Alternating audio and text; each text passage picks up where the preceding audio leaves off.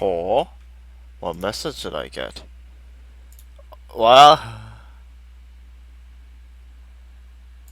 why did you send me that? There's too much audio.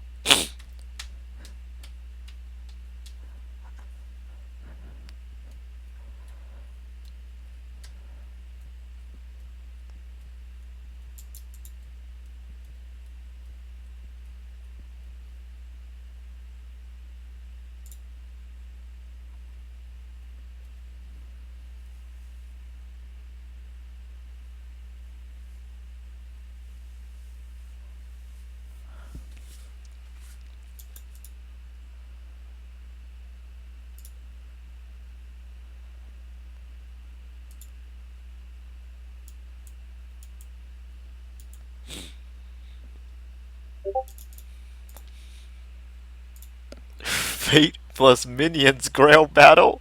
New funky mode. Illumination entertainment.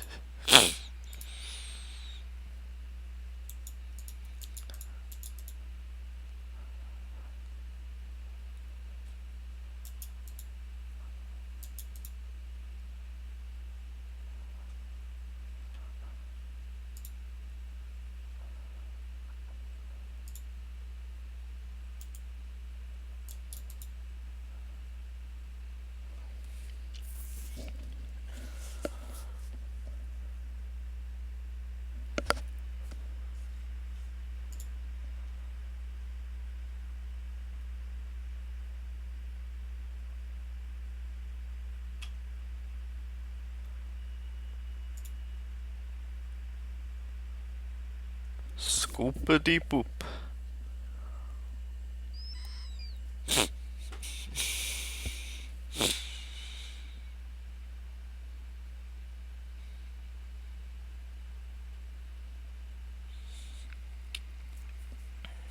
Eat it on stream.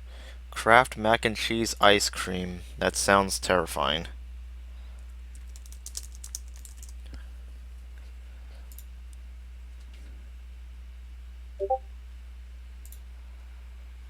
Oh no, it's a seal with angry eyebrows!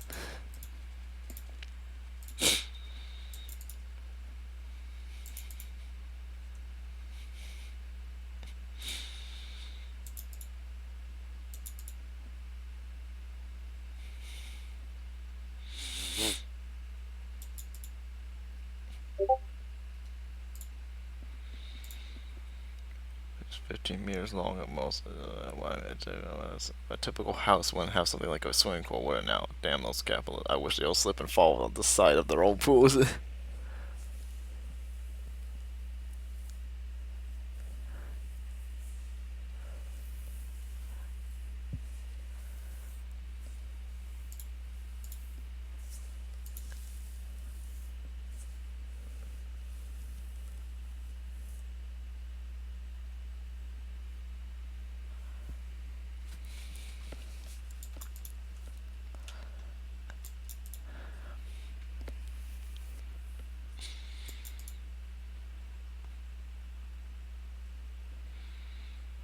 I will start.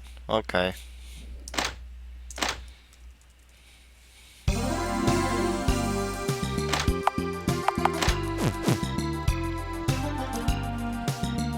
I think I'm gonna need to take someone who has Gnosis with me.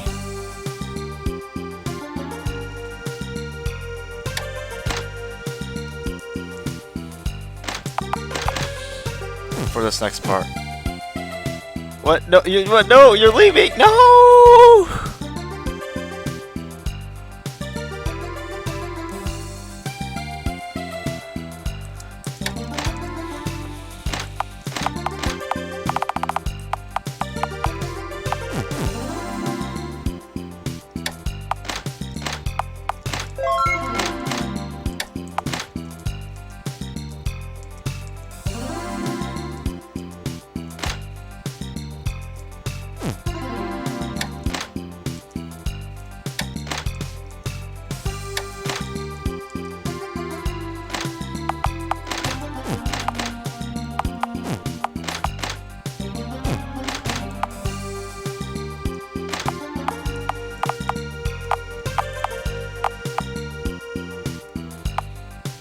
Don't you want to see what's at the bottom of the ruins?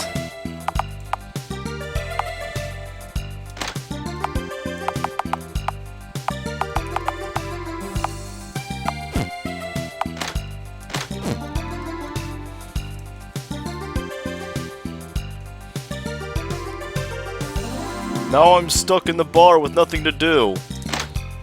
Oh. That's a battle BGM. What about type B?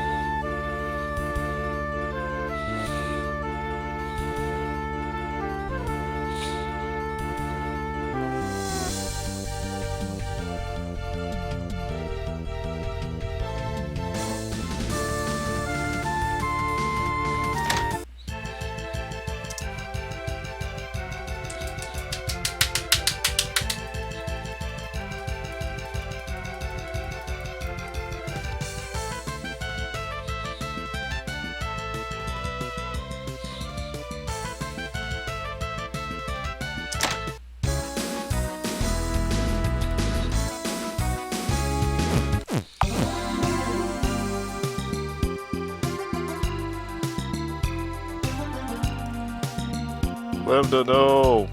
I don't know. Yeah.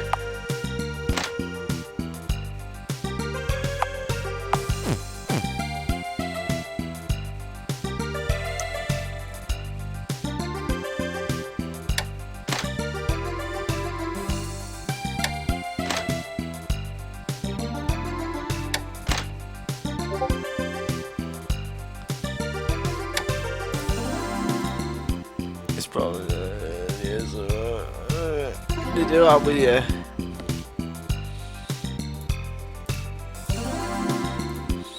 Why would you send me that?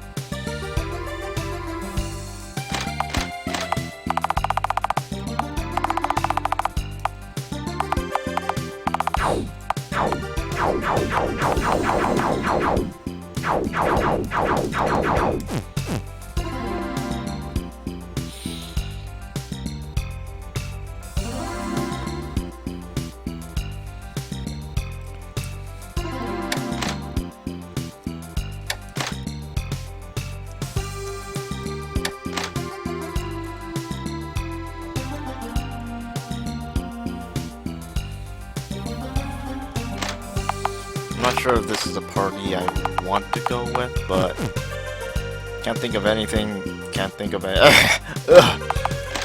Trying not to cough, but I'm coughing. Oh, I'm coughing.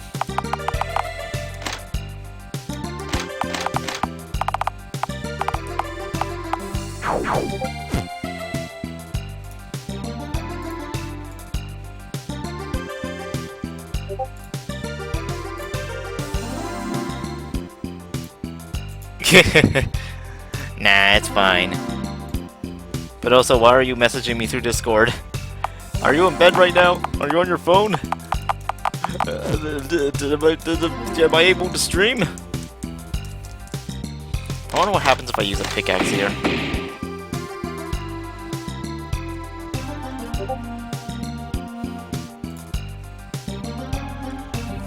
No, you're gonna fall asleep. Oh. What? I'm like, no, why are you debating me? Why are you pulling tricks and japes on me?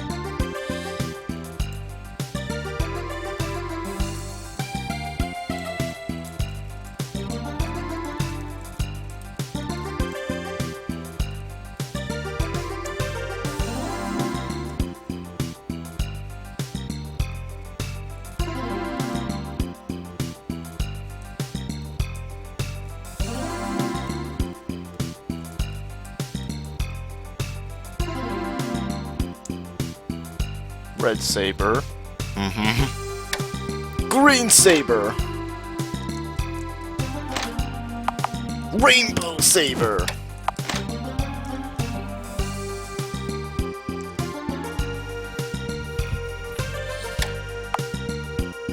There are many kinds of sabers, it appears. Haha.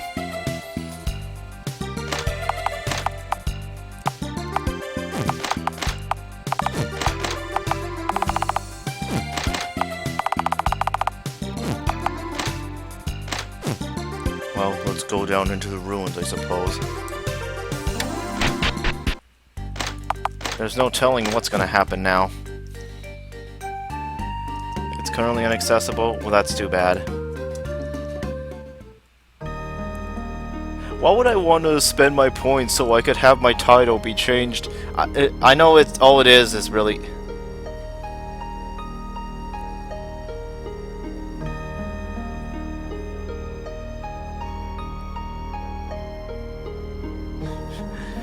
I'm like, why would I want... I know it's like, all it really is a stat boost and you gain new skills from it, but like, it also changes your title in the menu, which doesn't really mean much, but like, I don't want to be changed to warrior.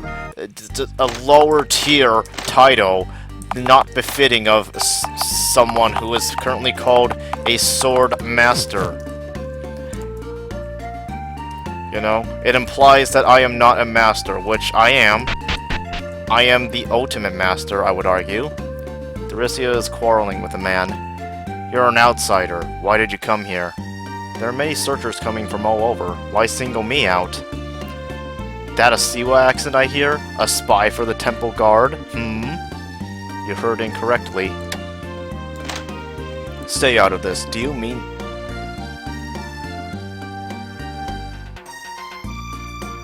Oh, I see. Stay out of this.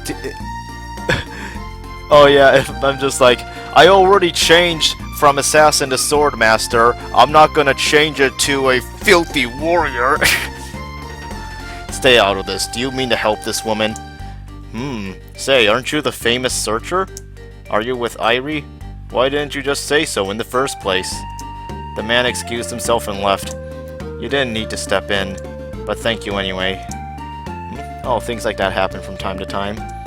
The disorder pervades and people get more and more paranoid. It can't be helped. Daricia said with a shrug of the shoulders.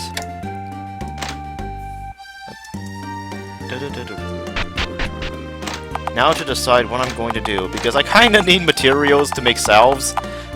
That would be very nice, you know.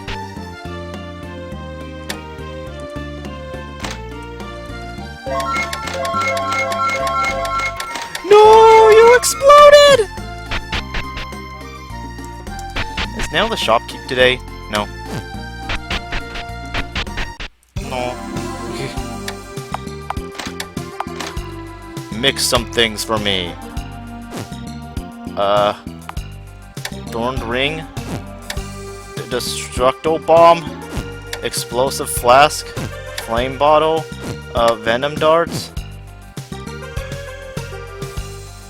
No, I'm already poor!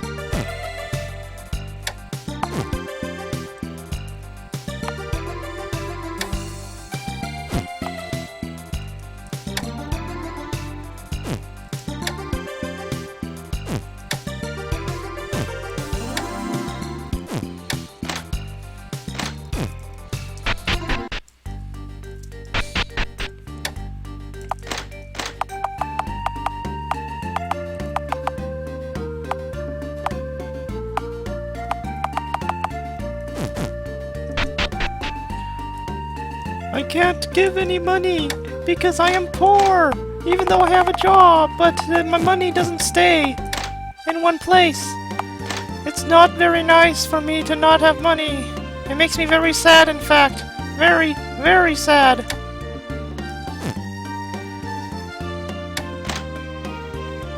I don't think I need to have anything made. At least, like, armor and stuff. I'm not, but in game, I'm not wanting for money anymore. Like, holy shit, I'm set in this game. Hey, Daenerys, are you there? I need some turnip sprouts if you don't mind.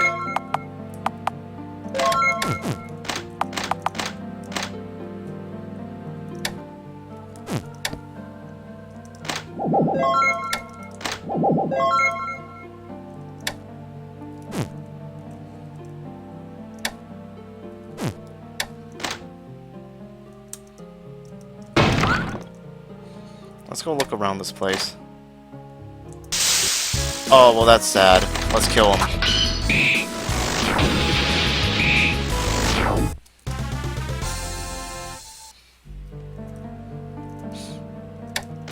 Ah, spectral warriors. I see, I see. Time to kill them. And assert my superiority, because I am superior to them in every way. Architecture. Interesting.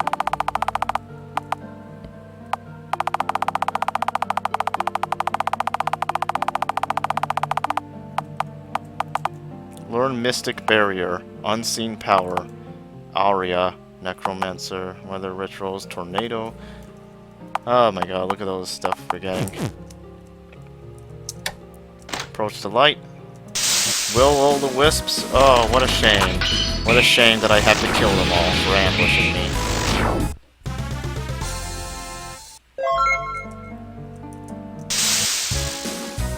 Wandering Guardian? More like Wandering Dead Man.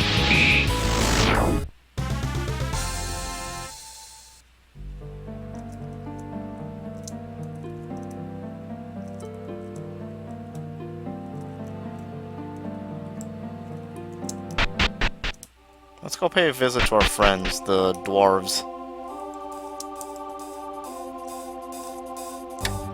Receive materials? One mithril. Okay, thanks.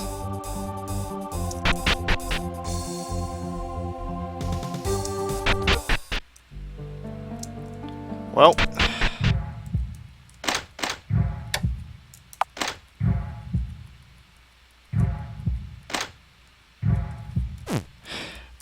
Okay, Lambda, are you ready to see what lies beyond this door?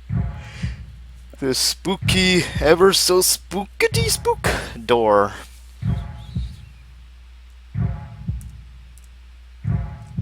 The fourth gate is made of golden stone. Inside the stone is a wasteland with no signs of life. Looking down from a high place, the sand and rocks that blanket the land are stirring, undulating.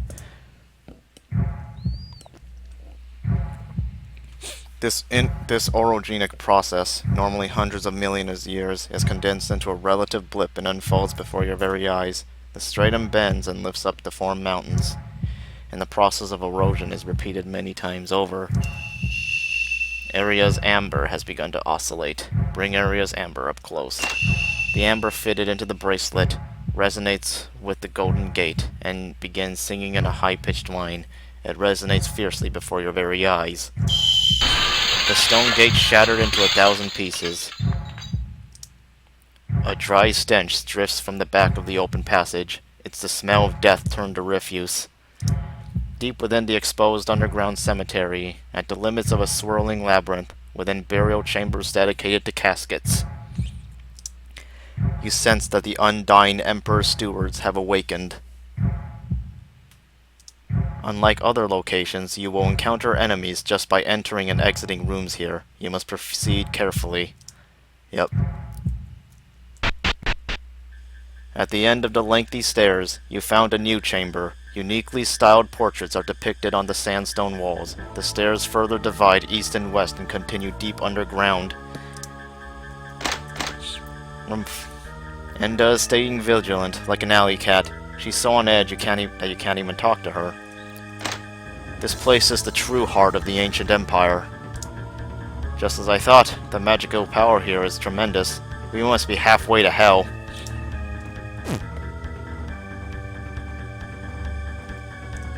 The small chamber at the bottom of the stairs has an approach leading to a burial chamber. There is also a wide corridor leading east. Behold my power of foresight! I will use a rope on this area. You hook the rope on a pillar in the distance. grabbed it, and proceeded along. The floor suddenly collapsed. However, thanks to the rope, you didn't fall. We are here, Lambda. We are in the cemetery. With spooky music playing. Ow. Invisible Guardian. Ah, jeez, I don't like these things. Because fucking one-shot skills are the fucking worst. That's why. A swirling pattern is engraved on the top part of this door, and a strange row of numbers is written below it.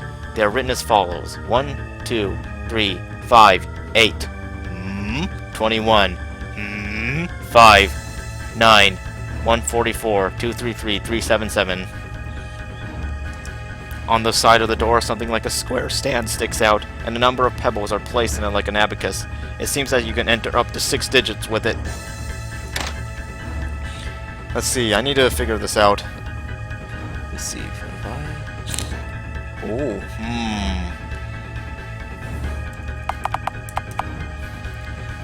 Let's see, 8, 21, that would be 34, right?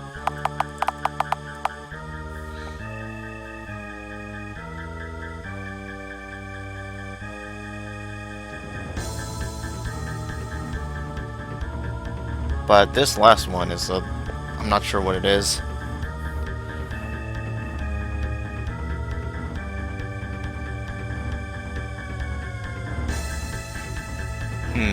Maybe, hold on.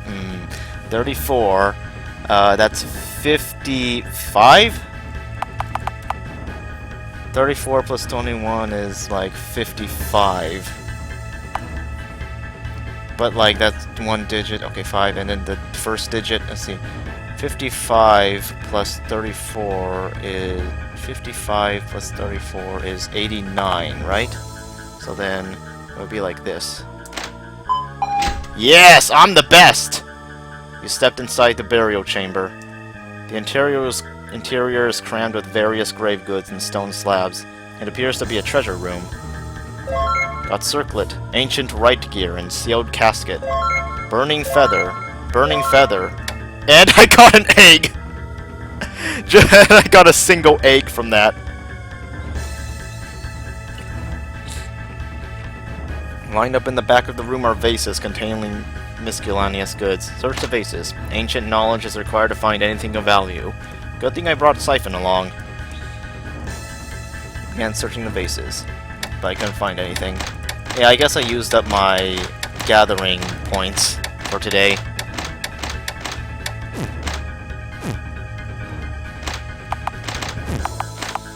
What's inside the sealed casket? Open it for random items and experience points.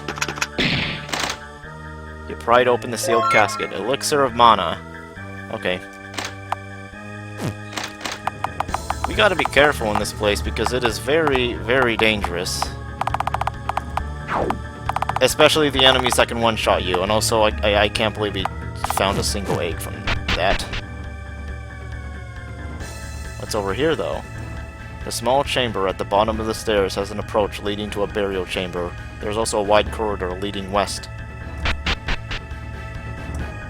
The burial chamber is secured with a golden lock. An 8-leaf flower emblem is engraved upon the door. Irie sense danger. There appears to be a trap. Let's just use a magic key. You stepped inside the burial chamber. At that moment, the lid of the coffin in the back begins to open. No matter your thoughts, no matter your actions, it will all be for naught. Titus the 15th.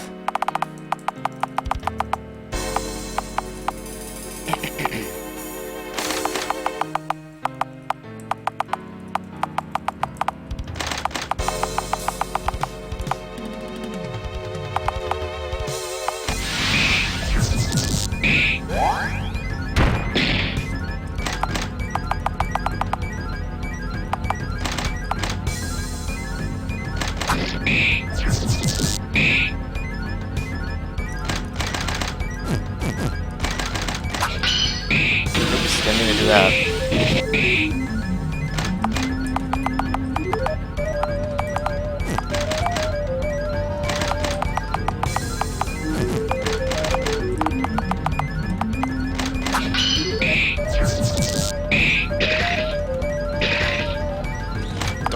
suck my blood. Fucker.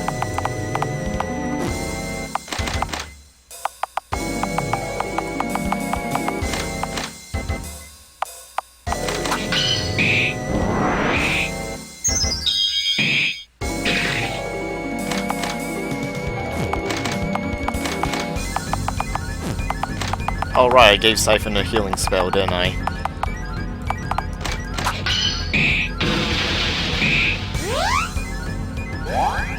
Uh-oh, he's got a big magic attack coming.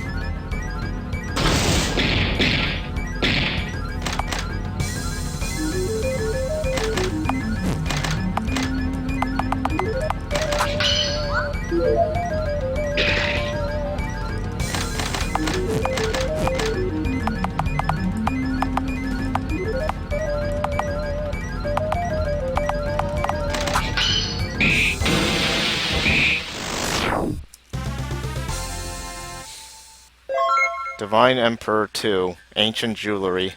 Oh yeah, we got some new books. Yes, we're filling out the Divine Emperor saga down here. But there is more to be seen. At the end of the corridor is a stone chamber with a dome-shaped ceiling and a gate leading to a burial chamber. Flowers and plants are depicted on the surrounding walls. Beyond the gate is a staircase leading down.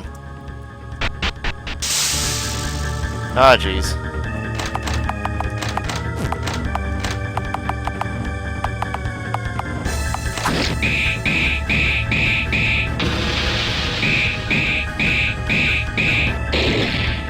God damn it, Siphon, you useless motherfucker!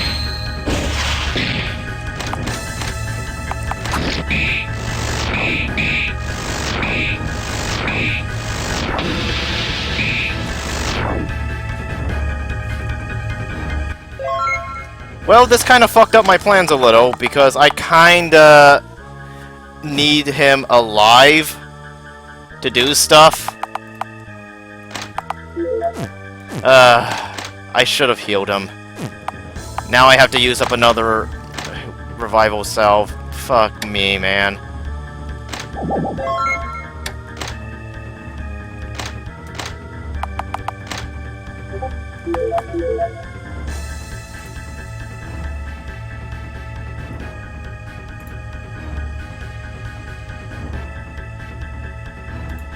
Why just send me the thing? Alright, let's light the lantern. And deal with these fuckers again.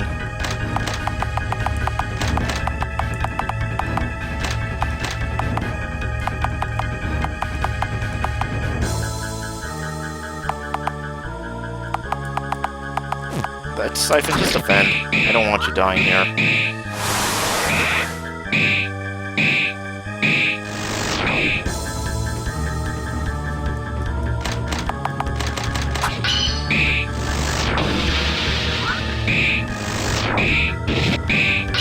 Uh-oh.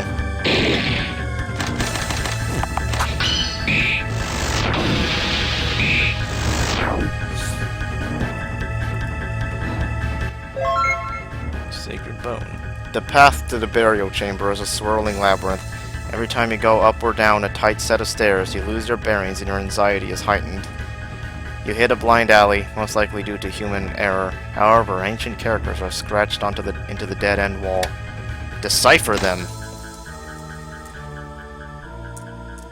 The text reads as follows.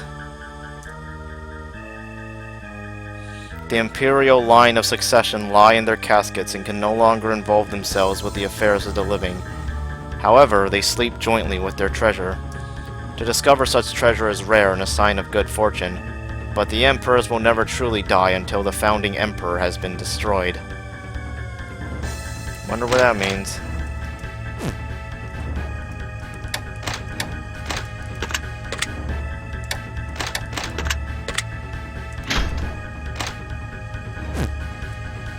Scoopity poop! Poopity scoop! Poopity poop scoop!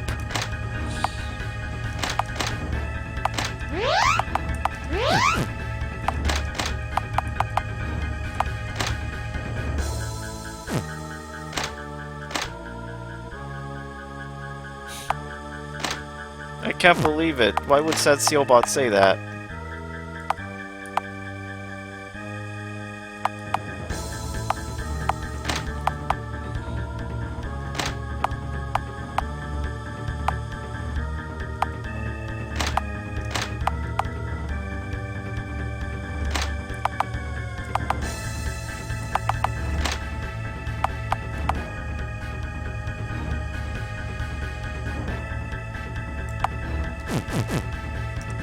Stepped inside the burial chamber. At that moment, the lid of the coffin and back begins to open. What is this emotion I feel? This sorrow that remains even after the life of the concubine is no more. Titus the 14th. I have to be careful with this one because she can one-shot. Something I obviously do not want happening at all. Just saying.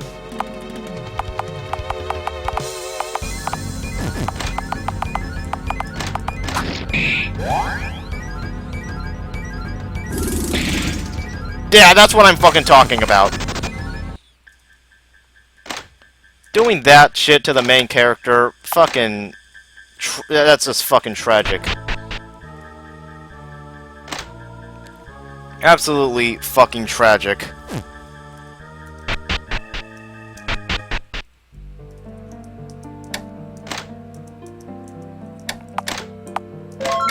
Give me the fucking leaf. These are my revival cells, and I keep having to use them. I'm sad. The game makes me very sad. Very, very sad. The game made me sad, and I'm gonna cry. The game makes me sad. I'm gonna cry. Now I have to make another revival salve, and I can only make so many.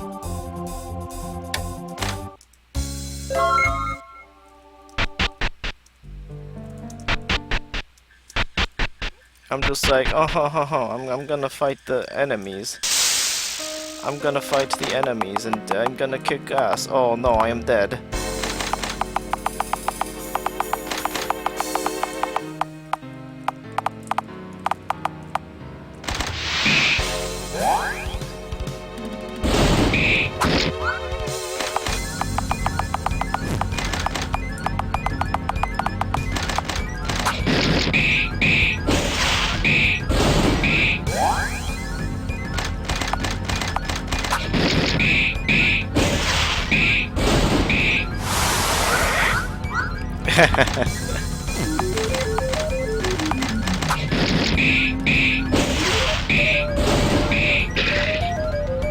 Think of all the possibilities that can make gamers angry.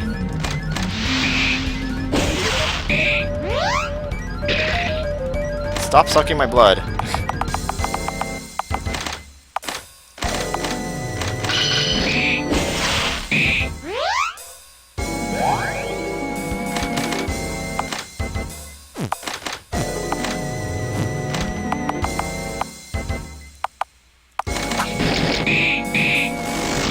There we go.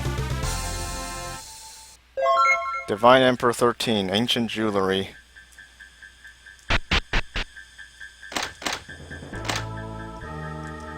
Did I actually use up all the oil in my inventory? I didn't think that was even possible. I am surprised.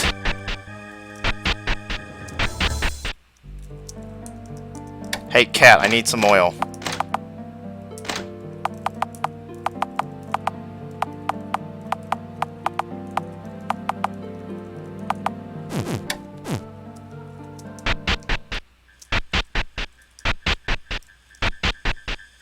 Okay, now let's light the lantern. You entered a wide hall with a vaulted ceiling. Murals with geometric patterns are painted on the walls here. They seem to depict constellations. The stars are painted in white, with the minor ones represented by dots and the major ones by large concentric circles. At the bottom is a particularly large circle with ancient writing. Decipher it. The mural says, about Eterio and the 4 secret stones.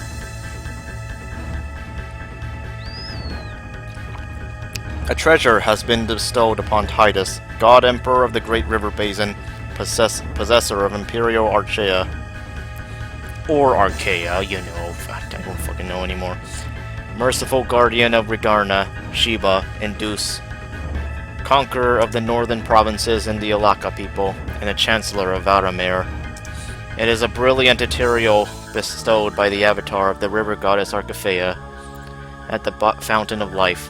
Material is a jewel forged of the stars and is a gateway to knowledge that flows from infinite light. Eventually, the jewel was smashed into 5 pieces by a jealous dark god and degenerated to an inferior form. But Titus the Wise used 4 of them to forge 4 magical treasures deep in the lands of fire. Nils' garnet yields bravery to its wielder. Sil's kingfisher bestows wings of freedom. Areas of amber, immutable heart and mind. In the brilliance of Fia's lazurite dwells great mystery.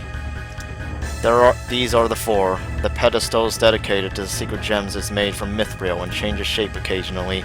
Engraved upon it are magic words that beg the permanence of the Empire. These are the great, redacted, and the one who possesses them, the true.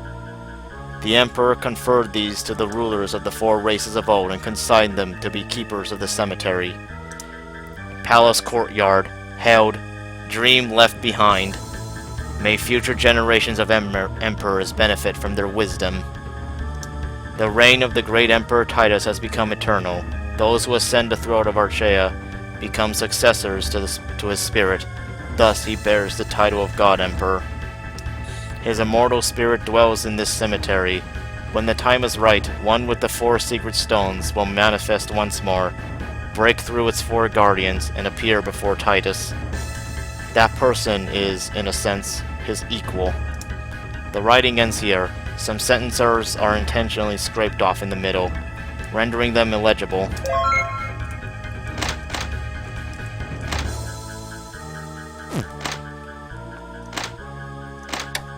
Let's extinguish the light and move over here. But, you know, let's feed Enda some bread, I guess. The vaulted corridor continues on. Along the walls are the entrance to a burial chamber and murals depicting a mythical landscape. Irie sense danger. You feel like someone is watching you. Proceed further. Sometimes, when the light hits the murals a certain way, it seems like the people within are moving. No, that's no illusion. The painted warriors gain depth and substance, leap out of the mural, and attack.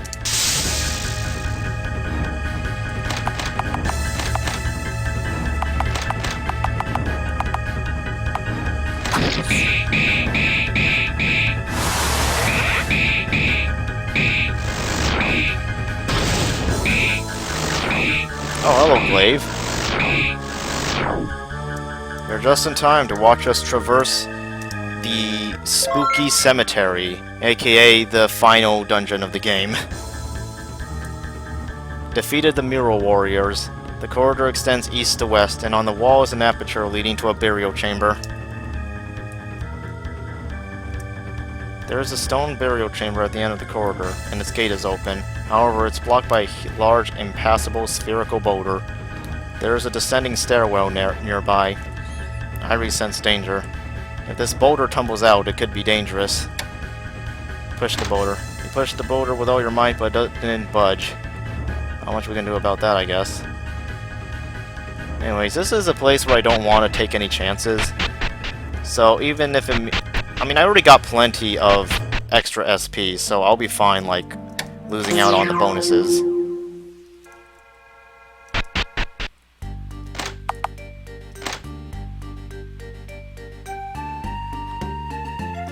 Eat the boulder? How do I eat a boulder? It's a boulder! I can't eat a boulder!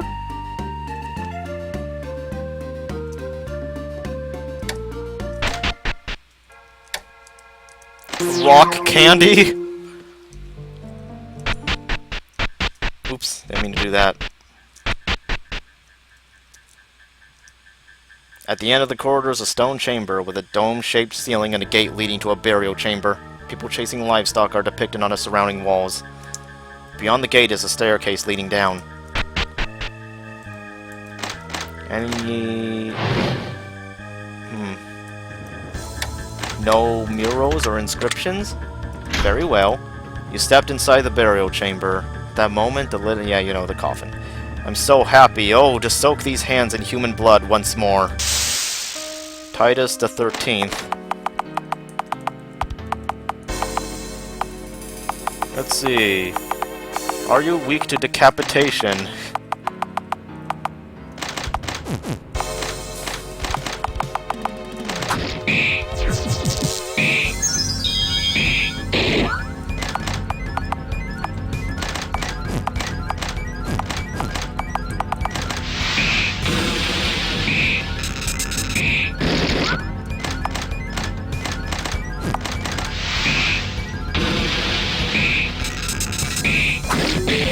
Ow.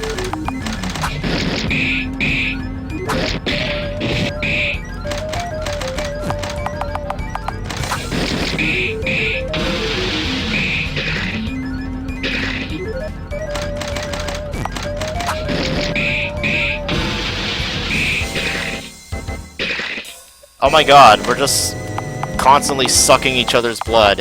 Please. Just die so I can get your treasure already. God damn it, there he goes again. There he goes, sucking again.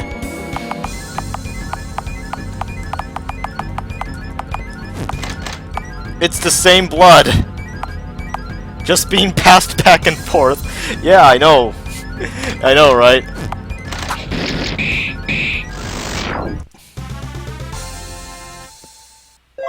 Divine Emperor 5, Ancient Jewelry.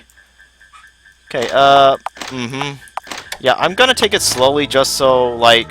I'm gonna take it slowly at this point of the game just so I can let, like, story events play out, because you know how I am. I am so good at this game. I am very efficient with my time.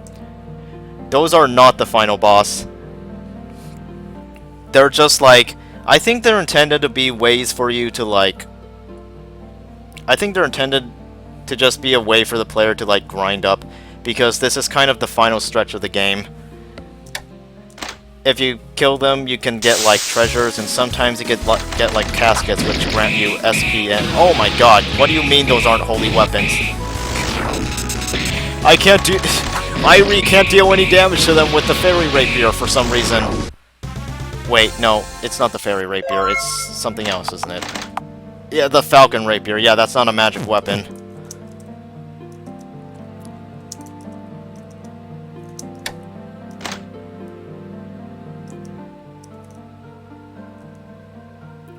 Right now I'm just looking for any potential treasures around here. Well, I can't do shit against these guys. You two handle them.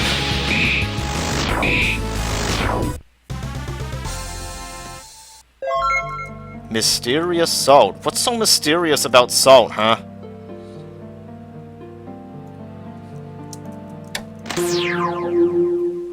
But yeah, I was so efficient with my time, some story events still have not occurred. So I'm just gonna let them play out. What? No! Who let this happen? Joins the battle. Oh no, Neko-Orc. I must buy the salves. I must buy the healing items. I must buy the everything. Alright. So, here's a story event. That day, a battle broke out to reclaim the territory just west of home.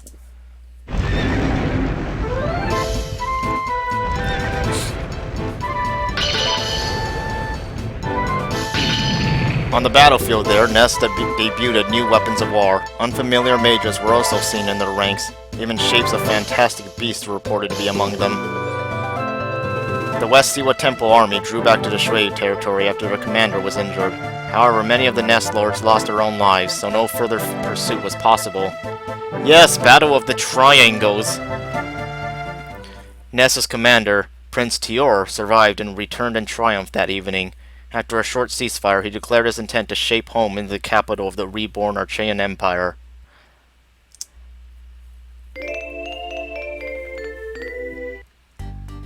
And then tomorrow in game, there is another story event that is going to happen.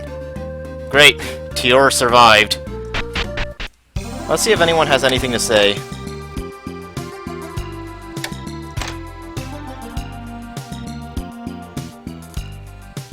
Great, Tior survived. Wowie zowie, I'm so happy, but several lords died.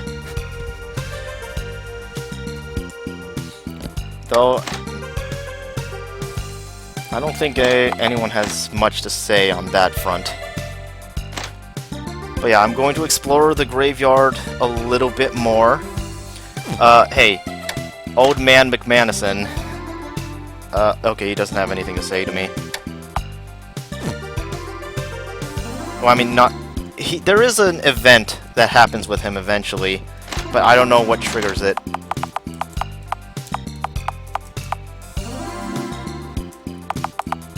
Let's see, I wonder if I should keep rolling with Siphon, or if I should go with someone else now. Adventure Diary. We're getting more entries in the Divine Emperor saga, so that's good at least.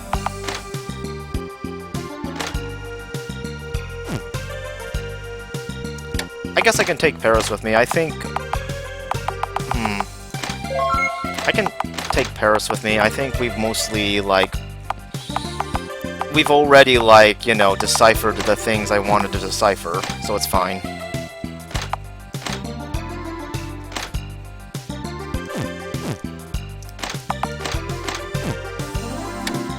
Leave the bar with this party composition? Sure. We'll do just that. However, I am going to be racking my head figuring out what I'm going to do about my healing items, because we're kind of short on a lot of them.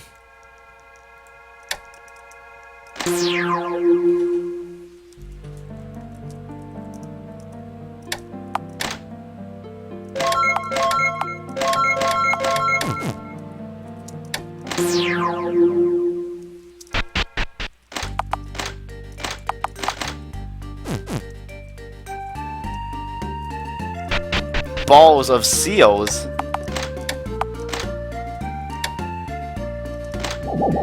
Yes, game. Let me make the fucking super salves game. Let me make the fucking healing items game.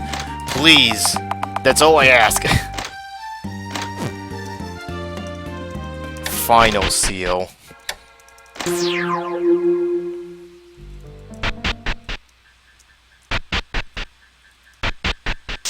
Ah!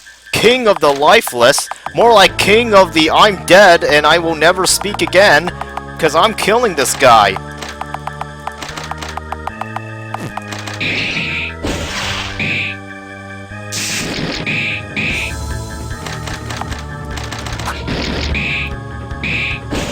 King of the lifeless, more like king of the oh help me, I can't move.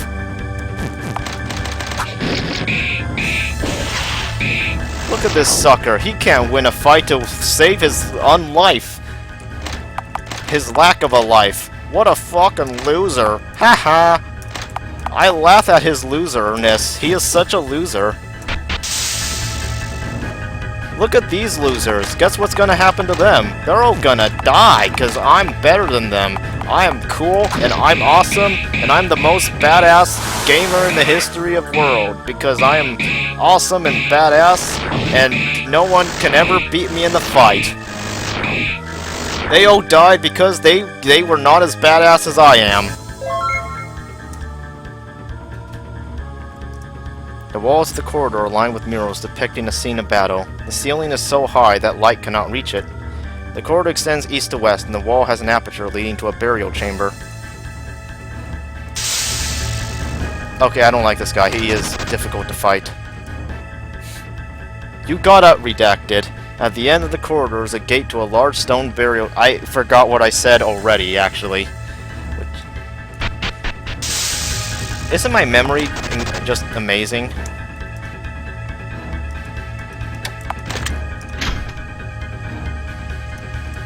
You stepped inside the burial chamber. Someone's here, sis! Yeah, someone's here! You gotta play with us! Uh-oh. Oh god, it's a double. It's a double fight. this might be a little more difficult than the previous ones.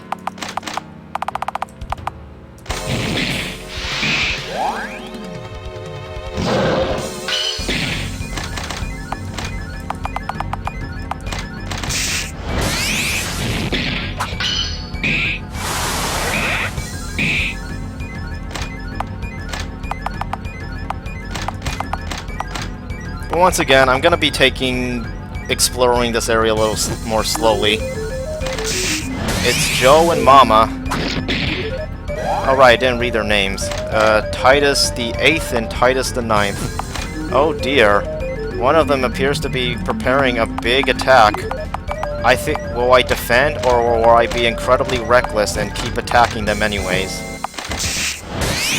Against all reason. Well, I guess reason was not the way to go, would not have been the way to go, because I beat them by being incredibly cool and badass. I am cool and badass. Divine Emperor 7th. Princess Himation? What is that? I'm not sure what that is. Beautiful ancient outerwear. Okay. It's armor.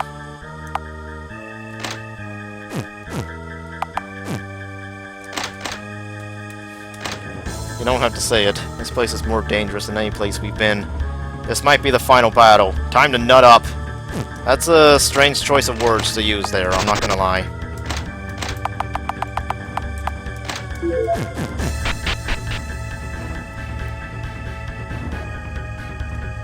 As you continued down the stairs, some sort of town appeared before your eyes. It's a miniature town made from stone and mud that's fixed to the inner walls of a large dome.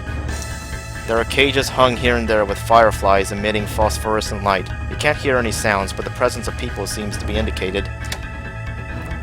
Are you ready for this, Lambda? Because it's a little bit fucked up. Are you ready to see what this is about?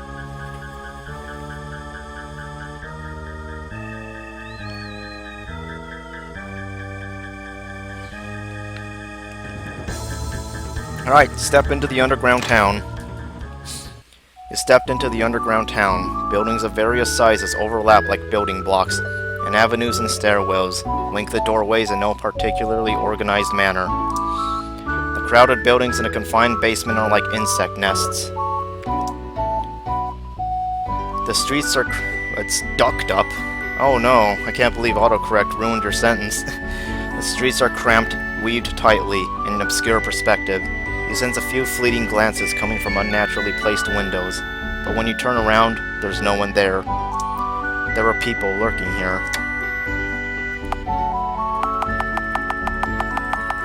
So, you know what, I'm just gonna let you decide, Lambda. What do you want to do? You want to continue along the main path, or do you want to seek the source of the glances? Who is staring at us?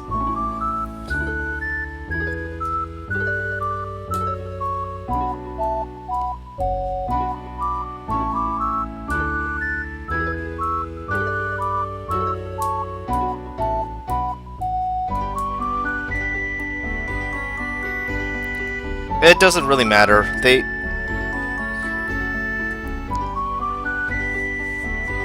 It doesn't really matter. They both lead to the same thing.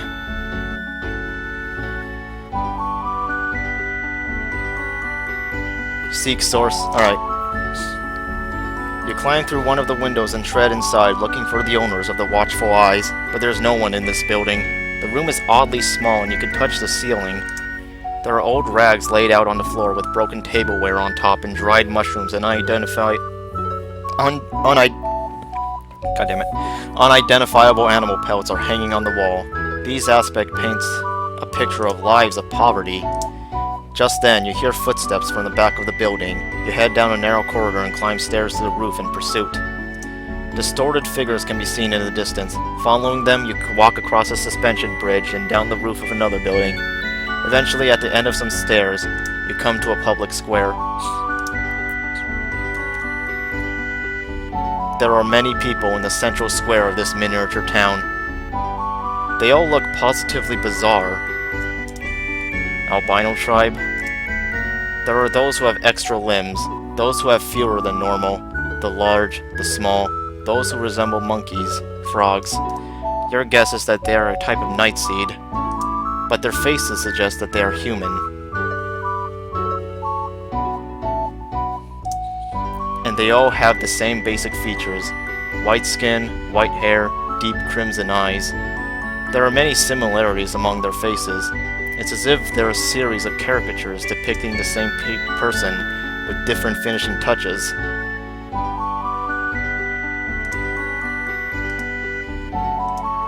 Their faces resemble someone, but you can't think of who. A crowd of albino people stare at you silently, as if anticipating something. Eventually, a woman stepped out from the crowd. Her body, though disproportioned asymmetrically, nevertheless carried an impression of elegance in her manner. "You have made it home, child. We have awaited your return." As you hear those words, an ominous presentiment clambered up your spine. When you asked her to explain, the albino woman continued. "We are a tribe of sacred lineage, the keepers of the grave. It is a tradition that was established long ago by the founder. The founder sealed his youngest progeny in a cemetery and has induced them to marry one another for all time. But as time goes on, owing to our pure demonic blood, our form has degraded. Nevertheless, we continue to fulfill our role here, even after the physical world went to ruin, to propagate the blood of the founder. And after an eternity in this place, months, years, finally a beautiful baby was born to us, one with no mutation at all.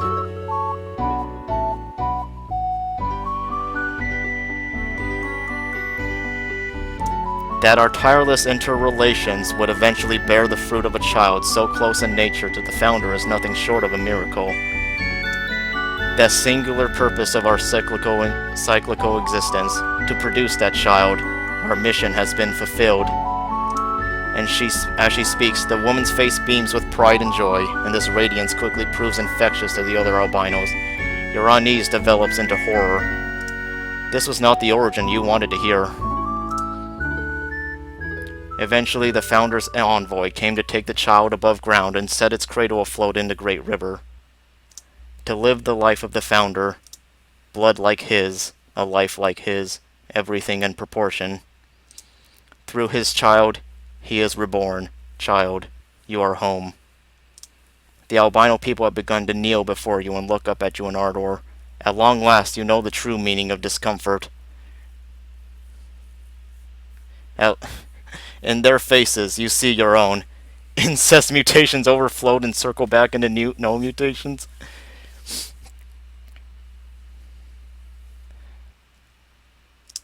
You were an orphan found by the riverside and raised on the kindness of outlaws, along with Paris and Shuna.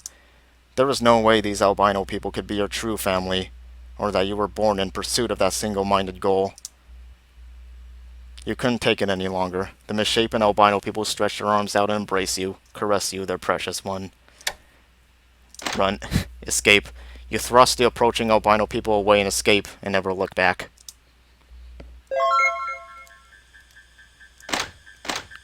What's up, Irie? Are you not happy? If you eat some good food, you'll feel way better. Here, eat this. Enda shoved a dubious piece of meat she had been secretly carrying directly into your face. I don't give a shit where or how you were born. It's not worth thinking about.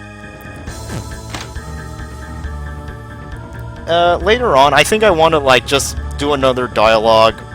Do another, little dialogue thing where I take different characters down here and see the different dialogue they have.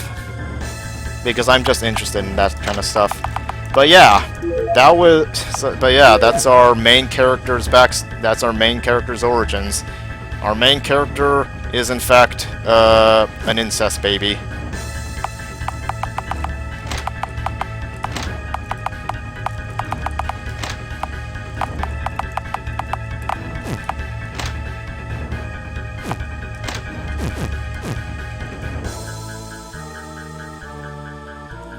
Oh my god, Sealbot!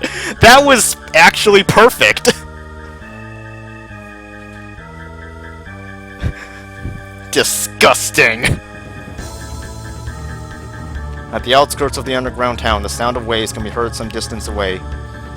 A vast reservoir spreads out before your eyes. You descend some steps to the water's surface. Then you spotted a light beyond the darkness. A ferry with a lantern dangling from its prow seems to slide across the water as it approaches. Its light reflected along the surface. Irie sensed danger. Okay. However, let's take a look at the adventure diary. Kumulum DM. And 7 lives. Kumulum DM. Haha, that is important, you see. However, when the grey-robed ferryman silently disembarked from the craft, he drew a blade and thrust it in your direction. I have awaited long for this moment. Finally, the child is within my grasp. Let us test that heritage. Demon Lord Kulum. Yes, this is the guy. 7 lives, Kulum Loom DM.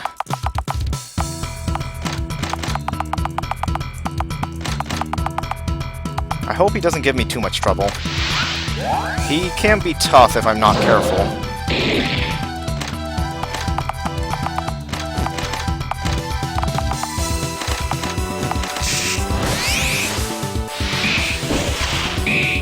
This is not the final boss. You haven't quite seen the final boss yet. There's still a little bit of... There's still quite a bit of disgust. Yeah, I saw the title of the clip.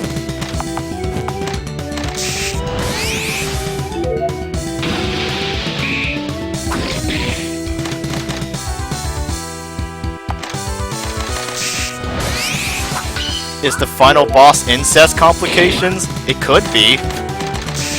Maybe the real final boss was inside us all along. Dragon Slayer and Amulet of Youth. Rusted armor. Enough. I've carried out my mission to completion. The ferryman, having used up all his strength, was reduced to nothing and vanished before your eyes. His grey robe floats through the air and disappears in the darkness. His small craft is left behind. It seems this is the only way to cross the reservoir.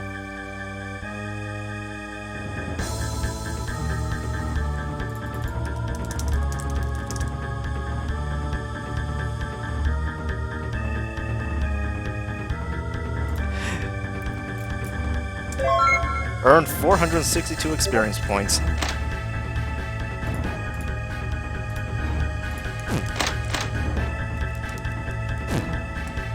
A small boat is floating at the bottom of the steps leading to a reservoir. It can be used to cross the reservoir, but it seems difficult to operate. Take the boat. None of us can use the boat, but Enda can, for some reason. You succeed in paddling the boat along. Now you can finally freely cross the reservoir east and west.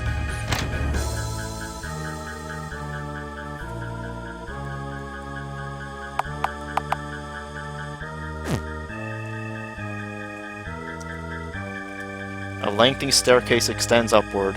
In the middle is a small landing with the entrance to a burial chamber open on the side wall. Irie sensed danger. Proceed up. Some way up the stairs, you heard a thunderous roar from behind. When you looked up, you saw a huge, round boulder rolling down. You'll be crushed if you don't react. Jump to the side landing. Your path of retreat was cut off with a sound. The gate shut and blocked the exit. Oh, that's a shame. A stone gate is blocking your path. It has something that kind of looks like a keyhole, but unlocking it seems troublesome. Let's just use a magic key. It's fuck it, right? Dark Soul, prepare to not die. I don't have time to waste on you, on these twerps. On these small fry, these weaklings, these cannon fodder, these stinky butt cheeks.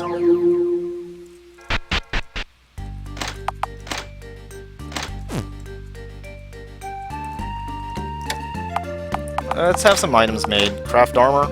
What can we make? Dragon armor? I don't want to make dragon armor. I want to make stinky armor.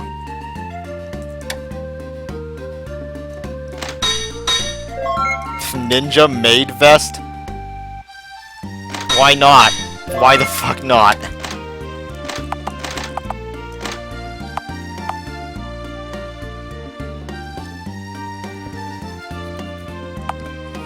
That was probably the most disgusting revelation in the game, probably.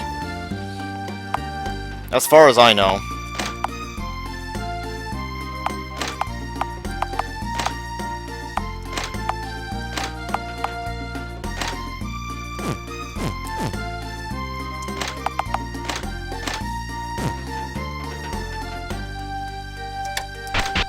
Okay, let us collect herbs.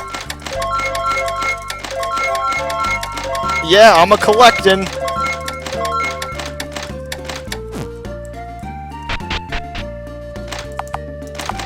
Also, we're gonna have to be prepared for a certain event that's gonna happen once we go to bed for today. When the fuck are we gonna cure the kid's crystallitis?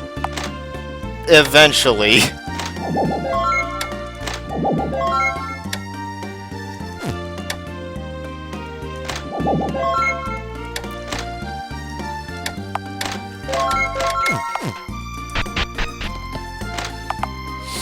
Oh man, I'm getting a little bit antsy because I really want to get to the next part.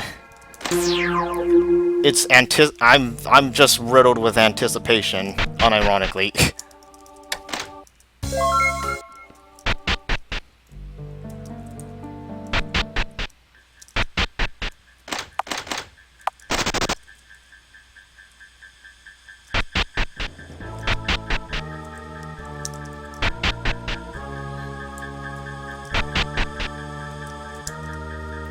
A burial chamber. Destroy it all to dust. Everything to ashes. Oh, dick! Oh god, Titus X is a fetus. Okay, I'm not sure what the story behind Titus X was, but I should probably go read up on that to figure out why he's a fucking dead baby.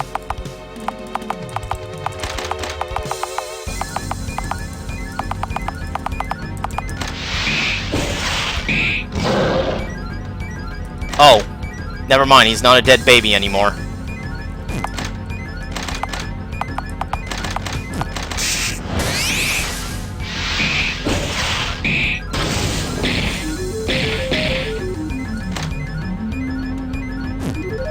You know what, I'm getting out of here before I get my shit kicked in even more, because that dealt a lot of damage to me.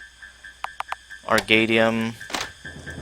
Titus the 11th. Okay, no, I want to see what's the story behind Titus the 10th. Titus the 2nd, Titus the 3rd, 4th, 6th, 7, 8, Titus the 9th.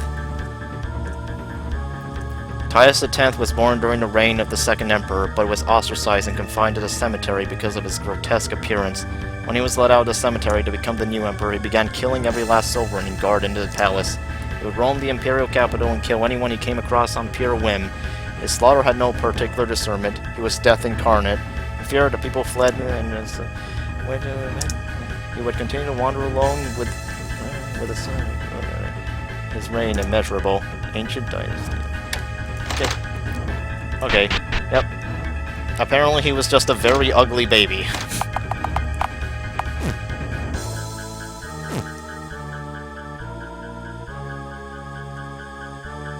Now I'm trying to decide what I'm gonna do next.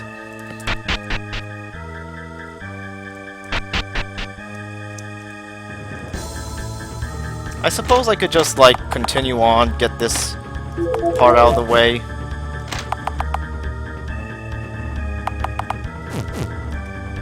You rowed the boat east over the reservoir. It seems to have a current, probably because it's connected to some underwater vein. Keep going. A huge shadow rises to the surface of the water as you advance. A monster hidden underwater lashes out with its tentacles. No, you see, this is the true final boss.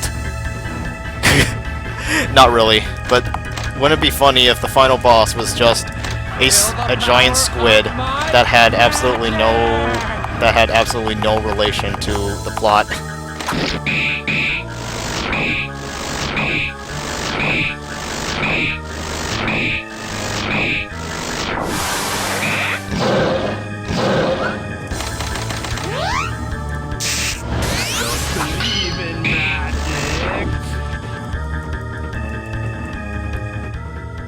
Sealbot, don't be rude. The monster sinks back into the water as you finish it off. Believe in magic.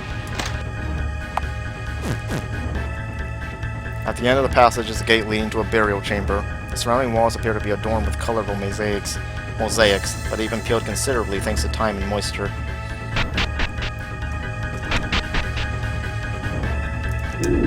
Continuing down the stalactite steps, you soon come out to an inexplicably wondrous space.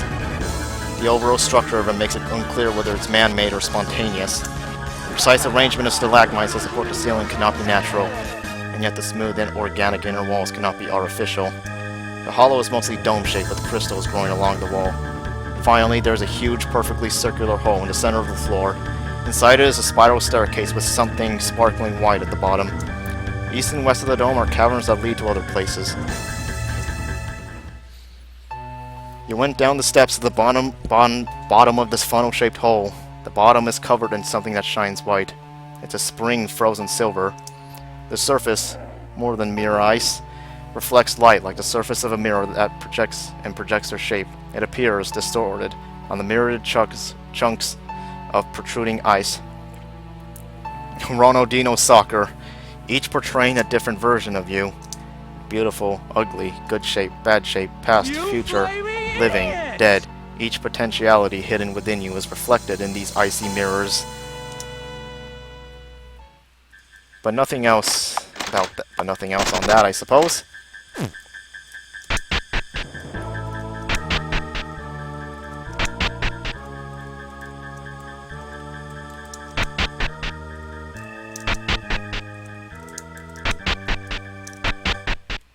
Trials of mana.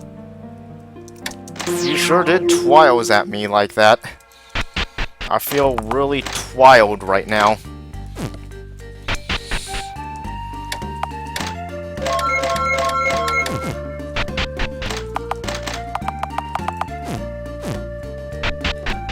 Hey, now, can you make some stuff for me?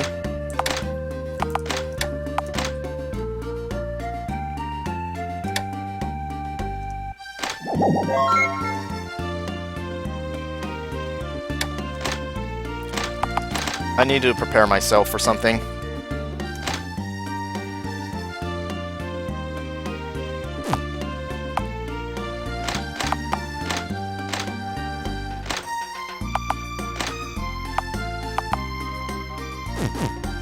Okay.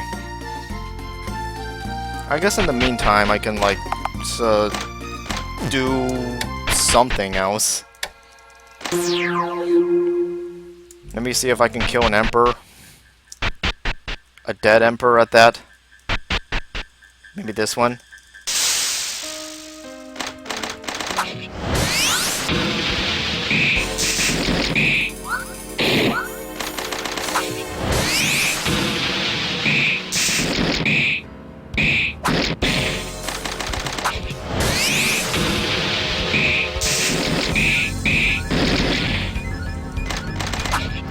Emperor Bob. I'll have you know that I am deliberately playing shitty and, like, not really, I wasn't really trying that fight.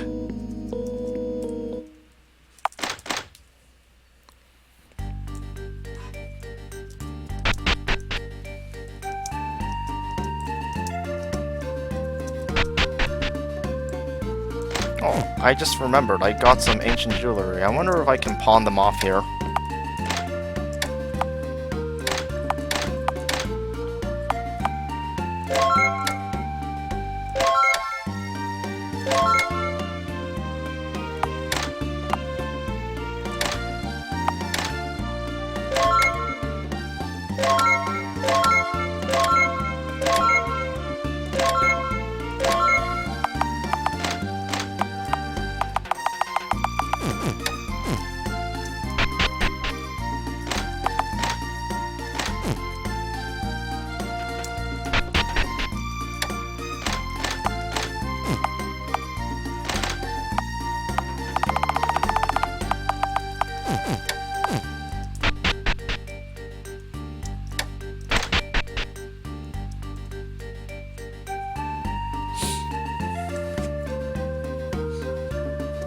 Oh my god, Sealbot.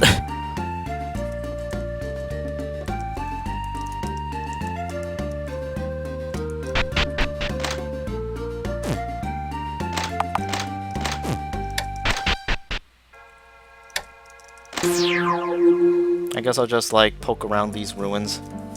Nothing here.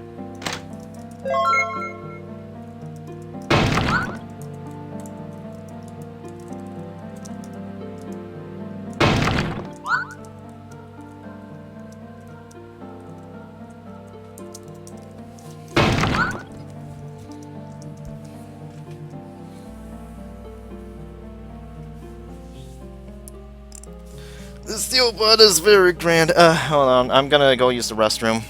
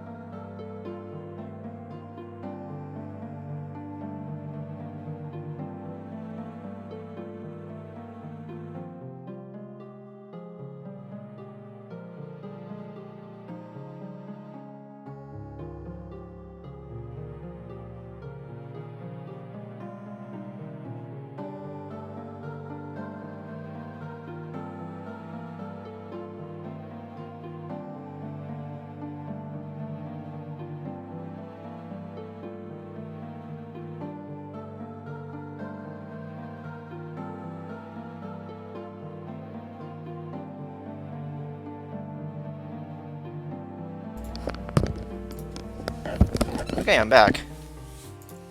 Anyways, I'm just gonna poke around this place until Lambda gets back.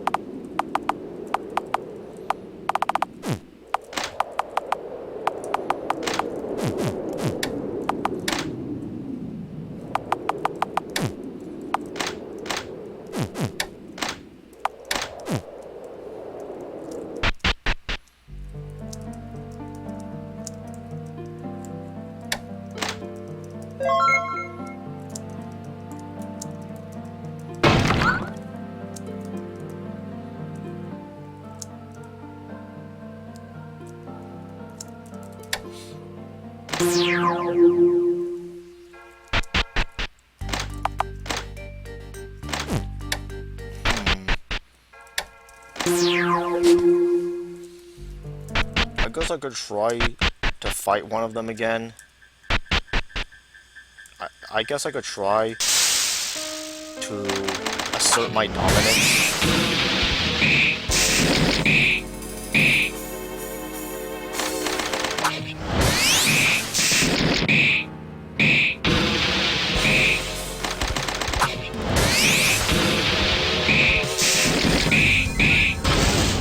Ow.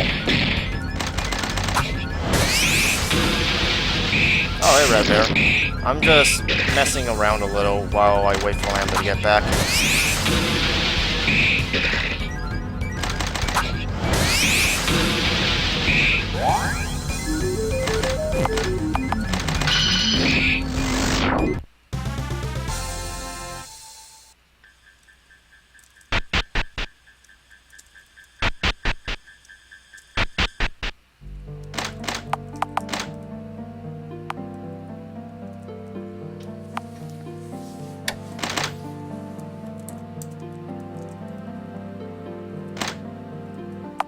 Then I was not happy with the fact that Paris died from that, though.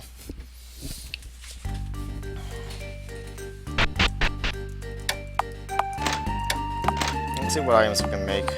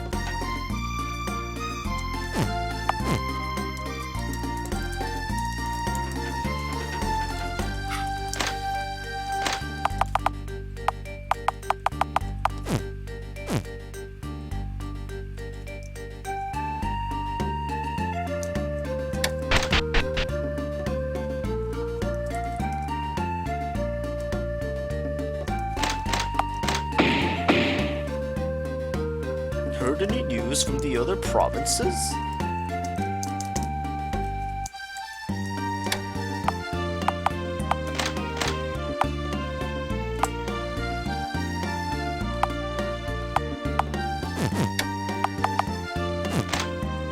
Meet with the great ape, I guess.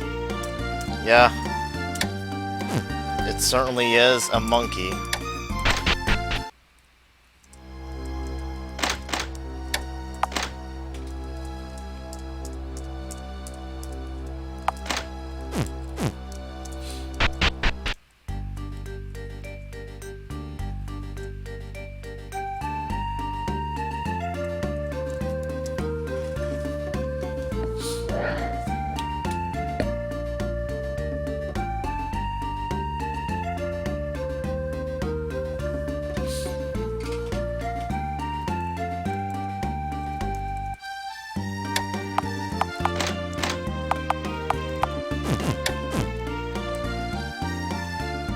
Broom scoop. Broom scoop.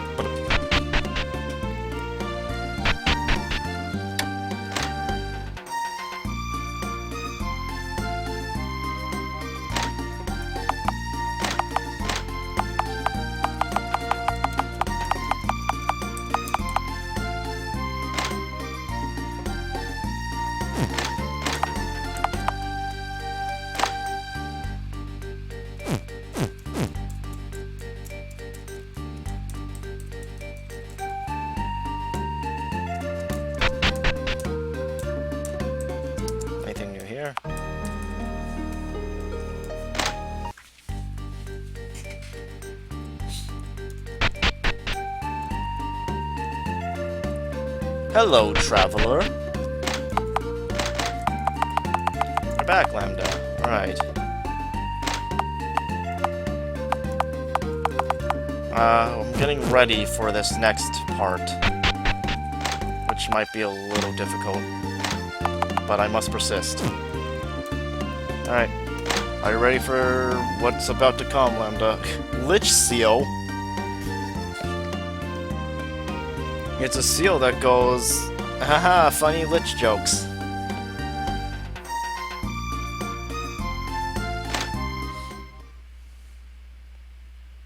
Yep, something's happening.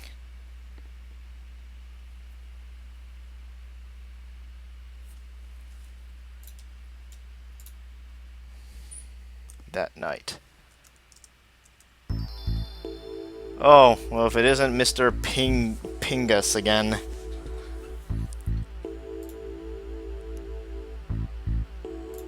Yo, you're still alive? Mr. Pingar, why are you here? Huh? Kinda welcome is that? It isn't one. You knew Tior was using us and you didn't give a damn. Let us do the dirty work and throw us away like trash. No, I had no idea that would happen, really. His Highness did say kill anyone who knows too much, but I didn't really think much of it. Then he seemed like a fairly upstanding chap. I guess there's no reason you'd be involved to that degree, but what will you do on the other hand?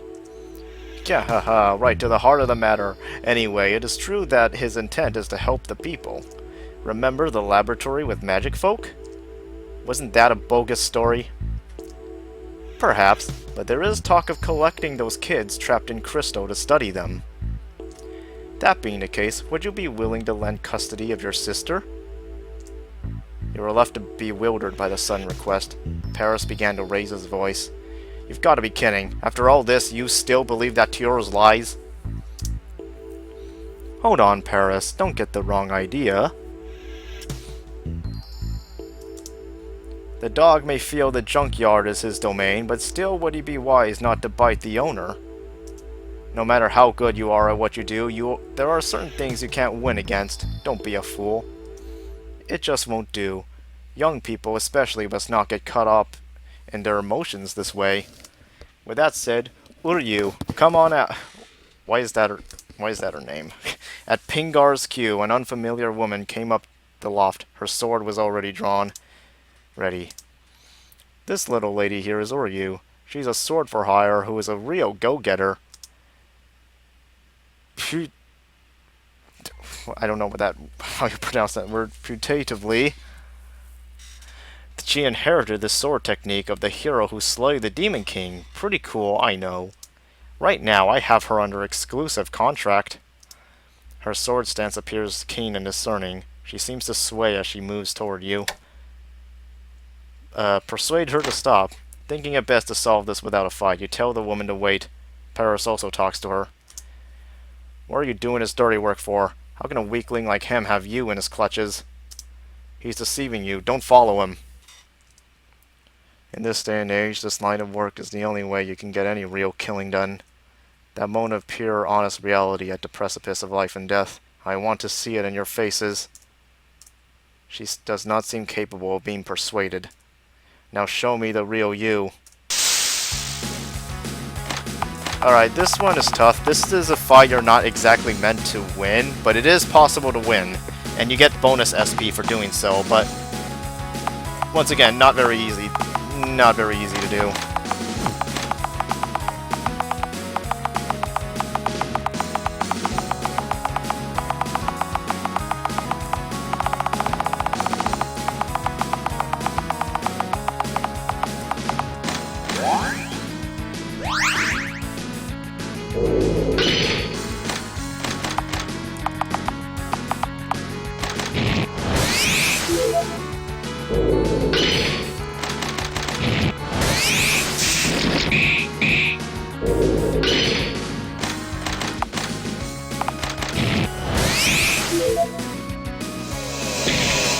Yep, that one shot.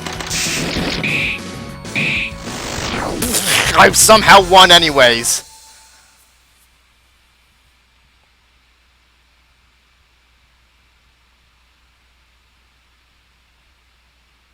Are you still here, Lambda?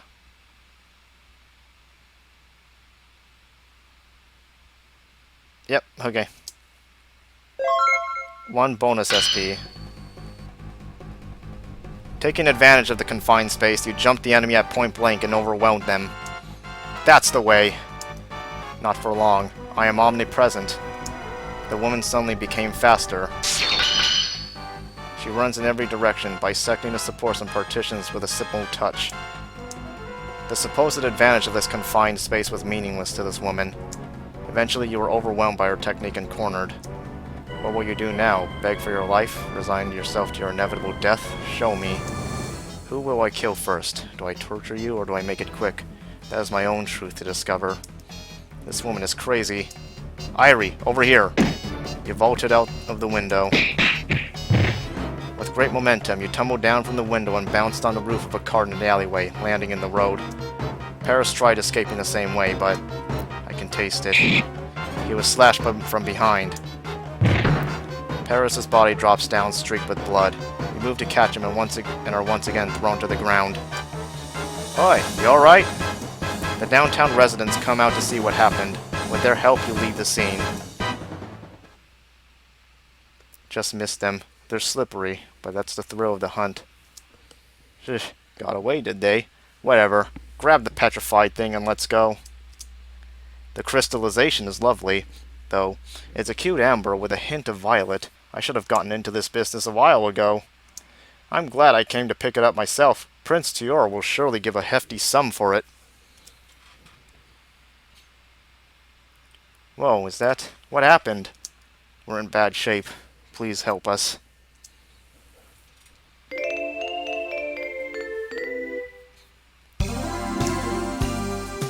Ow, ow, ow! Can't you stitch more gently? Be still. Luckily, it's a pretty clean slice. I thought you were going to eat it for sure this time. Your fellow searchers gather at the bar to come see what's happened with you. Now, first off, I want you to tell us everything, and don't leave anything out, damn it. You told everyone the story, including Pingar and Tior's assassination plot. Irie, why would you get involved in such a dangerous thing without telling me? Hey, don't look at me. I did not participate in the assassination mission.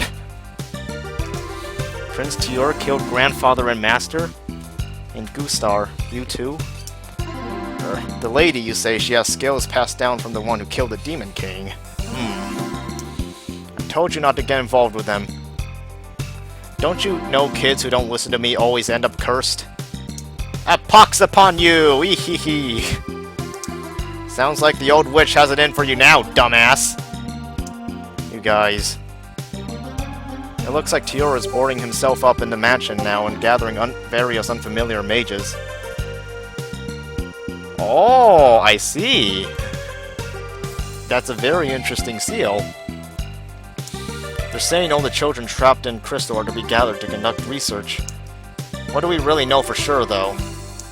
Either way, we'll need to poke around for info regarding the murder of Duke Home and find out the truth. Families have a duty to stick it out for each other until the end, and if it's your sister, you've got my aid. Their wicked plans must be stopped. I'm glad everyone's in agreement. Go Team Hibarite! How about Nell in the Pleasant Brigade? Devil King Siphon's army! Chivalric Order of the Rose! Jeez, who cares? We can't have so many people involved in this anyway.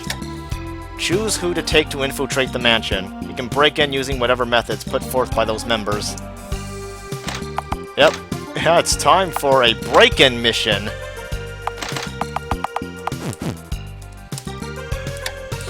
The entrance might be stacked with guards, but the upper area is probably not so much.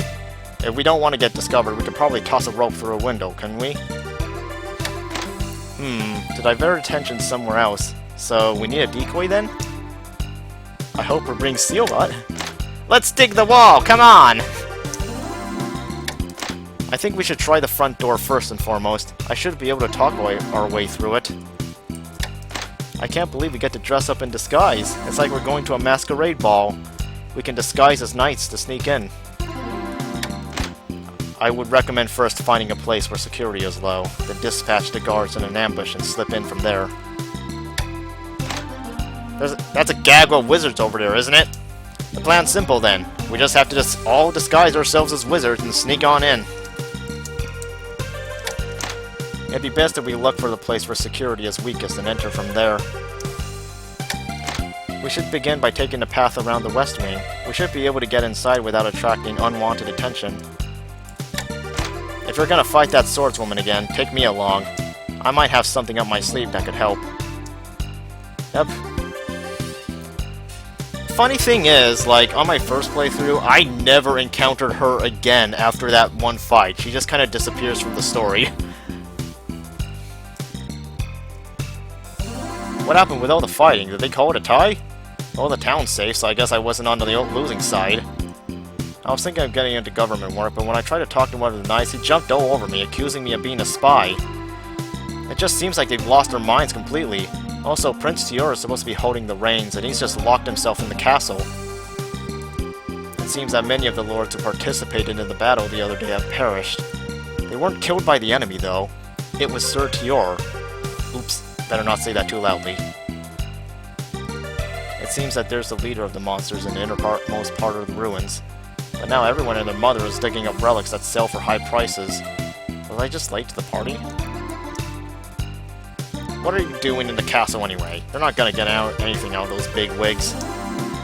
I'll just tell you, a great big magic will shake the world. Now, I am conflicted, because I want to take Fran, so I can only take 2 people with me. I want to take Fran and Alson, because I think both of them have unique dialogue. But I also want to take Paris, because this is personal for him. So I do not know. So I can only take 2 out of 3 people. Your smash pick?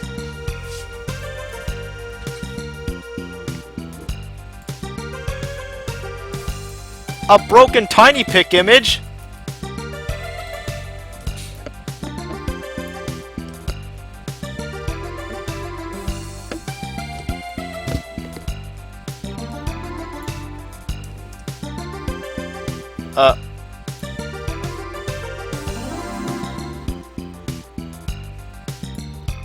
How do I do that?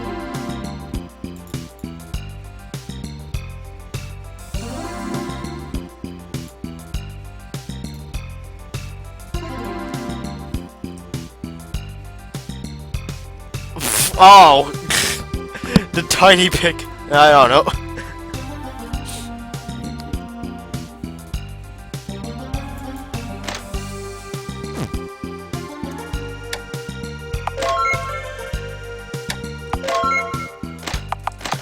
This isn't what I'm going with yet. I'm just trying to decide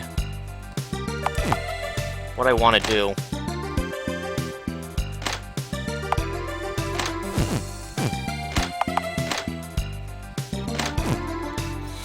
I really want to take Fran along just because, like, there is, I don't know.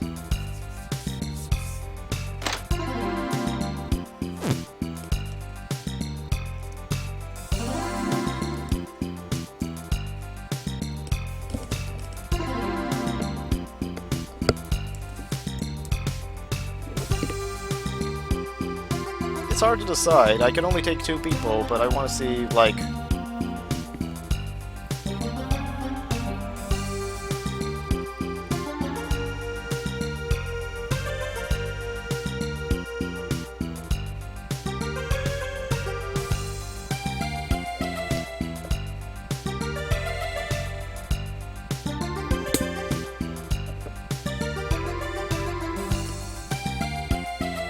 This is stealth, not... Alright.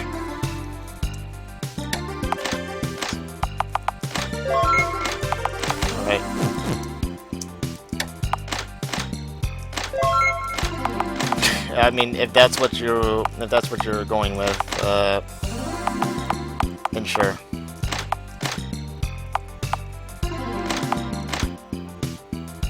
I wish it wasn't up to me, though.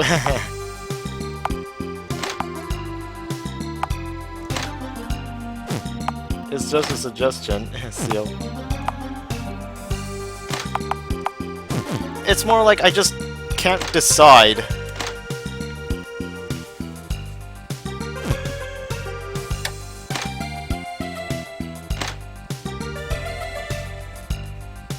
especially since for the thief background, you know, Paris is the, like, basically the secondary main character. So I feel like it's important to... Why are you still crying?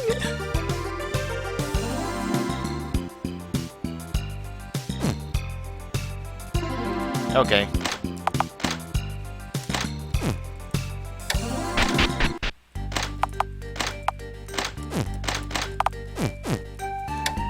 Infiltrate the mansion. Once inside, you may not exit until affairs have been settled.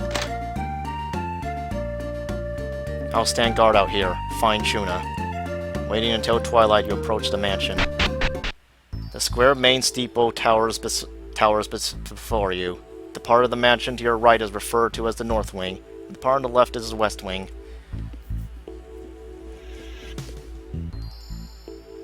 You pass through the courtyard by the north wing and head near the stables. From this point forward, you'll need to come up with some sort of plan to continue.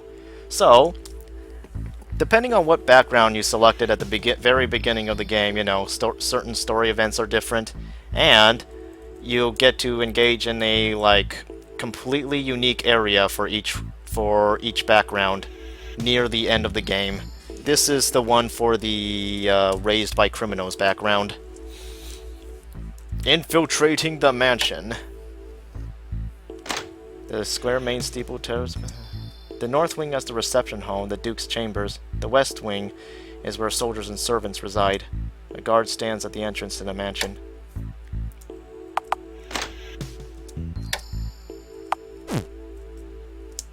Four knights guard the front door.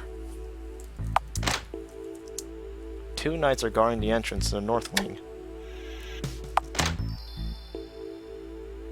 There are only 2 knights. You have half a mind to crouch down into a wooden box. You could probably take them on, but seeing as it's so close to the front door, reinforcements would probably come.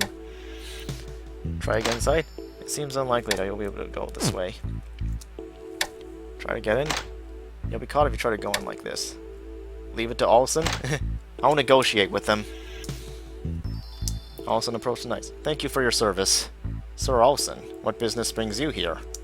I must inquire something of Tior. I request an audience with him. Very sorry, sir, but His Majesty is quite busy today. Busy? Whatever could be the matter? We're under strict orders not to discuss things with anyone but the Kasha Knights. You can't discuss it with me? You realize our houses, bound by blood, have been cooperating for ages.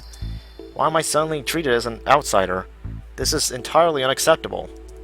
I imagine His Highness simply did not wish to worry you with such matters, my lord. And there are things that must be done that are not all glorious. What do you mean? I'm afraid I cannot say any more. I hope you will be able to accept as much, and to please come back another time.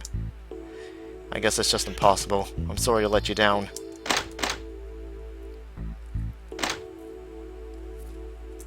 So yeah, we can't go in through the front door, so let's go through here instead. A wooden shed is erected alongside the wall with bushes grown next to it.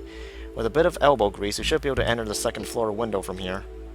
I used to come and go from this spot occasionally. Alright, let's use a rope.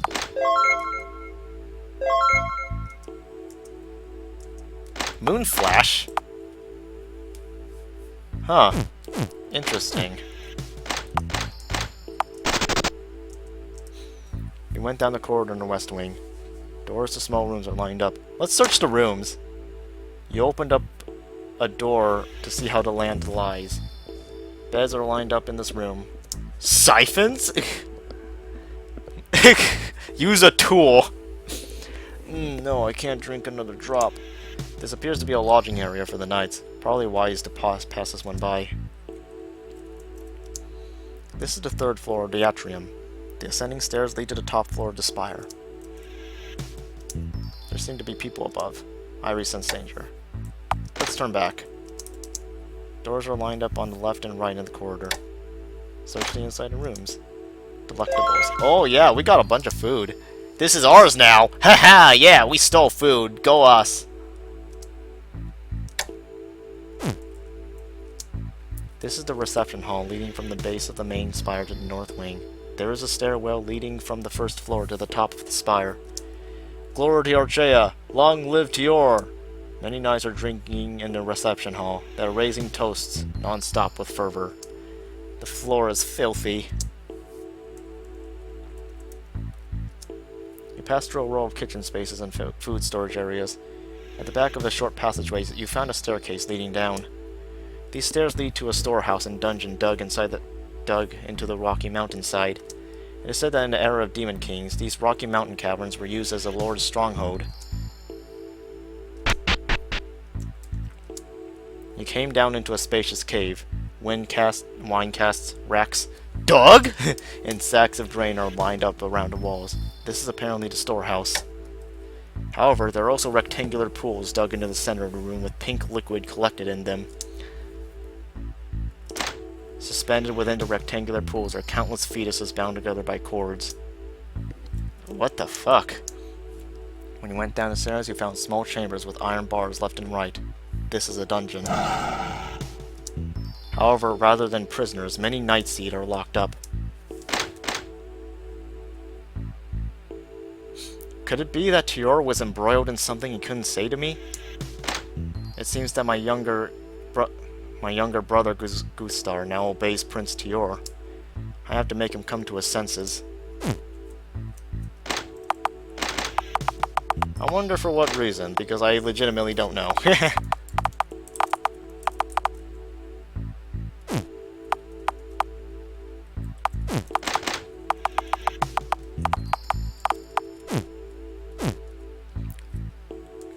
I recent state. There appears to be a trap. Use magic key. This part, I think, is unavoidable. The alarm. An alarm went off the moment you opened the door. The enemy has become aware of your presence.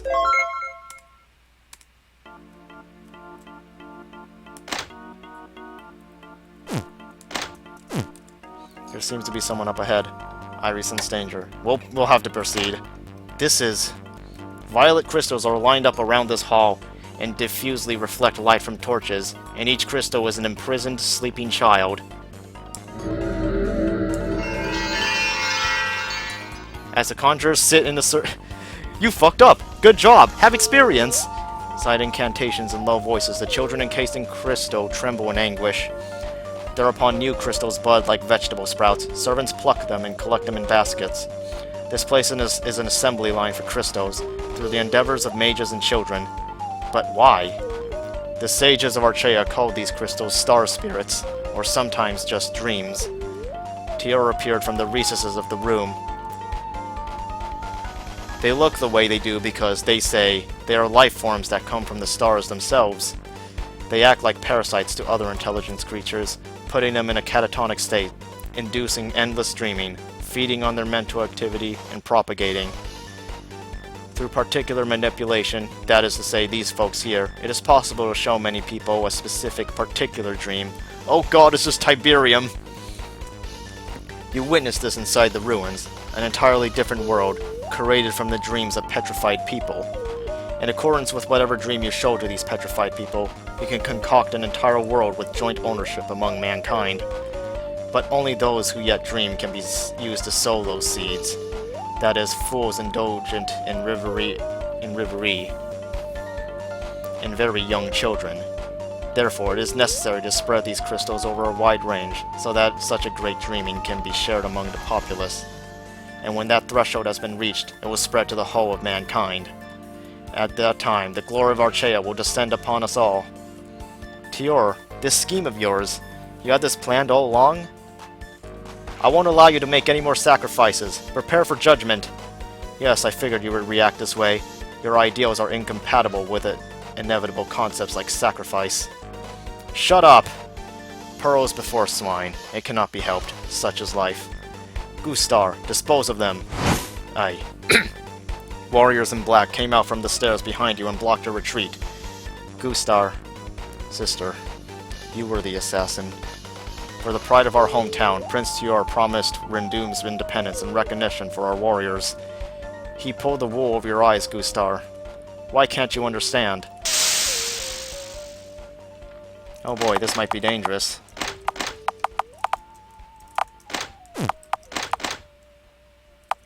Alright, you, fucking... raise our defense, please.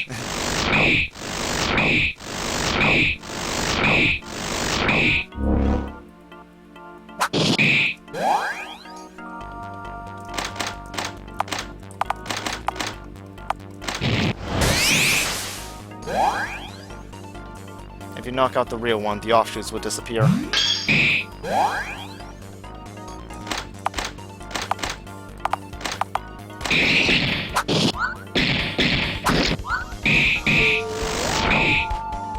Oh, wow, that was fucking quick! Fran's strike pierces Goose Star's left eye. He disappears into the shadows with a groan. Even the warriors of darkness are no match for you, eh? Ha, bravo! Tiara laughs boisterously, but when you moved to challenge him, he merely turned around. I still have things to do. If you wish to tag along, come. Saying that, he deserted you and ran up the stairs. Are you doing alright? Be sure to give your body a rest if you're going to run out of steam. Gustar. Many glass bottles and distillers are lined up. Placed at the back of the room is a huge orb with a sickening blue glow. A considerably placed informational plaque is affixed to the wall. Artificial material, full recovery when touched, can be used any number of times. Addiction warning. Recover, TTE EXP will be cleared. Say no to drugs, kids!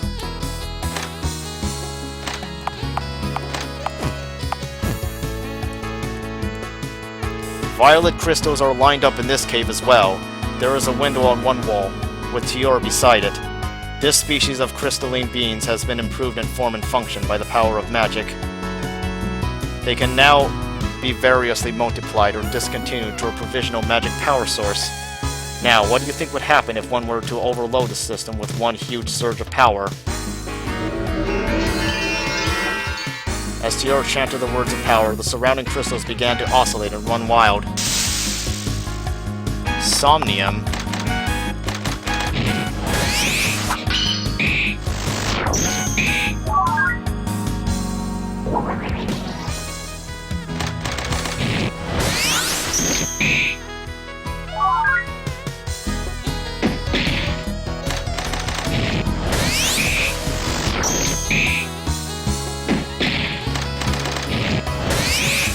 Sleep crystals!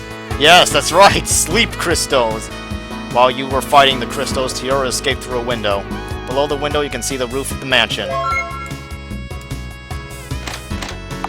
Let's use the Forgotten Stone so we can save here.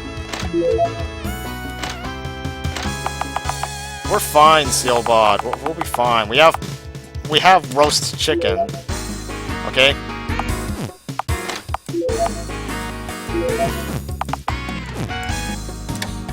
You can see the roof beneath the window. Are you ready, Lambda? It's time to...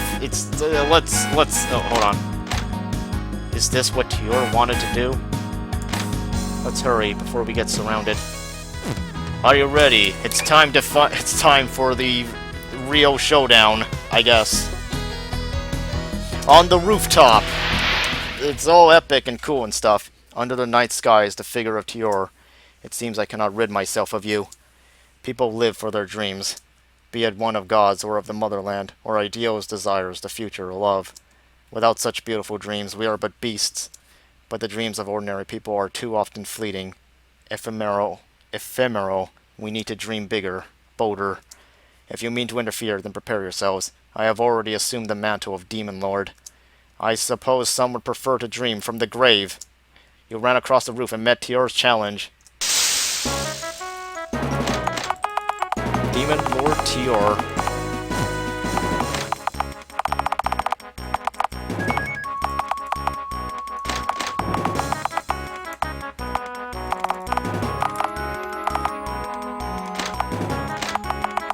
Okay, Allison. Fucking buff us so we don't fucking die, if you don't mind. Oh god, he uses magic too.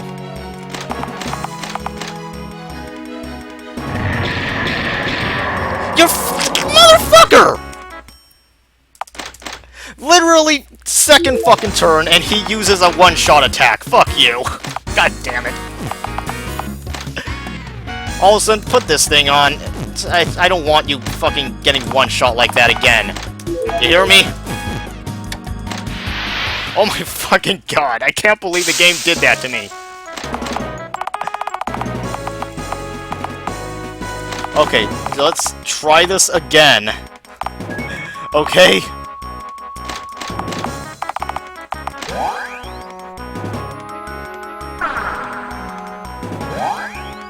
Oh, there he goes! Fucking duding again. There, Olsen survived this time. You didn't die like a... You didn't go out with a whimper. Would have been mad if you did.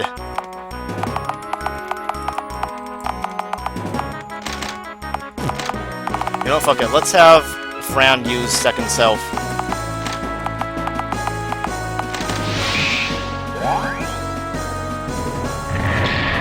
Why is he spamming that? Why is he spamming that? I don't think he's ever... Does the game change up his skill set? Or something? That is so weird. He's never done this to me before. I mean it. This is so weird.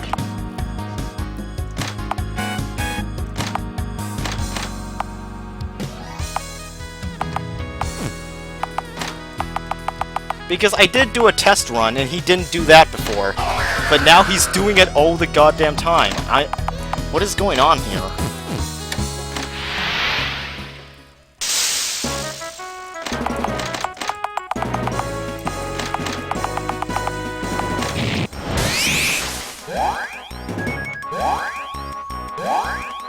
I guess it can't be helped.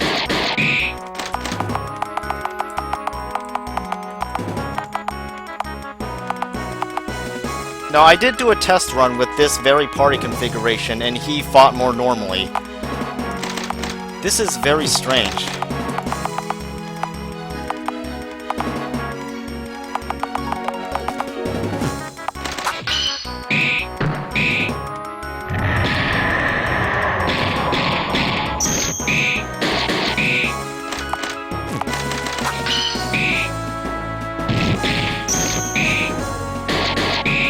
Yeah, we'll just have to roll with it, I guess.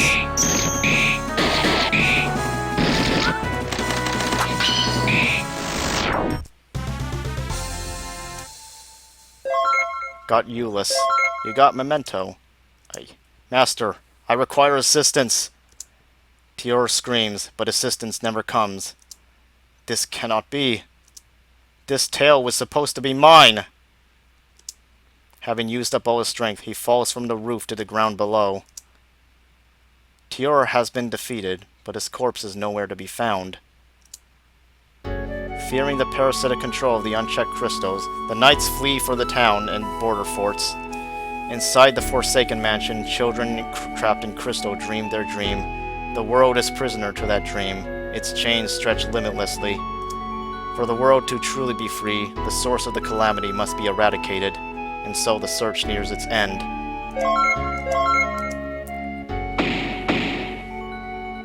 Your follower has left. I was only able to dig Chuna out for now. Others will have to pitch in. Remember what Tior said about what happens to these crystals if they lose their power source? It sounds like we need to get back into the ruins and find whatever that is. For a long time, I thought that as long as I was doing what I thought was right, that was all that was necessary. But sometimes, even with the best of intentions, it can cause an unfavorable outcome. What if my standard of conduct wasn't good enough after all? When I was little...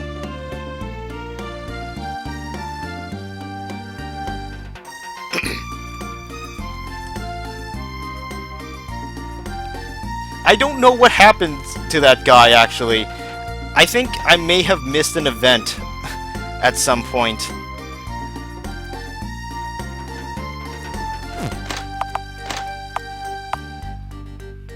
We might have to look around a little and experiment.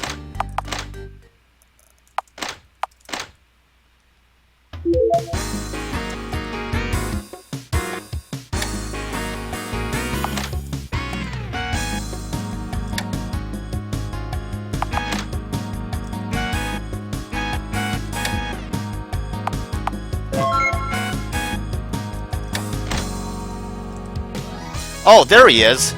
Okay, he was there the whole time! I wonder if I'm in too deep here. But it's too late to be worrying about that. If I screw up, Tior will have my head. Can't help wondering if he's even human anymore. Speaking of him, where did he go? Pingar keeps muttering to himself while rocking his chair back and forth. Grab Pingar! You burst into the room and swoop down on Pingar. What? Irie? You grab him by a scruff of the neck and throw him to the floor. You then twist his arm around to his back and restrict his movement. That hurts, Irie. Do you really think you can do something like this without consequence? Do you even know where you are? How about I kill for the soldiers? How's an execution sound? Okay, listen. If you let me go right now, I'll pretend I never saw you. Deal? Irie, what do you want? To tell me off? To settle the score? Let's just talk this over, okay? I'm sure there's some sort of misunderstanding here. Maybe I can do you a solid, make us even. Just, come on, just talk it out with me. Unable to put up with the silence preceding his certain death, Pingar had finally begun to beg for his life.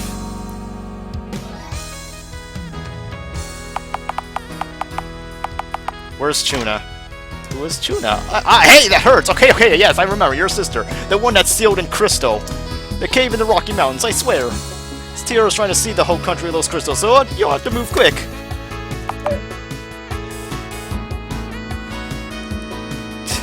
You want me to do it? You want me to do it? Just say it. Just say the word.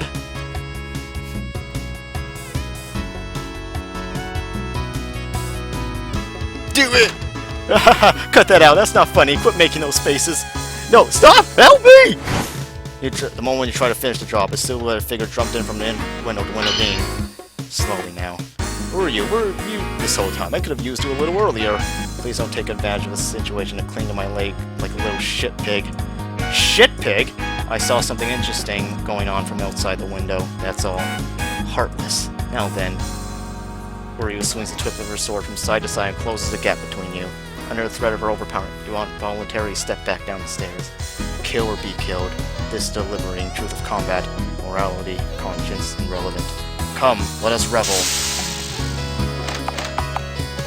I did beat her once before, but I kind of just locked out. If I had brought Laban, he probably could have helped. I wonder what Laban would have done at this point. I'm curious, very, very curious.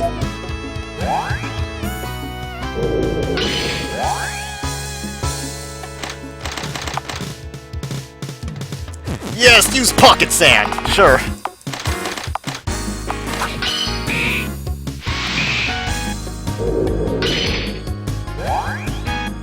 Well, I wasn't expecting Fran to go down so easily.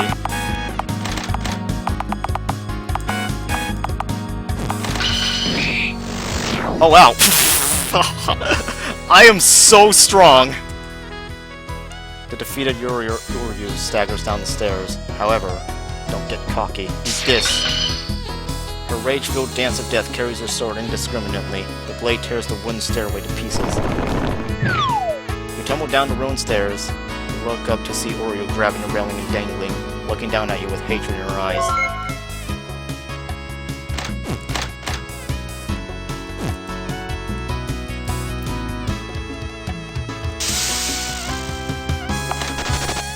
See anything else? Now, okay, let's go in with a different party setup because I'm very curious now. Alright, let's put Paris in. Let's put Laban in.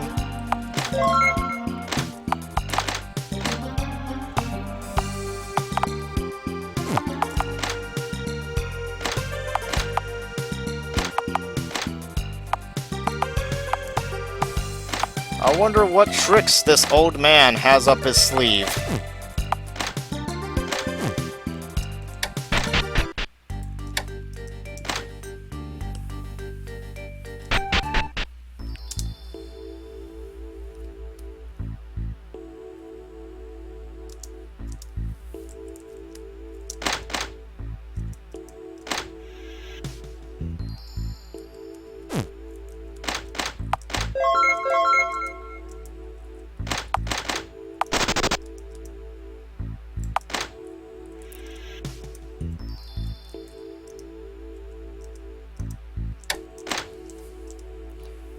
Please help yourself to a golden biscuit. I certainly will, but bribery won't help you. I can do nothing to keep your little monopoly propped up. A bribe? Don't be silly. Simply a display of allegiance to His Majesty. Flattery is not your strong suit. Perhaps it works for you whenever you run your mouth to the temple guard. His side taunt. What the fuck? I would never. If these connections afford you useful information, that may be the key to your continued existence. I certainly hope so. Now, tomorrow's sunrise, transport these stone images to your wishes, but His Majesty is quite the villain, no? To sacrifice an entire nation. You have the wrong impression. There is no sacrifice, only honor, to be cornerstones of the coming epoch. Of course, cornerstones. I'd like to purchase some of them if I may. More. Slowly now. Sairi, Uryu, dispose of them. Uh-oh.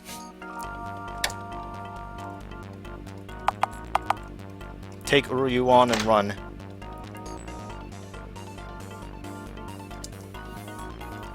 That's right, live free or die.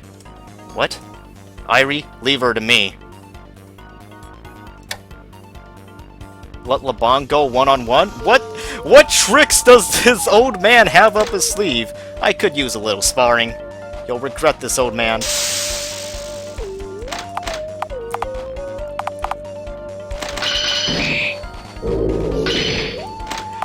Wait, he's not taking any damage from her? Oh my god! Oh my god! Look at it! Look at him go!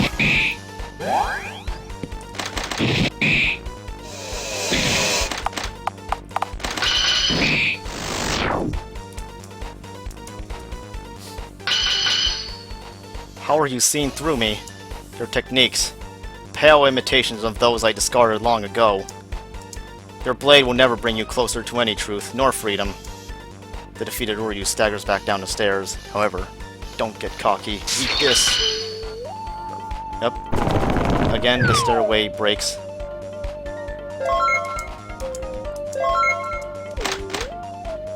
So there was someone else with those sword talents. I guess the world is a big place after all. She was still a bit green, so I was able to pull it out, but if we meet again down the line... Let's figure out where they took Chuna.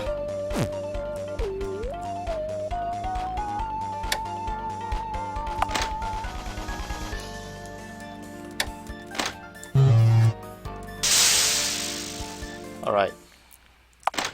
Yeah, I'm just, like, mucking around right now. Don't worry about me.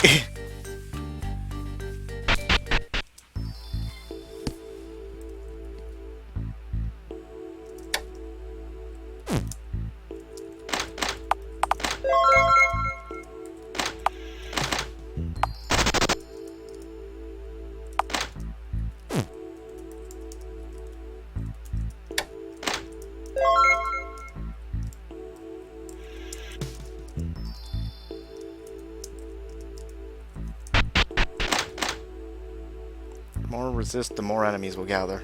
There might not be time to recover in between, so try to avoid fighting as much as possible.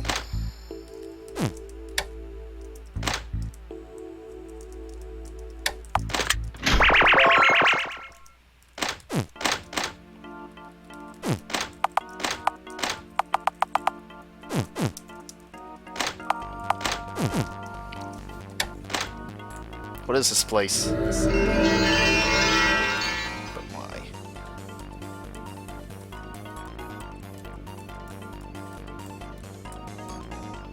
They're turning those damn kids into sacrifices for that? You're mad. No unique dialogue for this guy, though. Too bad, I guess.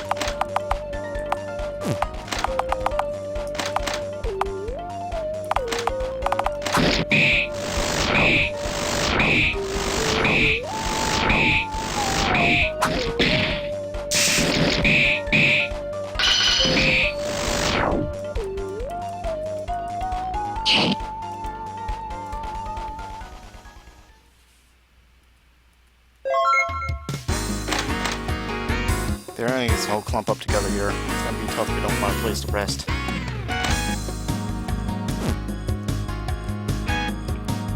Yep.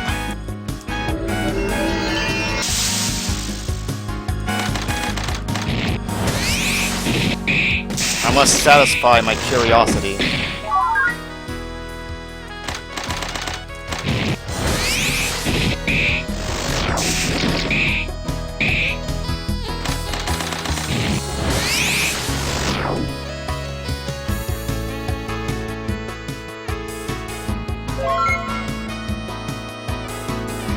prefer that. Let's go back here.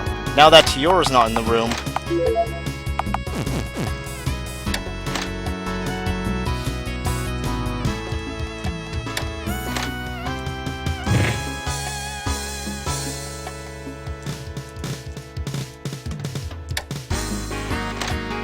Oi, where's Tuna?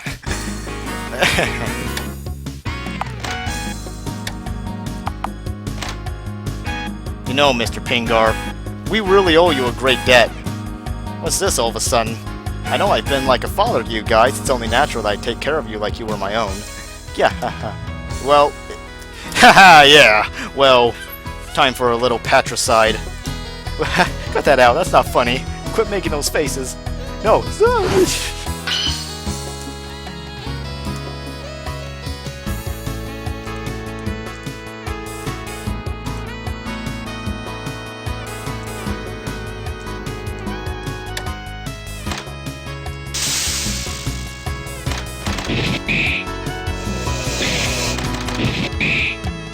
Ah, yes, Lamont is immune to her tricks!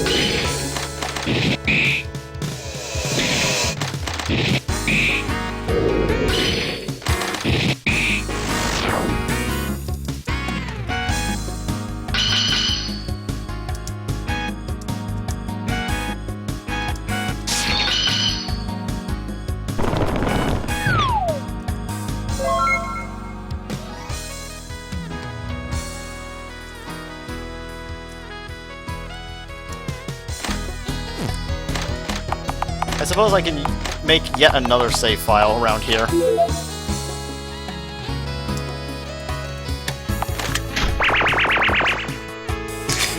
It's too late for that now. I mean, come on.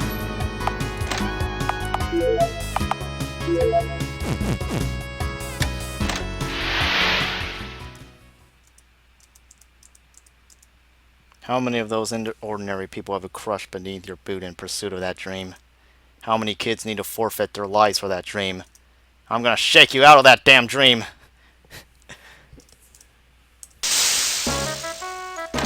He's probably gonna do the same thing again, I don't know. Let's be honest, he's definitely planning on doing that.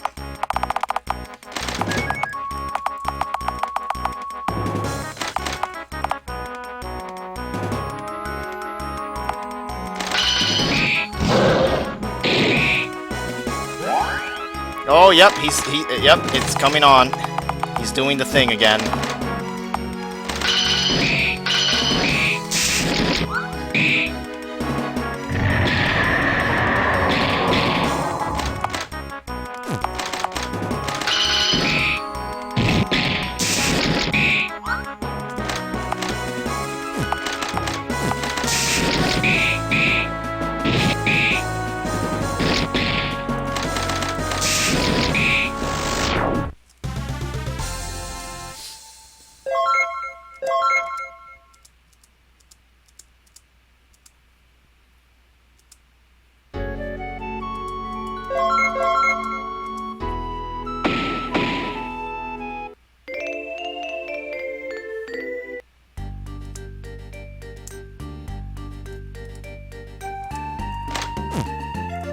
Well, oh, Lambda, I have split the timeline in two. I mean, they're both like same results anyways, but different events happen between them. I don't know which version of the events you might like better. Do I continue with this one, or do I go with my previous one?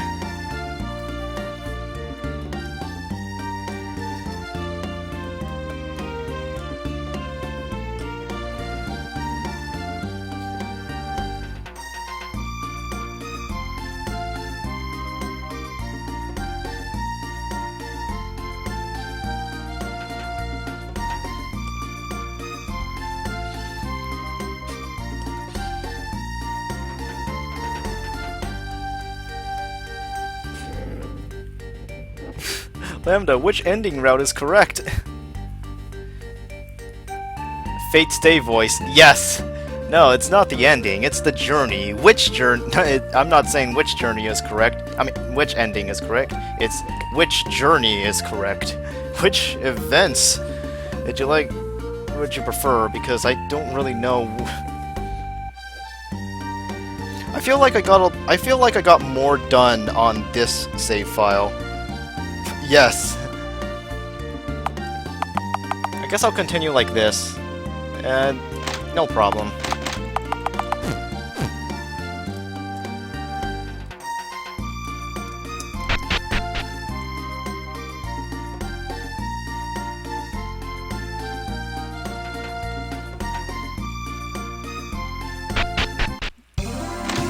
Alright, I think everyone has new dialogue now. I always wanted to be some kind of legendary hero, you know, but that was never on the table.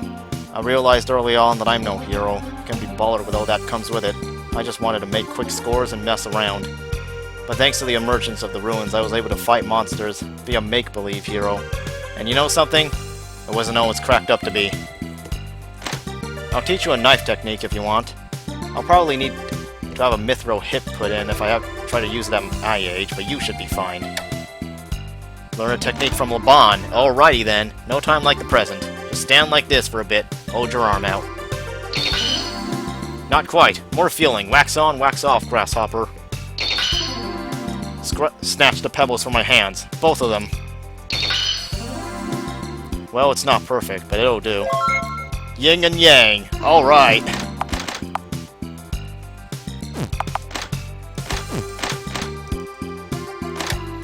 Shall we reminisce for a wee bit? Once upon a time there was a handsome youth. He traveled with his friends and the princess to slay the Devil King. They ran into some hardships on their quest, and so the youth was cursed and given a grave injury. This curse was to live long enough to see the Devil King resurrect. He thought, I cannot bear this fate.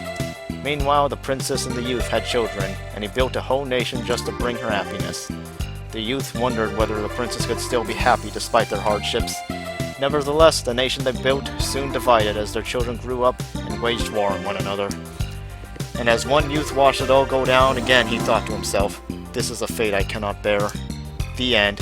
Yeah, that's all there is. There's no particular punchline moral of anything of value, really. Look, I'll admit, I had a good time working with you. I didn't expect that. But once you make a mistake like I have, you've got to ride that train till the end. Otherwise, I'd just be lying to myself about everything I've done leading up to here. Hey, Irie, I wonder if any other creatures like Enda have survived. If you guys die, I'm gonna be all alone. Irie, will we ever get a point where people can live their lives normally again? Sure. Yeah, I'm sure you're right. I reread this one, I think. You don't need a standard or anything like that. You just gotta conduct yourself with confidence, knowing that you may possibly be wrong. That's about it. That seems awfully complicated. Despite all that's happened, I still like to dabble in ancient wisdom. The price of existence is eternal warfare.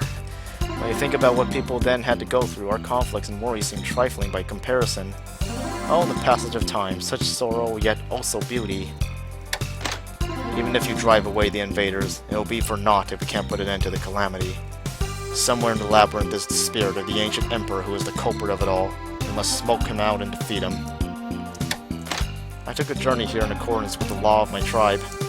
Those of storied lineage are not supposed to return home until they have grown and found their shadow. You have no idea what that means either, right? Well, that's a relief. When I was little, I used to play around in the fields of this area. The forests and meadows in those days felt just like this.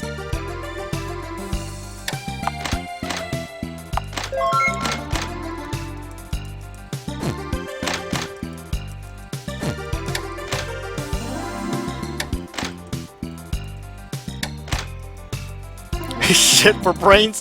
History's just a series of greasy, bearded, roly-poly holy men taking turns impaling each other on pikes. You know not of what you speak. Take, for example, the founding ruler of Siwa, a graven beauty.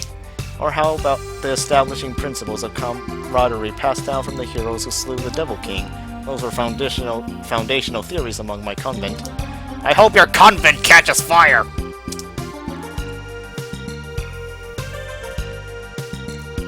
What happened? Oh.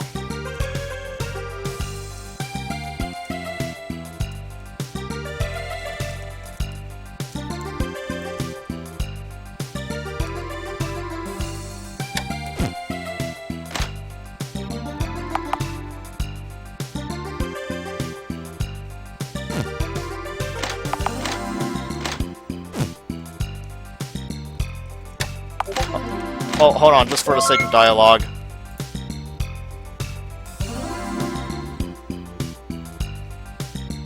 Two demon lords face off.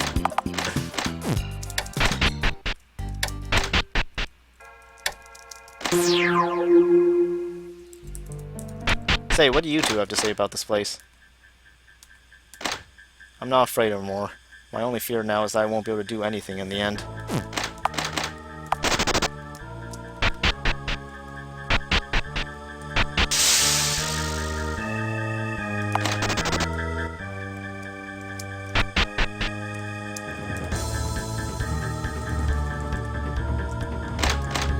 Why so frickin' gloomy? Didn't like that little secret about your birth coming to light? Cut that shit out, you dork. Did you think you popped directly out of some god's asshole or something?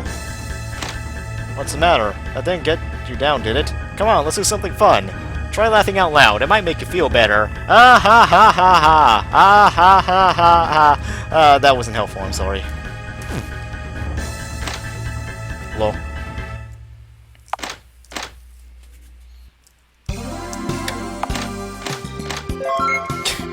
No! Yo, invoke him! Don't do the laugh! Ah ha ha ha ha! Ah ha ha ha! There are various reasons one might construct a labyrinth. To keep things out, to keep things in. To cause one to lose one's way, then trap them inside. And considering these trials, I think it might be the last one. Wait, what? If the spirit of the ancient emperor can be extinguished, the calamity and conflict should end. If not, we'll have a problem.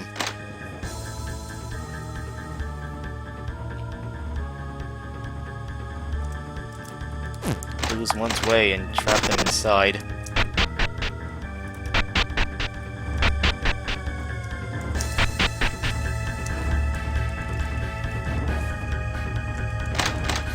The Great Temple of the Isle of Euphrates reported finding a fragment of the Divine Emperor Chronicle. Therein was written the prophecy of the resurrection of the founder emperor, it seems. So the people of that town were locked away just to continue the emperor's lineage. This man called Titus, I don't believe he understands a thing about the value of human life. Now, we're still missing some entries in the Divine Emperor Chronicle. And I think we get those by defeating the, like, undead emperors and stuff.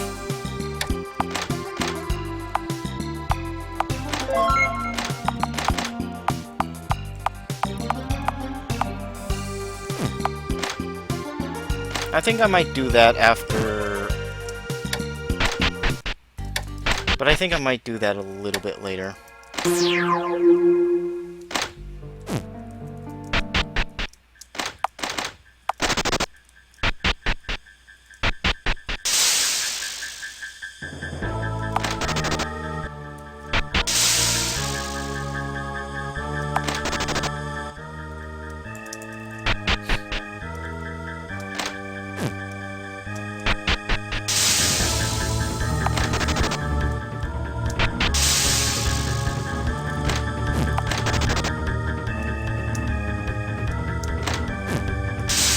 Oh my god, this is really annoying.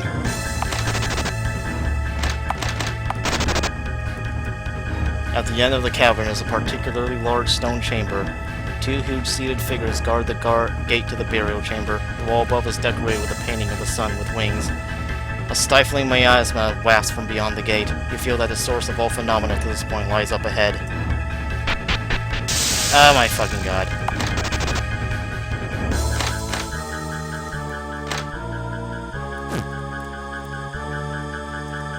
Went down a lengthy spiral path and down a stairwell. As you descend, the ceiling rises and you feel as though you've passed under a break in the earth. Finally, at its end, you reach a hall of colonnades. The ceiling is now so high that it can no longer be seen in the dark. On the north side of the hall is a tall, huge gate, adorned with an 8-leaf flower emblem. Beyond this gate is a more powerful being than anyone you've ever encountered. Are you prepared? Alright, are we ready? Lambda. This is the source of the calamity.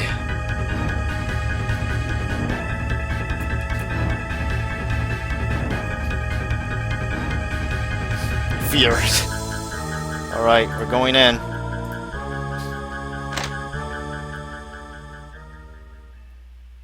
On the other side of the gate is a vast, cube-shaped space. Yep, I have healing items. Each wall was perfectly flat and decorated with geometric patterns. And some bubble tea? Inside a frame on the floor is a miniature world map. Every little detail gives you a vague sense of dread. Mountain ranges of agate, rivers and seas of flowing crystal, forests of silver, cities of gold. A fearsome power created these burial artifacts. In the center of the room is the coffin of the lord of this cemetery. It is made of stone and adorned with golden jewels. You drew close and put your hand on the lid. But the coffin is empty. Only a small amount of dust remains in the corners.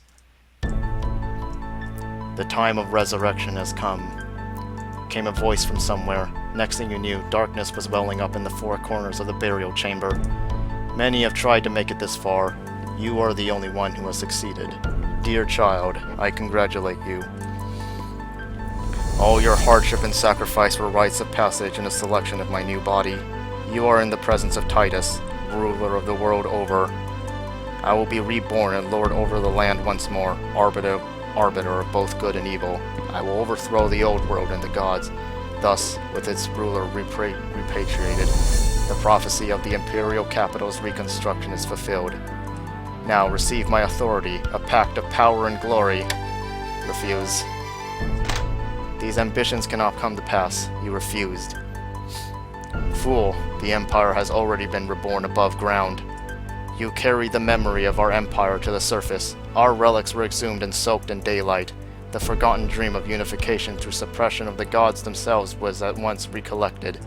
Our nation is not something with form or shape. It is constructed in the collective perception of its people.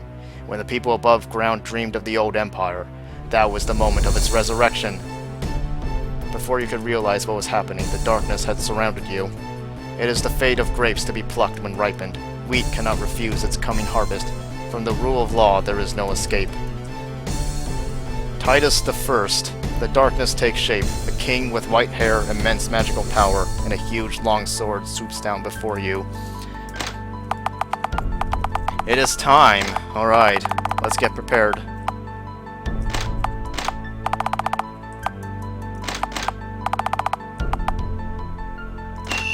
Nils's garnet has begun to sound eerily. Irie's arms went numb. You possess one of the secret gems that I created. Do you even understand its significance?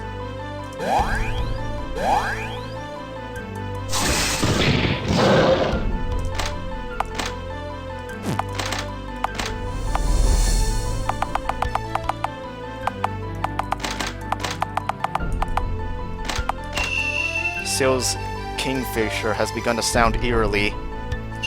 The atmosphere coils around Irie's body and acts as a restraint. They were created to captivate the four mighty rulers. Can you resist their power?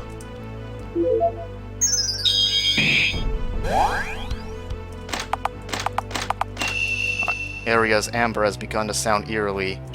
Time stops for Irie.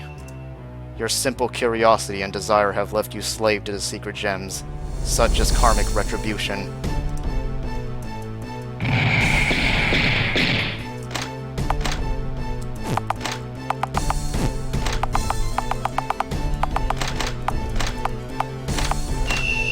Fia's lazurite has begun to sound eerily. Irie's soul is bound. This is the fate I have bestowed upon you. It was set in stone from time immemorial. Irie is currently enthralled? Well, that doesn't sound good.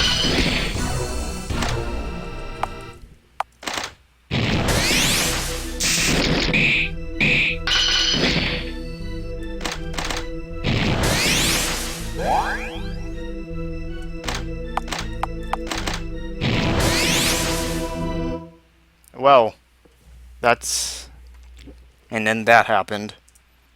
But I entrust it all to you. The world is yours. An influential power took advantage of the battle between nations and jumped to the forefront of history. Its forces slowly expanded its territory by cleverly intervening in the world's conflicts. In the midst of war and heretic incursion, this power sought the resurrection of the ancient empire and gained the support of the people. Its leader's name was Irie, the one that would come to be known as the Supreme Ruler. Well, that was a ending, I suppose.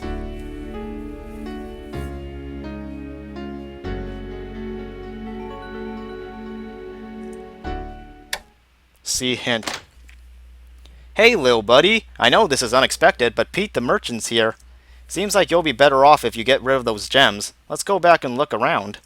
You're almost at the end. You can do it. So yeah. We have to fulfill a certain condition before we can fight that boss properly. I do want to mention that it is actually possible to defeat him without fulfilling that condition. I have done it before, but it's not really worth the effort. The game doesn't acknowledge it very much.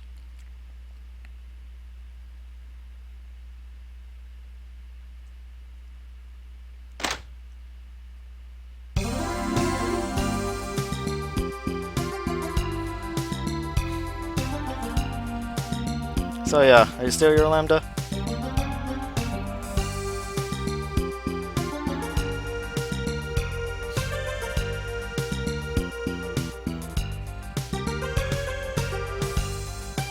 Yep.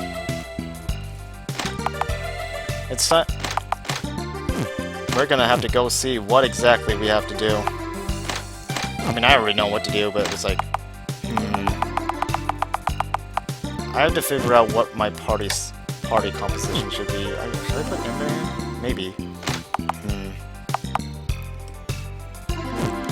I'll keep rolling with this one.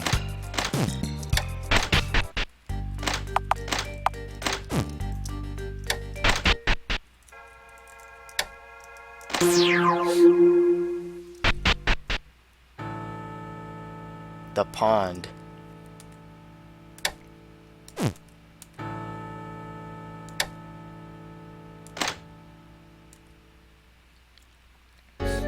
You see the wilderness of Rocky Mountains. The wilderness is brimming with troops, and there is a stronghold on top of the mountain.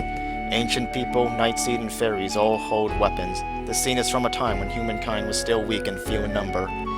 High on a hilltop is a king in snow-white armor. He stands alone in the enemy camp, and though his flag bearer has fallen, his soldiers on. The advancing enemy army has not been able to bring him down. With each swing of his sword, the White King blows down another enemy unit. Lightning courses through his arm and roasts entire enemy lines. A blaze like the sun shines from his helmet. But a single arrow pierces and shatters his helmet into 5 burning embers. The scene changes. The White King sits beside a blazing furnace and is forging metal with giants. He crafts 4 snakes bursting into flames, each with ornamental jewels in their mouths. Not done yet, he attaches a chain to the remaining white jewel, and after hoisting it in the air, submerges it in deep water. Your point of view is at the bottom of the water. You can see the white jewels as they sink. You reach for one. You took out a white jewel from the vision. Unum's Moonstone. The pond no longer projects any visions. Oh yeah, and let's take a visit to the ancient city. Or maybe not. Because we might lose our food. Well, we can go back up so I can save before I do so. Then I can just reload afterwards.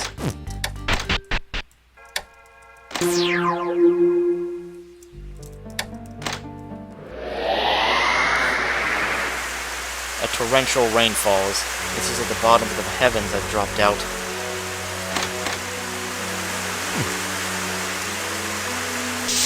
And the music. Oh, goddammit. Soldiers, get out of my way. You're all fucking cannon fodder anyways.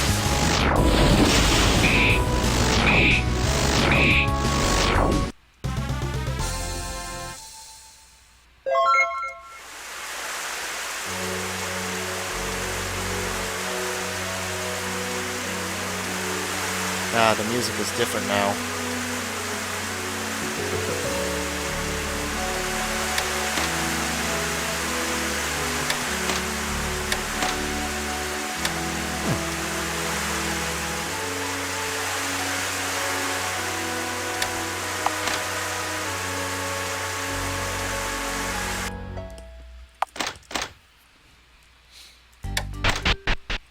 Alright. Now we have to head into the crypt again.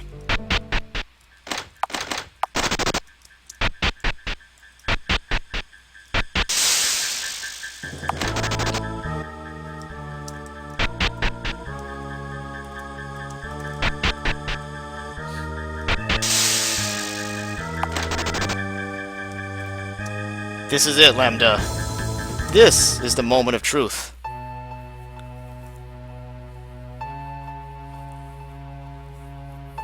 You went down the steps to the bottom of the funnel-shaped hole. The bottom is covered in something that shines white. It's a spring. I ready. The surface more than mere ice. Yep. We've read this part before. Unum's moonstone begins to oscillate.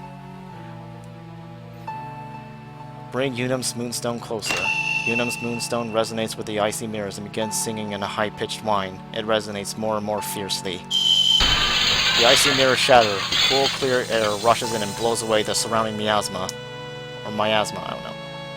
A deep, pure spring emerges from beneath the shattered ice. It descends deep within the bottoms of the earth.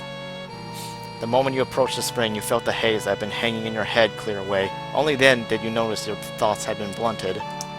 The 4 secret gems quake gently in your hands. Sill's Kingfisher, Nil's Garnet, Aria's Amber, Fia's Lazurite. Drink from the spring? The water is cool and delectable. There is a curious depth to its flavor, but it doesn't seem to have any particular effect. Throw the gems into the spring. Do you truly wish to cast them away? These gems have consumed magical energy and can increase resistance and ability levels. It is not a decision to be made lightly. Throw the gems into the spring. These gems can confer the authority of monarchs. You may still need these 4 gems at a later time. You should reconsider.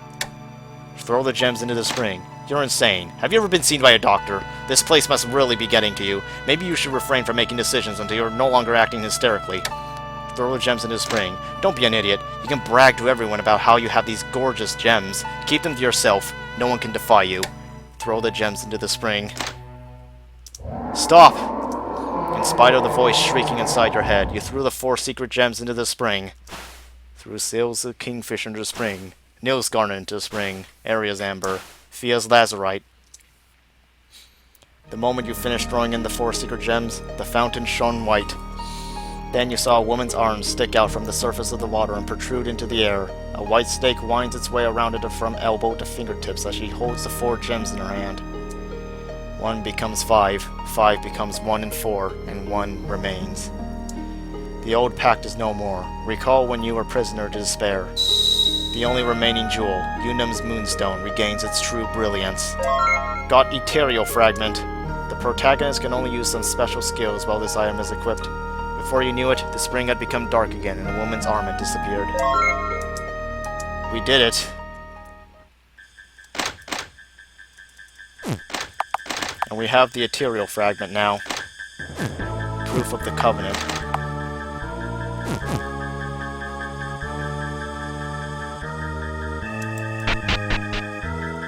And also, like, the map just opens up completely now. So we have a much easier time moving through the area. So yeah. Let's save and get prepared again.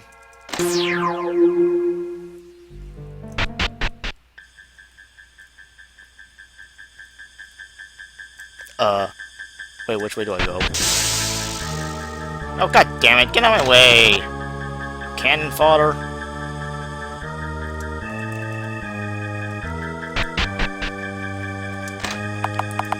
Okay, this is the real... well, actually, I have to equip some stuff, I think.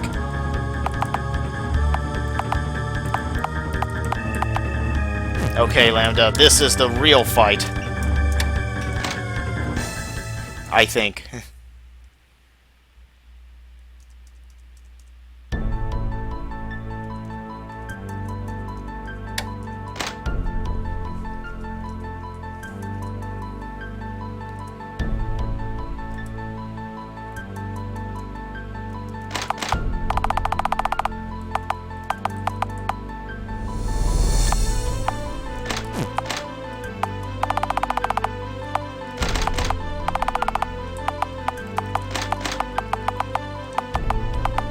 Hopefully we can actually beat this.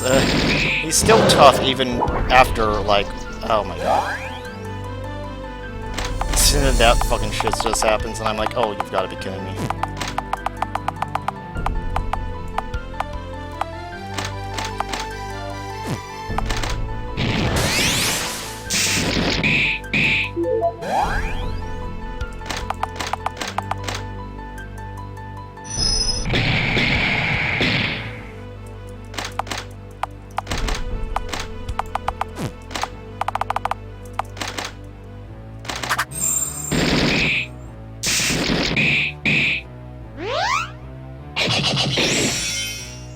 Ah, god damn it.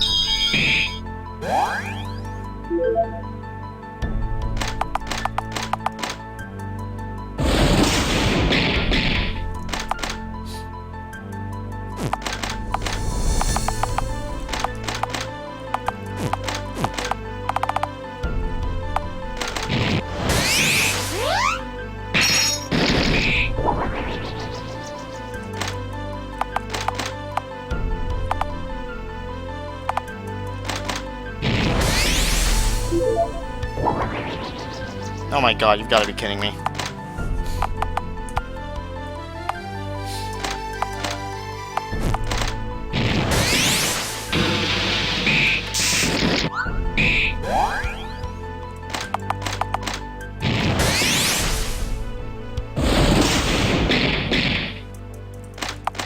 Yeah, I'm still having a hard time.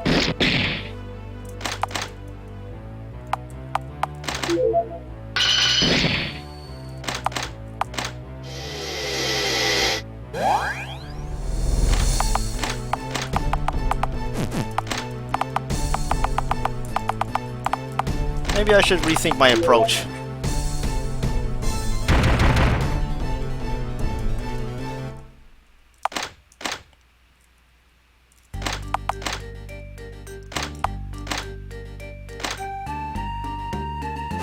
Oh, I forgot I had that weapon now. Completely forgot that it existed. Go me. I'm so smart.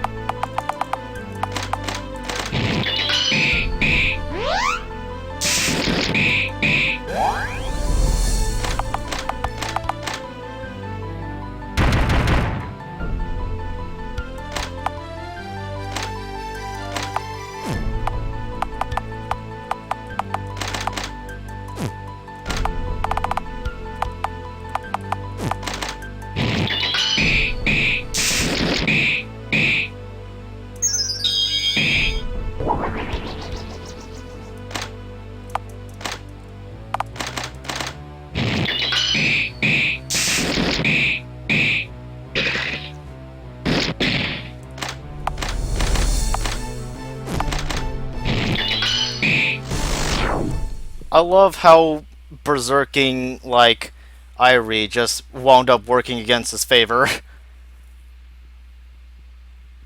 But yes, and we beat this boss. Now it's time for the next. Now, are you ready to see what comes next?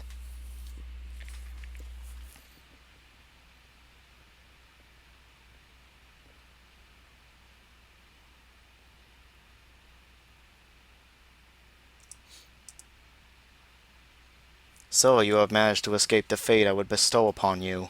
However, I have arranged another means. Come to our glorious capital. Perhaps you will learn to submit when confronted with more than mere shadows. The presence of darkness has gone away, far away to ground. Founder's raiment, proof of skill.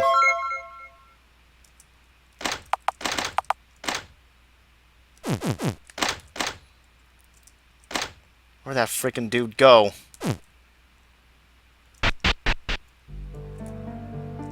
We must head back to the surface.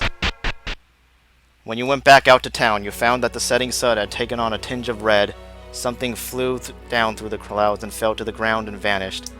It looked like snow, but it wasn't. It was a grain of sand that glowed pale violet. You hear a mysterious voice singing voice from somewhere. From the southern sky, it sounds as though there are children singing.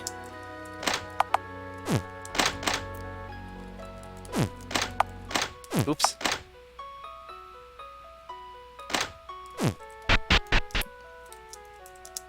Everyone went to see the bizarre mirage by the river. Did you see it? The empty city. It was just like what I saw in my dream. Am I, like, actually a prophet? What in the world is going on? There are rumors that Prince Tior went to the city in the sky. I can't see anything at all anymore, you know? Especially a damn city in the sky. Seems like everyone downtown's lost their marbles. The end has come! The time is nigh! Prepare for the new world order! The old man is screaming loudly and handing out pamphlets. Violet grit is pouring out in large drops from his mouth. It's awful. The sky is falling. If that town falls, we'll all be crushed. Oh no, more people have caught the crystal disease. The Dark Souls crystal disease. My husband suddenly became bedridden and encased in some kind of jewel. What's going on? Welcome! Still selling fruits and vegetables as usual. I've seen that city in the sky in my dreams.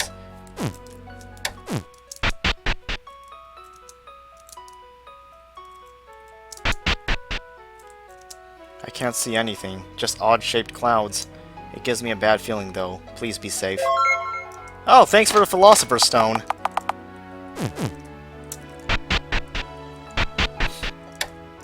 The empty city. It's as if they're trying to imitate the heavens themselves.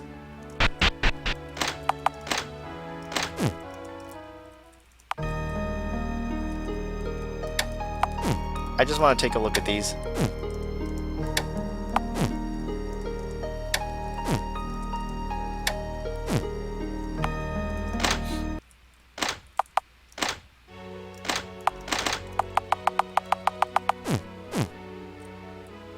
What the fuck is going on?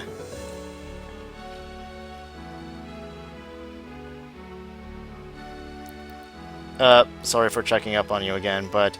Alright, want to see what this is all about, Lambda? Sorry for checking up on you again, it's just this is a crucial moment.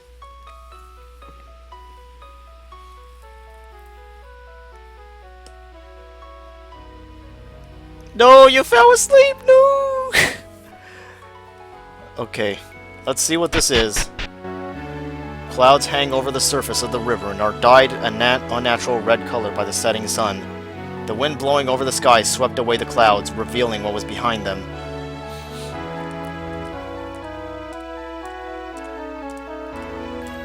A city floating between the clouds, a spire stretching from the heavens to the earth, an ancient temple floating in the air, structures floating in the sunlight, and a beautiful singing voice raining down endlessly. A mirage or something real?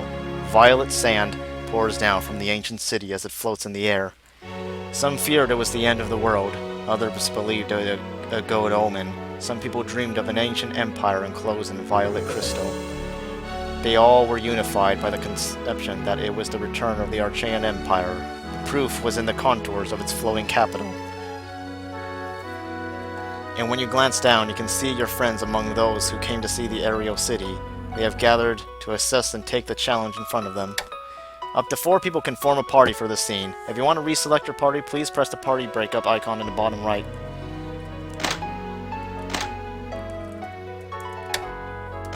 Is that the big kahuna over there? Looks godly. How vain. Say, Doesn't that look like the illusory city we went down to at the bottom of the room? Ah, phone call at this time? Hold on.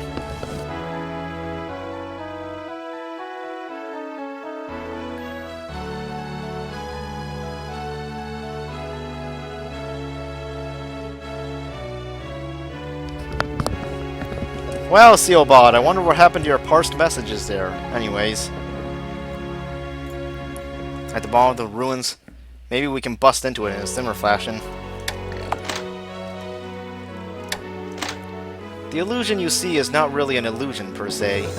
It's an incorporeal fortress created in the spirit world from within human hearts. Idiots, to be precise. Huh. I didn't understand a single word of that. If I was bigger, we could just fly there. But I can't fly either, so I guess we gotta think of something else. Bardson has power. The legend goes that an ancient ruler brought the people of the wilderness together with such feats, and the myths passed down in secret among nomadic people support this notion. The ancient emperor appears to be trying to do the same thing on a much larger scale. It seems that there are people who can see the city and people who can't. There is a difference in how each individual perceives it. To wit, we can infer that it has no particular substance but a projection of the contents of our hearts. The appearance of the illusory capital will cause unrest and strife between the hearts of the people. Man, I'm just speechless. I can't help but stop and stare whenever I see that city. If that ideal country comes to fruition, I feel as though whispers are telling me that it's possible to eliminate all conflict and misery from the world. Maybe this isn't the time or place, but this is so exciting. A strange city in the sky. Doesn't it make you feel something? I don't know what sort of fight awaits us, but I will protect you, even if it costs me my life. Oh, was this merely a dream? An illusion? An afterimage of the past, or an omen? I know! That city is trying to guide us. Those of us here on the ground must come to this realization. The Archaean Empire is reborn. Argadium is coming down. His Highness was right. What is that? How frightening. Looks like the end of the world. What's with that voice? It reminds me of my dreams and ambitions when I was young. So yeah, we can take up to 4 party members for this mission, but ask for advice. Just a hunch, but if there's someone you want to rescue, you might want to take only 3 people. Just leave enough space for 1 person. That's all. Here are other stories. Stories are for good times around the fireplace or bonfire. Times of laughter, tears, remembering the low days, those sorts of things. Maybe even naughty times. It's a tad boorish to flaunt it out in the open, or to use that kind of talk to get ahead somehow, though. However, before we head to the final dungeon, I want to, like, basically... You know, there are a few loose ends I want to tie up. And also... Oh, yeah, I don't have any raw meat to give her.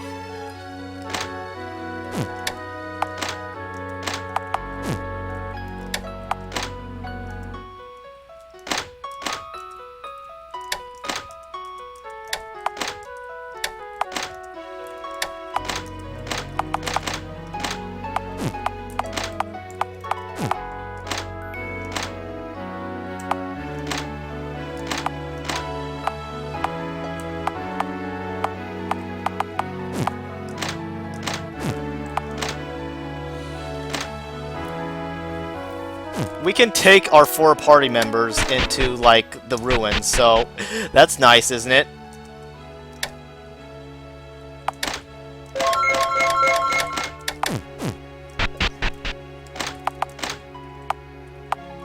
I'm just gonna do a little bit of preparation by going into the ruins again.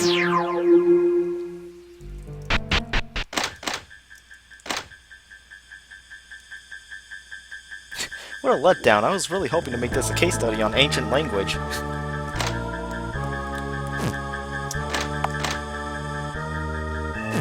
So yeah, we're gonna mess around in here a little bit. Just forget about me. Me, my mistakes, everything. Titus the 11th.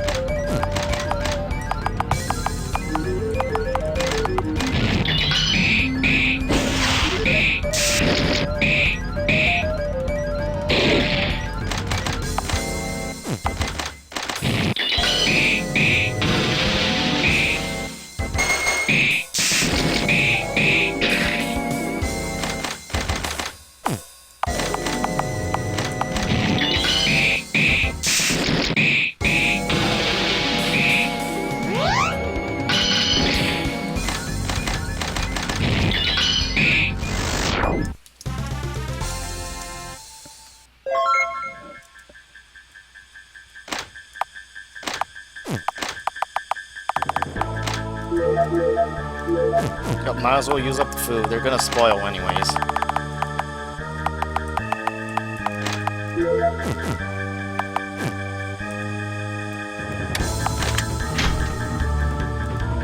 Traitors, prepare yourselves. Not one letter of your names will be recorded in annals of history. I said annals again, god damn it.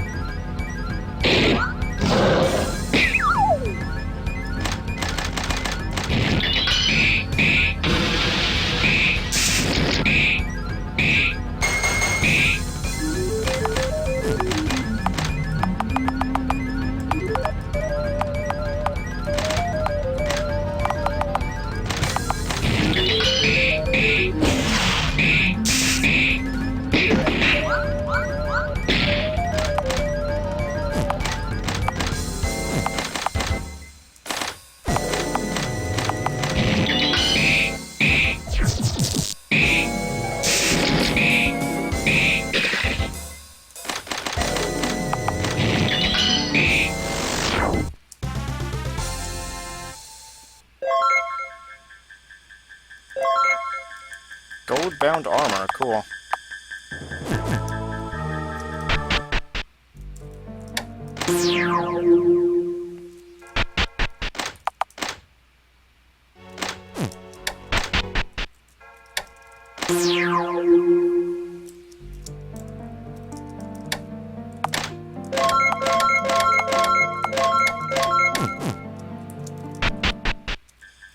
Yeah, sorry if I'm delaying the final boss, Lambda. I'm just doing stuff.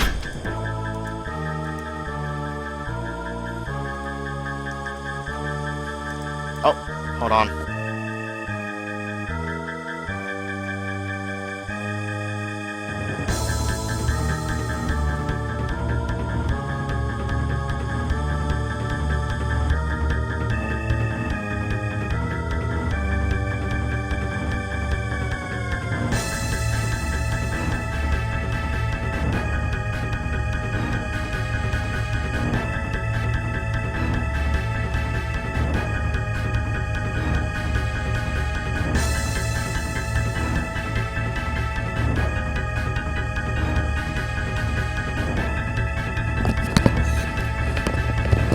Okay, yeah, my dinner's here, but I really want to finish what I'm doing.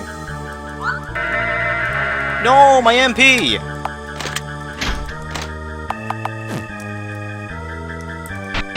Now we have to take a bath.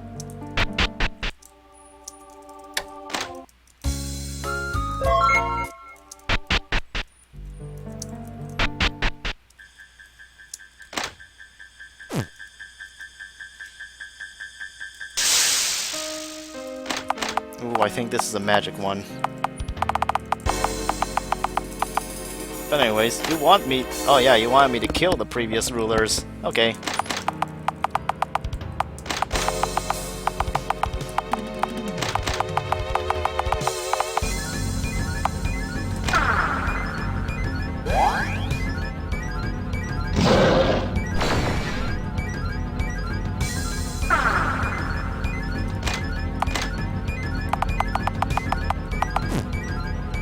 Okay, that wasn't very nice. You just fucking one shot and done. That makes me upset.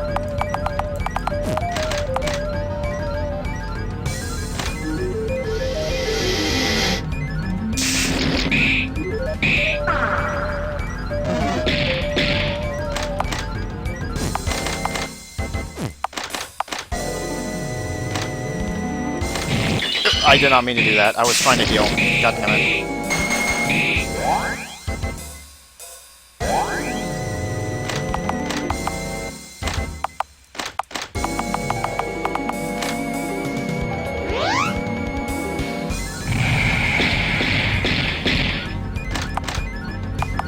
Thankfully, we nerfed his attack or his magic abilities, so that works out.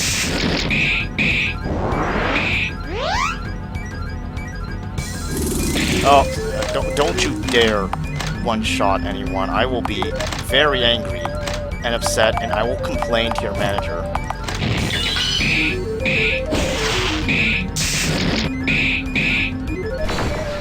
Oh, not this again. Thankfully, no one was affected. But still, I would prefer if he didn't do that.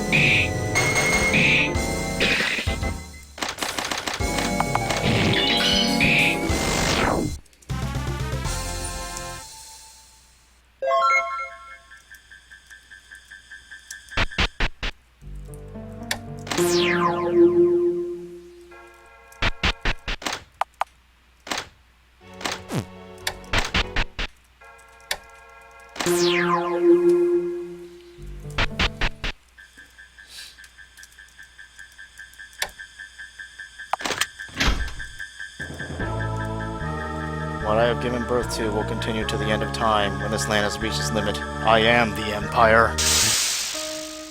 Ah!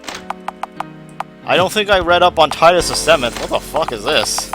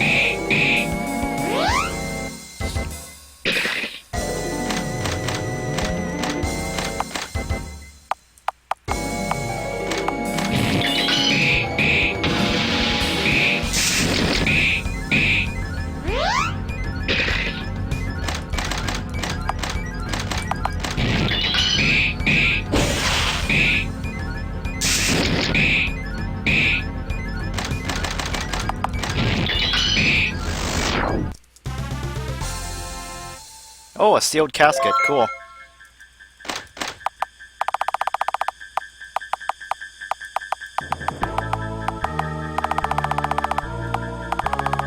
Where is it? Where's the sealed casket? I want to open it. I want to open it. I want to open it.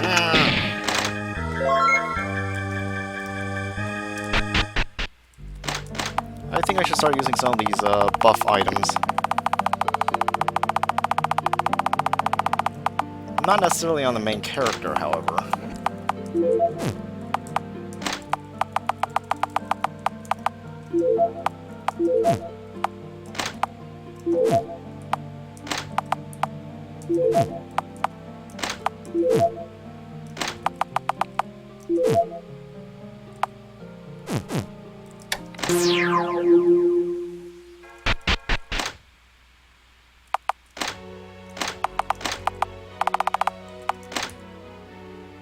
Oh yeah, golden hot pot. Yes, we all enjoyed a really nice, delicious meal of golden hot pot.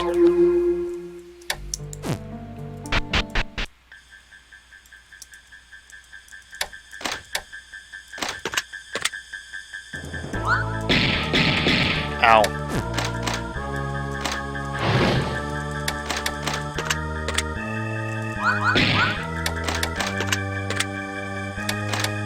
Why is this impossible to open through lockpicking? I can't believe you did this to me, game.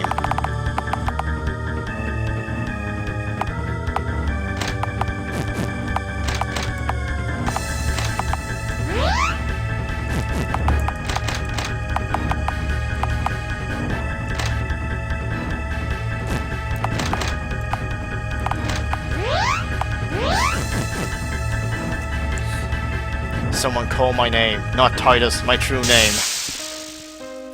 Titus the Third. see. I wonder if I can, like, disable him with the whip.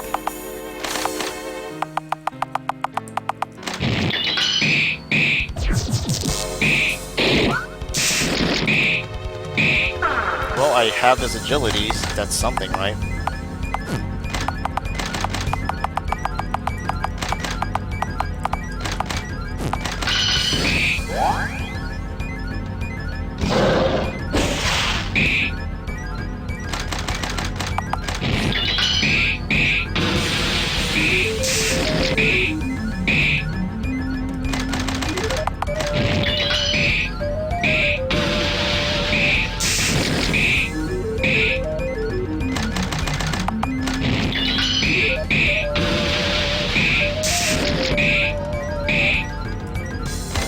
Haha, pathetic. Truly, truly pathetic.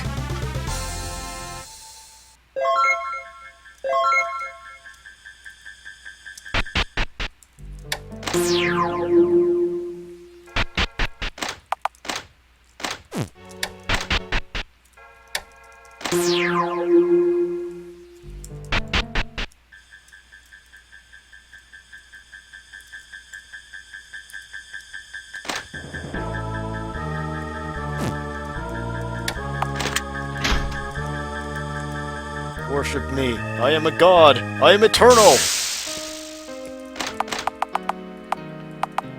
You are dead, is what you are.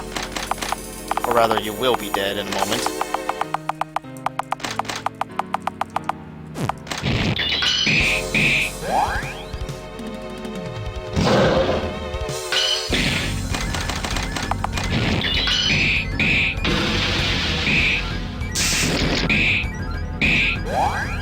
What is it?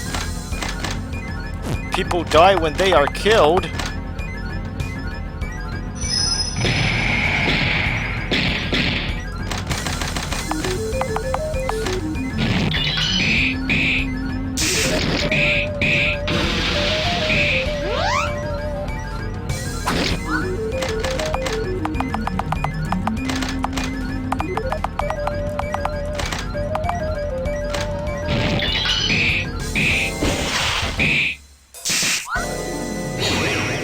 Oh no, that's a one-shot move. That affects the whole party. I don't like that.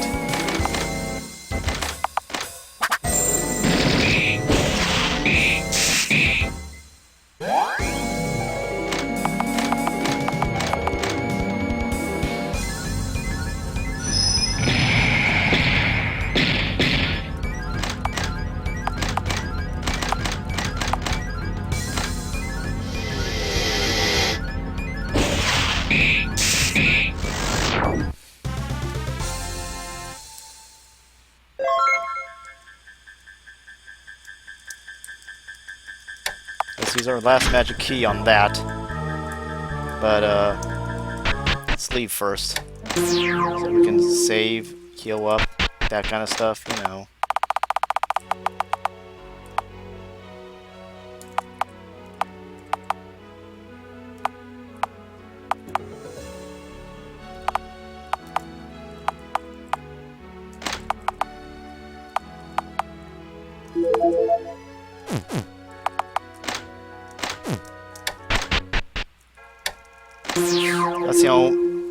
Let's see. Let's see. Life is a zero-sum game. People do not hesitate to consume others for their own continued survival.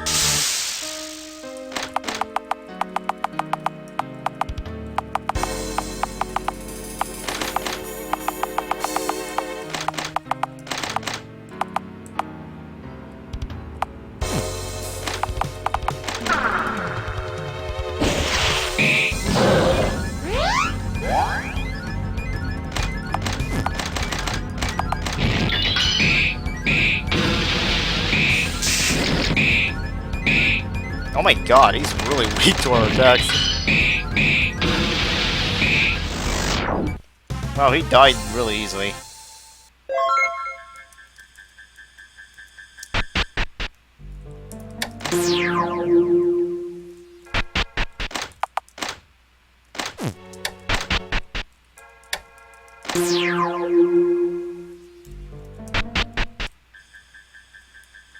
And then the last one I think we have to deal with is this guy. The one who was giving me a lot of trouble before.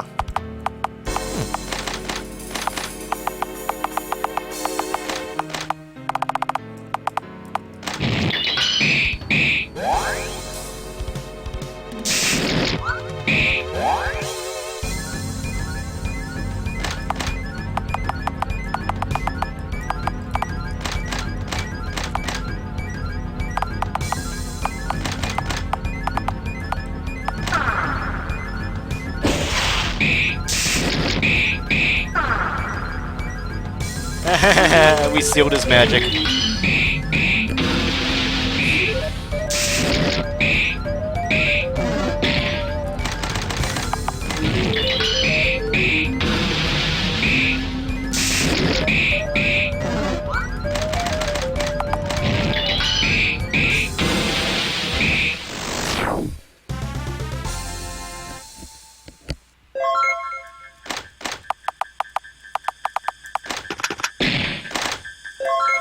Proof of skill. Cool.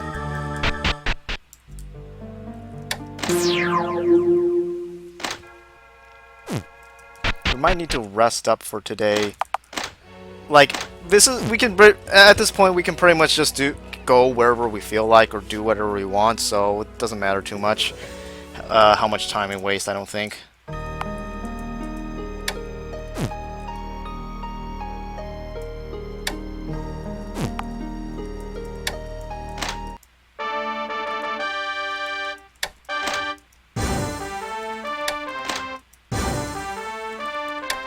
Yep, just gonna level these up, don't mind me.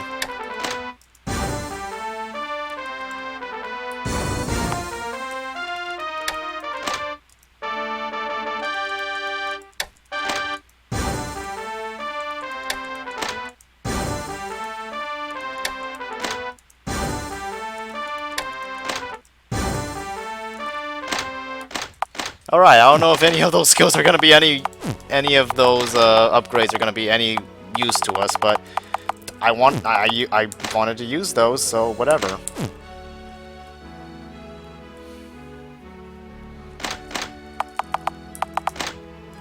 So yeah, I'm not gonna read every chapter of Divine Emperor just yet, except for maybe a specific one. Lastly, he sent his troops to the mountains at the end of the wilderness to fell the Dragon King, but the might of the Dragon King was fierce as a tempest, and he proved impossible to oppose. And so he selected his comrade, the brave warrior Kulum, to take 2 treasures and defeat the Dragon King. One was Fia's lazarite, the other was a raiment of immortality granting 7 lives. The brave warrior Kulum swallowed Fia's lazarite, then challenged the Dragon King. The battle lasted for several days and nights, but eventually Kulum was defeated and his stomach pierced by the jaws of the dragon. And thus the chain around Fia's lazarite became coiled around the fangs of the Dragon King, binding its soul with magic power. The fallen Kulum was soon brought back to life by the raiment of immortality, but he could no longer take it off, and so Kulum became the first demon lord, bound to serve him until all 7 lives are up. The inside of the lot was filled with the singing of the same mysterious voice raining down from the sky. But we're not doing anything about that yet. We're just here to rest.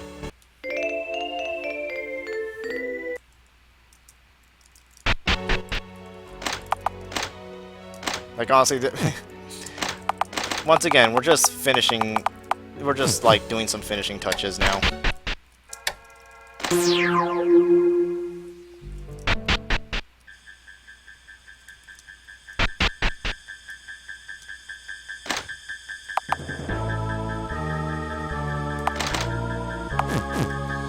At the east end of the cavern is a large stone chamber. An entrance to a burial chamber is patterned with a tiled mosaic of the sun.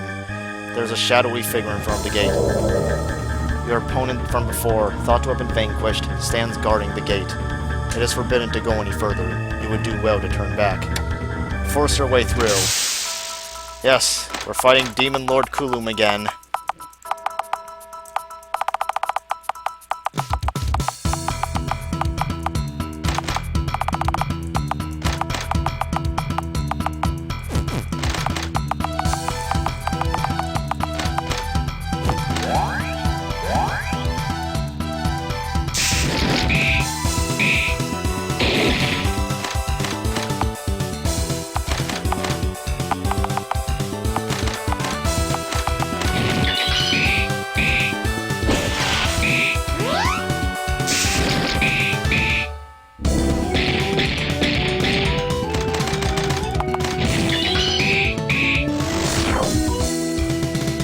defeat him. The moment you deal the finishing blow, your foe's body turns to dust, but his robe becomes swollen anew, and his body regenerates. And we have to fight him again, because guess what? Remember, he has 7 lives. He lost 1 to the Dragon King. I think he lost 1 when we fought him that on the boat. So now he just has...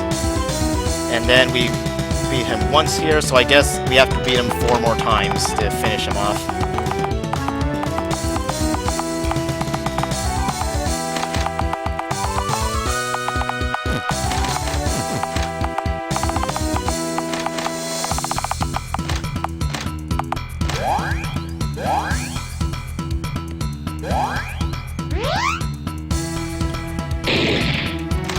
Unfortunately, it seems like this guy does not die when he is killed. Haha!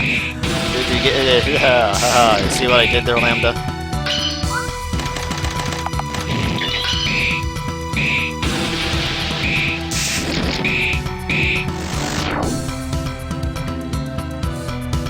The moment it... Yep!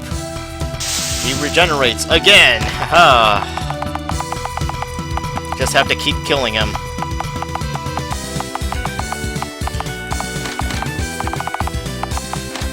And also I want to mention, if it wasn't already obvious, he is completely optional to fight. I'm just doing this for the sake of being a cool badass.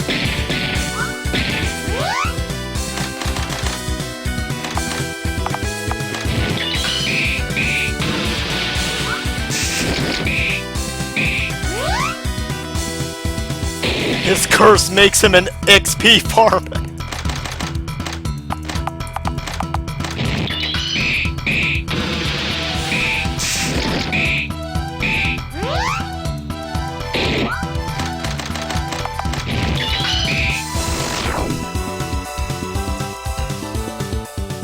Claim victory again and again, but your foe's body continues to regenerate.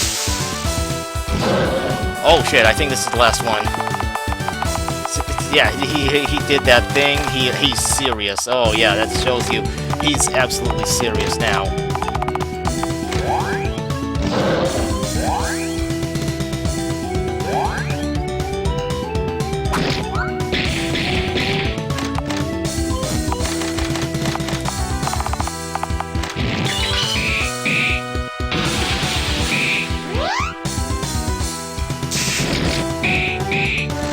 Oh, wow, that crit was big. Wait, no. This is the last time, right? This must be the last one. My mistake.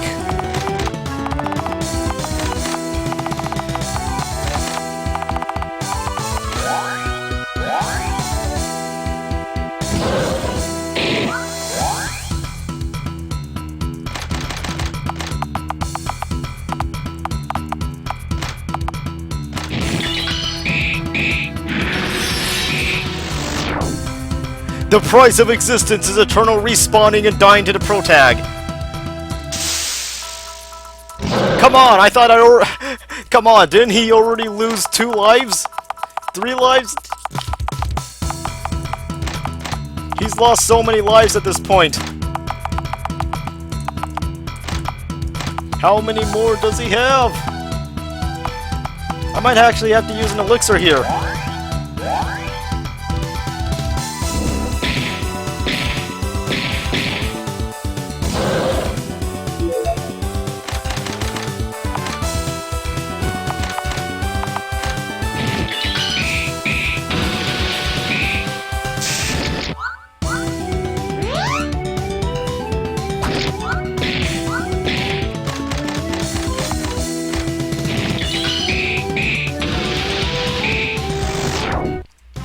Okay, that's the victory theme.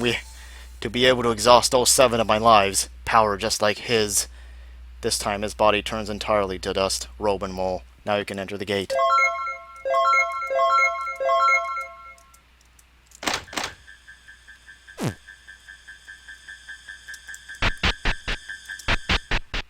Let's save so I don't have to do that again.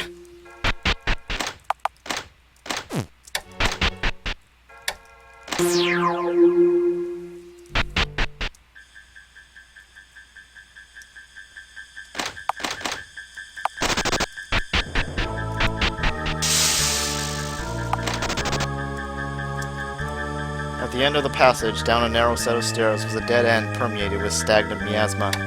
Ancient characters are written on the wall. They appear to be carved into with blade.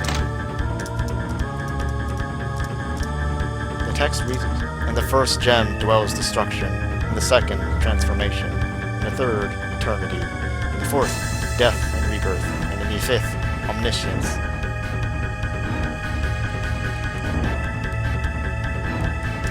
The fifth stone holds the power to see past the future, so the founder kept it close at hand, in his private courtyard.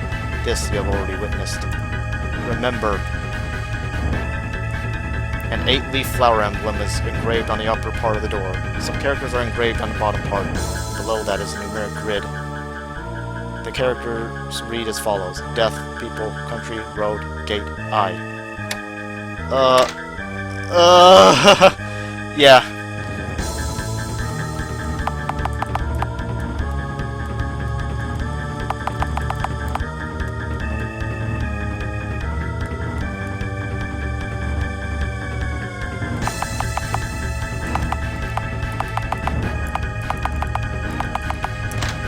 Nope.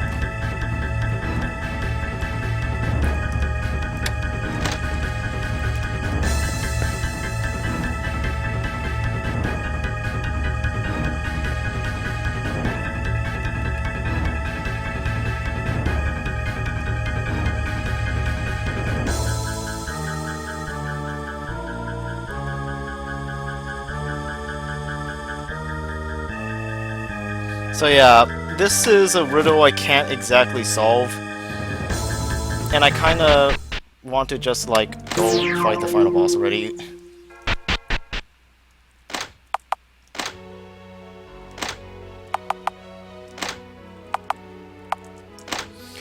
Okay, so I would read off the Divine Emperor story, but I don't know.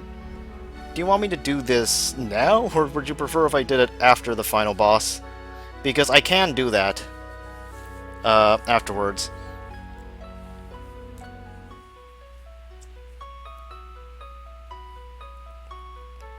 Okay. I still don't know how to solve that one riddle, though.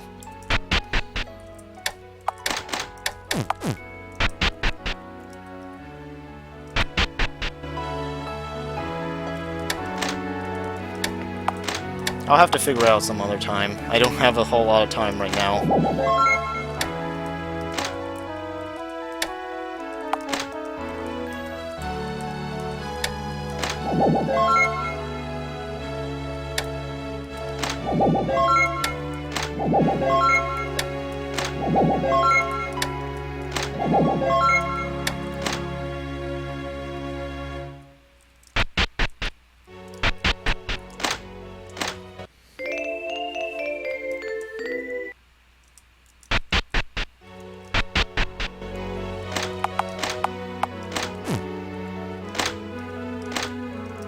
Okay, there we go.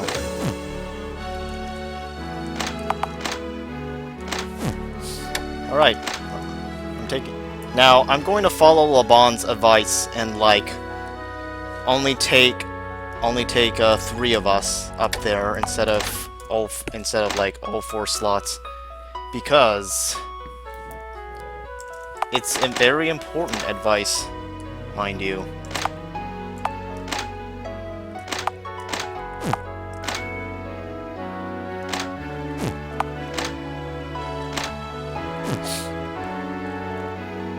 So yeah, I'm taking Allison here. He is pretty good for the final boss fight, and it's all because of his insane damage output.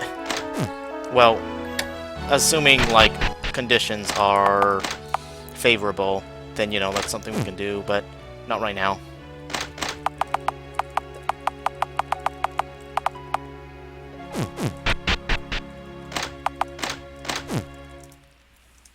The violet crystal covering Chuna's body emits a violet light. Oh no, Lambda! If we touch the crystal, our fingers are gonna grow. But really, though, this is the end. Once we touch the crystal, there's no going back.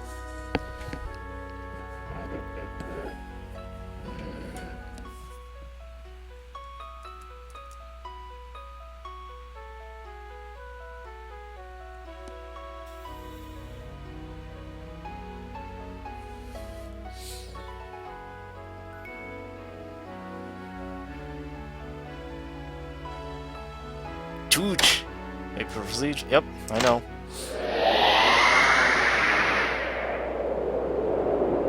The atmosphere is thin, and the clouds flow at your feet. High in the sky is a palace which towers upside down from the heavens toward the ground. You have finally arrived at the resurrected imperial capital of Argadium. The surrounding mid-air structures have only a vague presence. Furthermore, the direction of gravity and sense of perspective are out of order. These feelings collectively indicate that this place exists in an unsteady flux between reality and unreality. In the surrounding rocky areas are floating crags shaped like arena seating. A chorus of children are lined up on top of them with their hands joined in prayer, singing a mysterious song. They sing a paean of the glory and permanence of humanity's works. It is an epic that illustrates the land of liberty by uniting the world through heroic struggles and the fraternity of man. But you recognize some of these children's faces.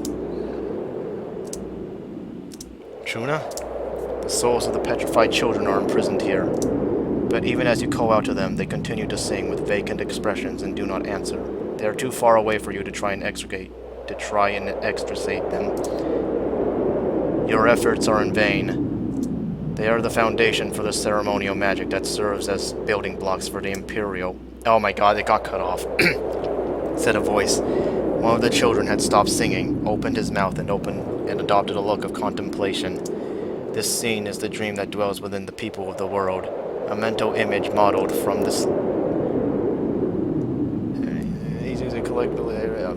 I see. Sage Knot, memory of the Empire. Sleeping in crystal as its nucleus. Instead of using his own internal reality marvel, he's using a collective belief of everyone's views on nationalism of old empire. Their song stirs the hearts and minds of the people. Ambitions and ideals take root and spur on battle. And at the end of this cycle of conflict, my throne is created anew. The history of mankind is nothing but my instrument. Chuna, what are you saying? The figure wears the body of Chuna, but its voice is someone else's entirely. This girl has inherited the cursed blood of the Hero King. Consequently, she had latent potential as a substitute body. Will you be able to raise your hand against her? Truly, affection does little but hold back human greatness. Ask how we can moralize all this. Moralize? 'Tis foolish to ask. How can a child crush an insect and not be filled with malice? They're simply acting as they are given providence. Similarly, to seek power and immortality is the true essence of humanity. I was the first to awaken to our true nature, and my reign cannot continue until I am the last. It seems that exchanging words no longer holds any meaning. If you wish to send him back from whence he came, you will need to use force. I see you've made your choice, an exercise in futility. Titus stepped backwards and floated lightly in midair. Bullshit postulation intensifies. We shall begin our harvest once more. Come, play to your heart's content. Titus flew through the air and landed at the base of a tower at the rear. If you defeat Titus, your long search will be over. Chase him down, corner him, and bring him down. But yeah, so I believe that who Titus possesses at this stage, you know, at this place, depends on your background. Like, if you were to choose a bit different background at the beginning, it would be someone else. No time for thinking after that, asshole. Let's settle this with our own hands. At the end of the stairs, an inverted tower. Even the direction of gravity is indefinite in this illusory city. You step inside a window into a parapet and head to the bottom of the tower. That is to say, you ascend upward. The stairs inside are bent and twisted throughout. Ceilings become floors, become walls. You get dizzy moving through it all. With some difficulty, you soon come out to a space where you can see the open sky. Your foe awaits. Titus stands above a building, floating in midair. He lies in wait, surveying the illusory capital and the land below. It has been too long. Let the battle be joined. Come.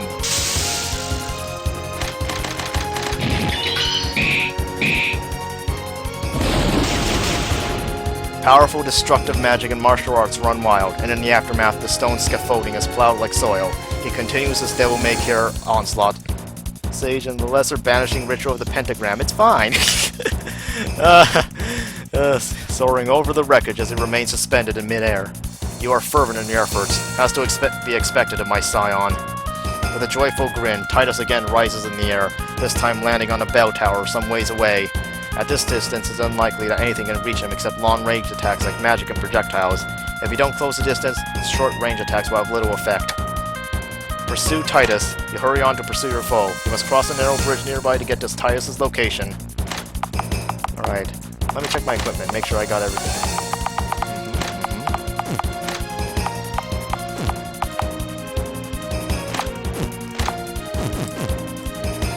A narrow bridge is erected before you, leading to Titus's location. You begin crossing the white stone bridge.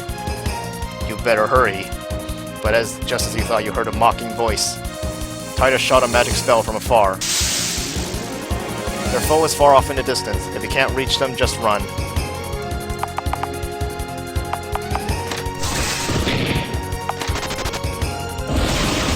I like that people think you're still calling him Teostra. Teostra is still alive. A pillar of lightning scores a direct hit on the bridge. You run to the other side just before it's destroyed. Okay, this might be a little bit... This might be a slightly spoilery, but, like, on another route, on another route, Tiora is actually the one... and his wife, Lunastra. Tiora is actually the one who was possessed in the stage. However... okay, I'm not going to say any more than that. A pillar of lightning scores a direct hit on the bridge. You run to the other side just before it's destroyed. The crumbling bridge slowly drops in your wake. Your path of retreat has been completely cut off. The only choice left is to move in on Titus. Let me just do this for a moment. Just in case.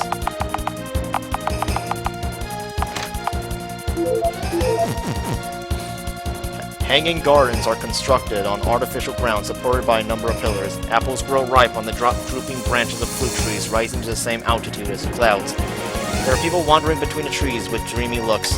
A man in priest garb is walking around with his eyes lit up. Was this beautiful city built by human hands? Do the gods mean to demonstrate to us that mankind still holds great potential? A man wearing a toga is muttering to himself while walking around. This is the place for my story! Wait, then who the hell am I? A familiar woman is sitting at the base of an apple tree. It seems that our dear ancestor means to trap you here in this illusory capital. But he's at the end of his rope.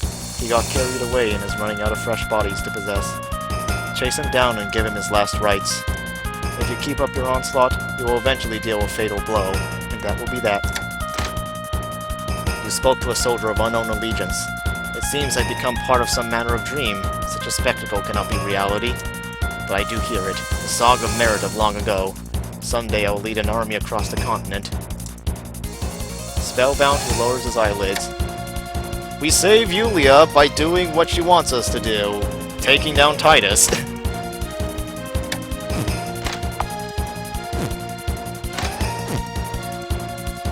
Small temples line up on a foundation supported by pillars. Titus is standing on a bell tower with his arms outstretched, looking down at you. What happened? You're late. Titus has commenced his attack.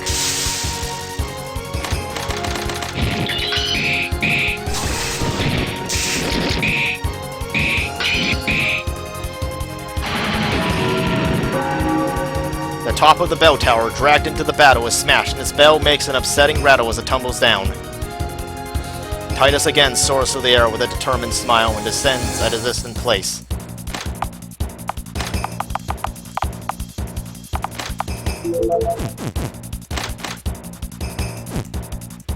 To get to the other side of the city, you'll have to walk across the rocks floating in a circle around the aerial palace. You don't know what'll happen if you step off. Cross the rocks. You began crossing the flowing rocks. Try your luck. Irie moves safely. Paris moves safely. Allison moves safely. You jump from one rock to rock to get to the other end. Get them. However, hearing what you believe to be Titus's voice, enemies pop up and surround you. They are mysterious beings that are neither living nor mechanical. The Imperial Capital's custodians swoop down.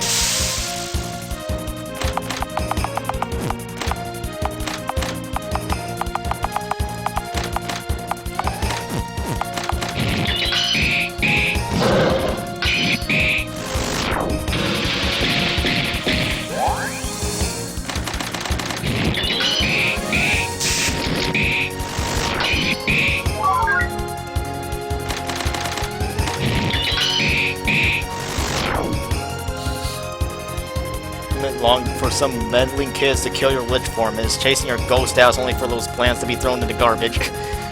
Fucking millennium long gamma for some meddling kids. Kill your lich form, chasing your ghost ass only for those plans to be. Yeah, I know, right? You rout the swarm of enemies and plunge forward through a floating cloister on your way to the other side. Titus is very close now. Oh yeah, also we can use this to heal. Along the labyrinthine path is a temple with rows of pillars. When you step inside, clean air envelops your body. A large stone chalice was placed on the altar at the back of the temple with clean water still left inside. If all members drink this water, there will be 3 helpings left. Drink and brought it to your mouth. Everyone is fully recovered.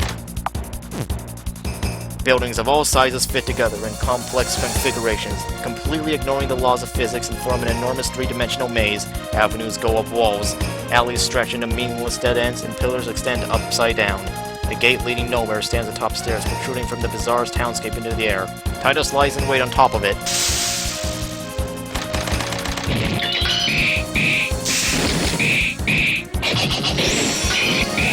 Oh no, it's turning into fate! Oh no, the laws of physics are non-existent.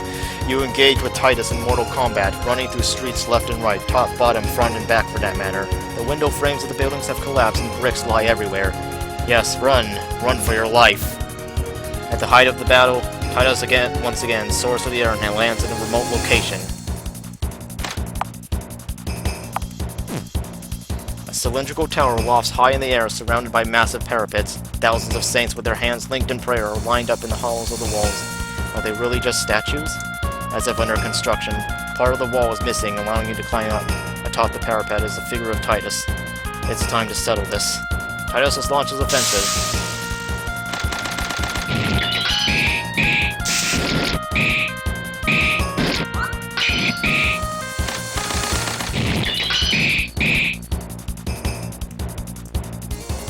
Titus again flew through the sky with a stern expression and landed in a far-off area.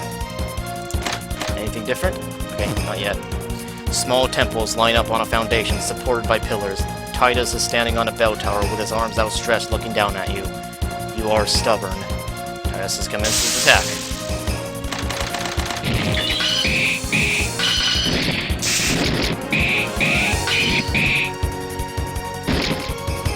What? Is it good fortune or the god's reward for tenacity? Having exchanged onslaughts endlessly, a blow with all your might finally penetrates Titus's defenses and his weak point. I can't regenerate in time. There's no way I could be wounded like this. But this is merely a substitute after all. I cannot win with a body like this. Titus escaped to the skies and retreated to the aerial palace. It's time to finish the job. The sun is setting. The palace floats upside down in the center of the imperial capital, rising from the heavens to the earth. Several obelisk-shaped minarets, hundreds of sculptures, and thousands of pillars manifest the majesty of the aerial palace. No imperial castle built on land can surpass this aerial palace. This palace expresses concretely the yearning for honor, authority, and glory in the hearts of the people. However, when you cross the narrow stone bridge to the other side of the aerial palace's foundation, you realize there's nothing there. There's simply a flat surface of rough brass-colored metal, illuminated by the setting sun. The entire foundation is perfectly circular and revolves in a manner imperceptible to the body. A number of gear-like parts float in the upper air and rotate at their respective speeds in joint operation with the palace. If a small gear makes 60 revolutions, another one might make 12. They give way to other gears that make perhaps 6 rotations. Through gears upon gears, the palace revolves a little more with each passing moment. Behind the scenes of this florid illusory capital is an enormous clockwork machine gently marking the passage of time. In the center of the brass-colored stage lies a girl collapsed, trailing a long shadow. You cautiously move forward, but it seems she lacks the strength to fight any longer. You both came. Hey, come on, hang in there. I was always so afraid. When you guys would always be off somewhere doing something rash. Now look at me. Guess you don't have to worry about coming home and getting nagged anymore. We were told we could go to a place where there was no sorrow. I guess that was a lie. Tuna, open your eyes! You tried everything in your party to help Tuna, but nothing can stop the bleeding. But then, the ethereal fragment you have begins to shine. For an instant, you sense an avenue to somewhere up far off on high open up. What is this? The force flowing into Chuna's body regenerates her wounds. I'm back? You hold Chuna at your breast. You finally got her back. Chuna was added to the party. At that moment, you saw a light overhead. You thought it might be a falling star, but it wasn't. It's something like sparks gathering in the sky, steeped in the black of night. Yep, she's in our party now.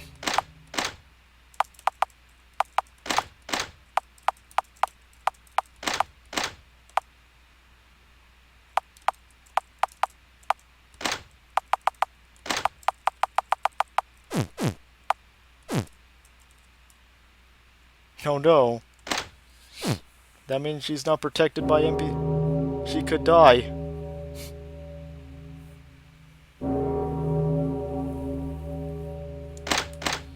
I was having a long dream. I dreamed of a country where no one has to die, where there is no sorrow and no poverty. A place where you don't have to worry about some thugs doing something stupid somewhere.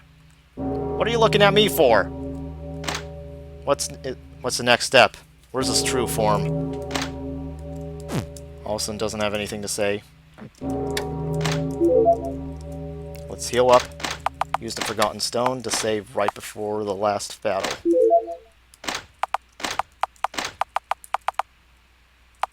It's time.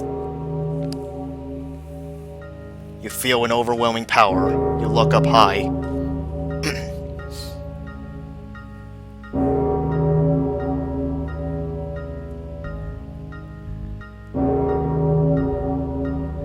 I see it now. To bring you into this world was a mistake. More than any of my previous vessels, you were distilled to my purest essence and held the potential to surpass me. But that is also what makes you such a worthy vessel, as long as I reside here. That's no moon, that's an egg! At the limits of the palace at infinity, my power is insurmountable, and I will be your end. The rotations and surrounding gears intensify and spark purple lightning. Tens of millions of minute ball lightnings released into the air become connected by electric tails and mature like living creatures. 3,000 years since I lost my flesh. 2,000 since my name was forgotten. No matter the accumulated wisdom, those with no flesh, no name only lose their hearts. But I understood at once that strife and domination are the true nature of man. If that is true, I will wrest my own heart back from my own body and rule the world with my own name. And so a giant of pure lightning came into being as electricity came together to imitate a neural network. Long ago, in a far-off place, one man duplicated his consciousness and personality with stored lightning and concealed it at the world's end. All of that energy is released in an instant. Light is my will, lightning my wrath, infinitude my dominion. Already I am untouchable, and now you will fall into the ravine of time. Overload. Here it is. Let's start by buffing ourselves, you know. We just gotta do that. I hope Chuna doesn't get one shot in the very first second of the fight.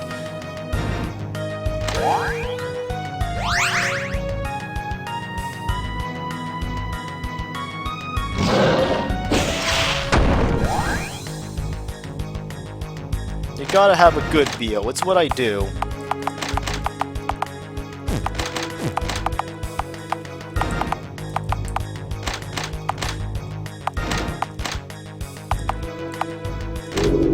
World turn.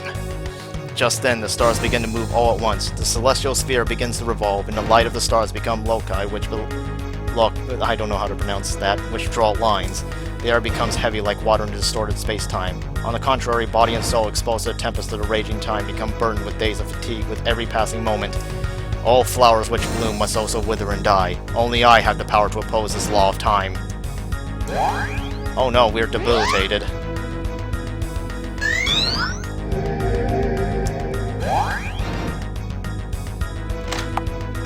But if we use the ethereal fragment, I'll have everyone defend first. The celestial sphere only accelerates, and the moon draws bright lines in the sky as it waxes and wanes.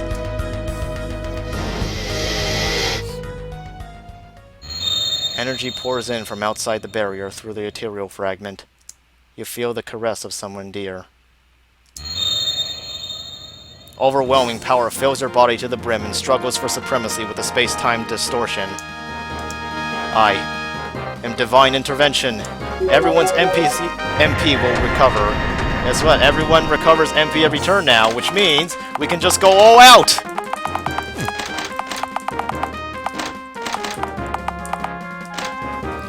The sky grows lighter with the break of day. However, the sun runs up the celestial sphere at a breakneck speed and disappears in the west sky. Even the sun is prone to the winds of the barrier.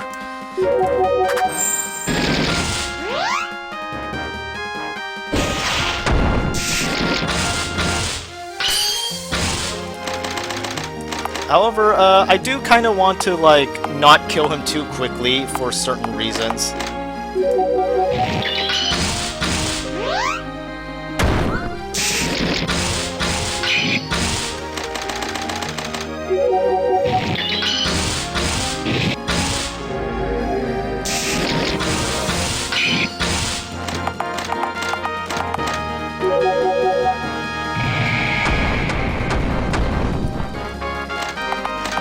I might defend for a little bit. The spinning sky continues to accelerate.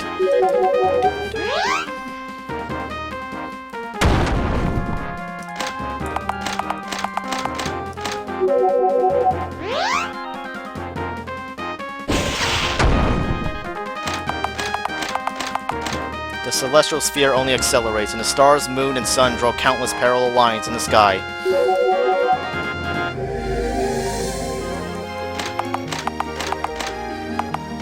I will defend again because he's charging up an attack.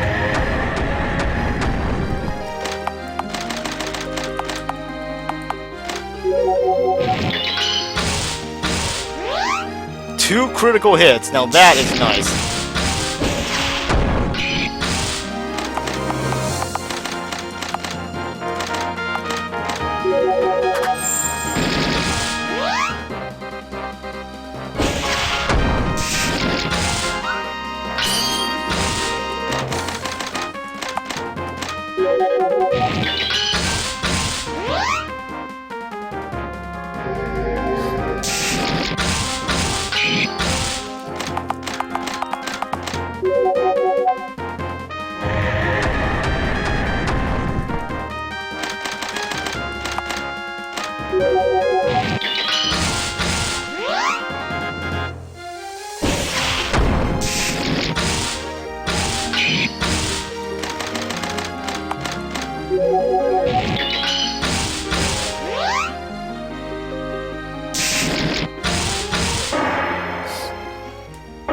There we go. Alright, are you ready for the ending, Lambda? I have beaten up the final boss.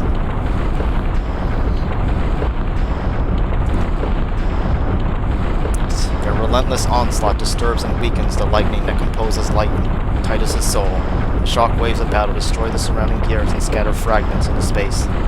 Eventually, the finishing blow penetrates the core of Titus's remaining ego. But the celestial sphere never stops turning. Time is washed away at an uncontrollable rate. Irie, noble scion, your eternal reward to the end of time. Even if you manage to return alive, time has worn by outside this barrier. Those with any recollection of you will have died out. But my existence, that flame will never go out. The memory of my empire has already been brought back on the surface. There will be naught but strife. Though this consciousness may cease to be, my existence is firmly stamped throughout history. When you return to the ground, you will find a world with no one to lord over its nations, one where no one is left standing from a war with no victor. My child, this is my curse and my gift to you. I bequeath upon you my everlasting might, fit for one such as you to subsist forever in the endless wastes of what once was. I now know, for the first time, what it means to have lost. Farewell, world, for I truly loved you. The disc-shaped spiritual nucleus along the center line of Titus's body shatters in successive bursts, and all the data contained within streams into your body. You recall killing a member of your tribe with a bone blade in a time where humans were as primates. You recall leading your people through the desert amid the despair of bewildering starvation and thirst. You recall being at the mercy of fate at the height of its madness. A record of, by all appearances, the whole of time courses through your body and is burned into every nerve. And sure enough, fine chat spin. You witness time as it is washed away in a rampaging flood, trapped in your own screams.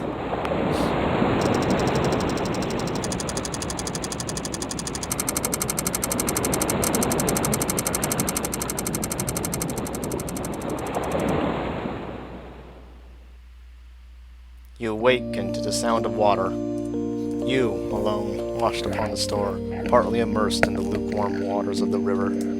Where is this place? Where have all your friends gone? How much time has passed since then? You rise up and wander through the fog along the river. Before long, the fog had cleared and revealed the full estate of your surroundings, the ruins of an ancient town. Only foundations of buildings are left exposed to the grass. It dawns on you, the layout of these walls, the landscape. Home, your hometown, perished, fading. Is it as Titus said? Has the world turned to ruin? Have you lost everything? But then a voice. Hey, Irie! Oi, Irie! Ah, you're okay. Don't worry me like that. I really was scared though, when I thought you dropped dead and only I survived. In the midst of a happy reunion, you notice a single flower flowing along the surface of the river. Heading down the water's edge, you can see many petals floating along. You set your sights upstream at their invitation. Eventually, you arrive at a gorgeous small city. The roads, paved with stone, are crowded with people dressed up. The balcony of a building facing the river is decorated with flowers. It seems to be the height of a festival. At the edge of a town, you run into a wayward companion.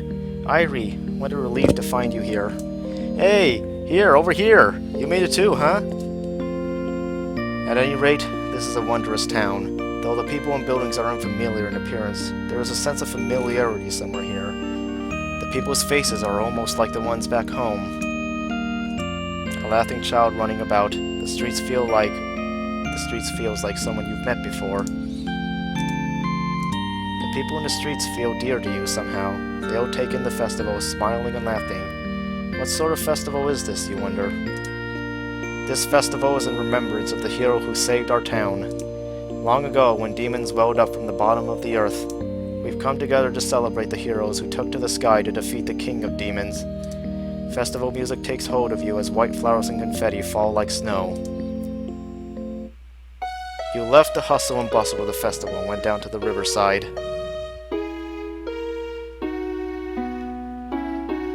White petals drift along the surface of the water. They bob up, down, swirl around, and float away. This is a river that swallows all human activity and conflict. There is something here that never changes, no matter how much time has elapsed. Your adventures will go on, but for now, you'll just take a break and relax. You close your eyes and reflect on your days of strife, conflict, battle. And so this chapter of history comes to an end.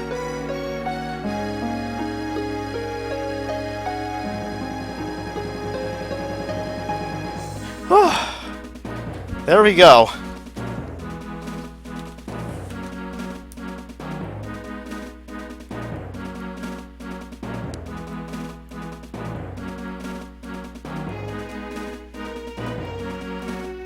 Although it seems that the credits are all in Japanese.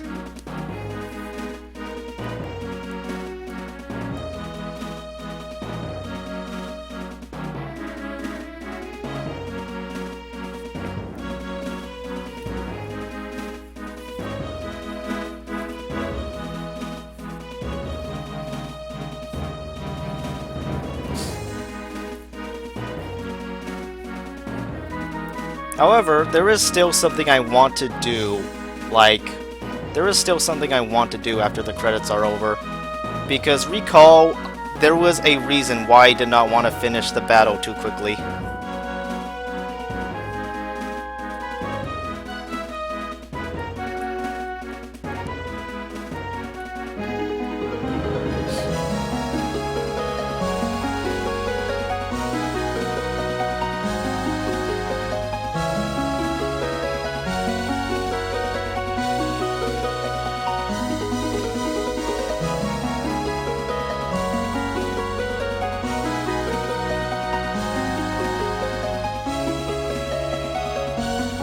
God, I did not use Mellow Dark at all in my playthrough.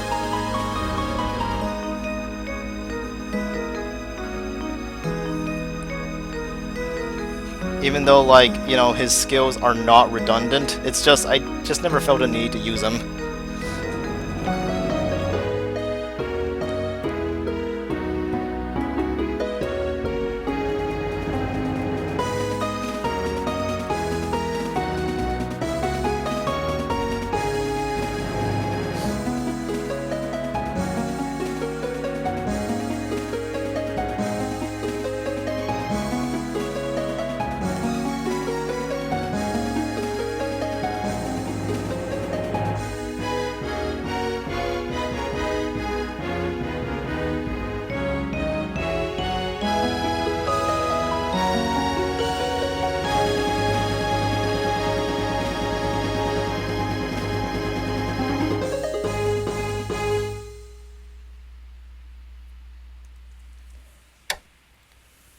Clear time, 12/6, 23 days, true ending. Let's save our clear data in a separate slot. And let's go back to our previous save file. And do the final boss again.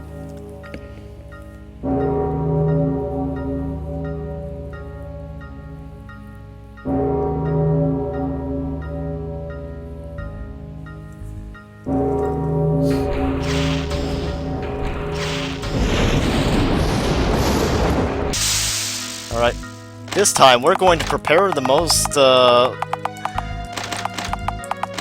we're just going to prepare and, like, be very efficient with the way we prepare. Let's just say that.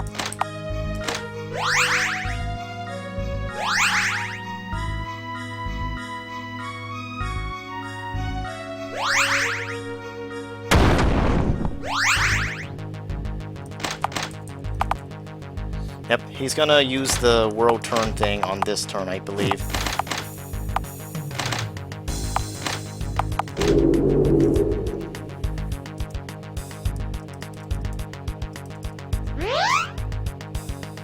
There is also a bit of a luck factor to this, because we need to actually be able to land our hits.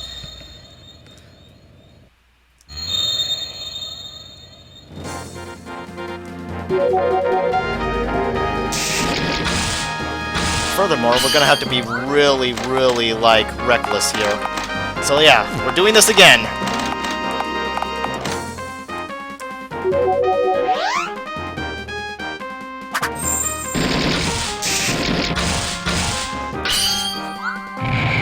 All of a sudden, you can't be missing these hits, man.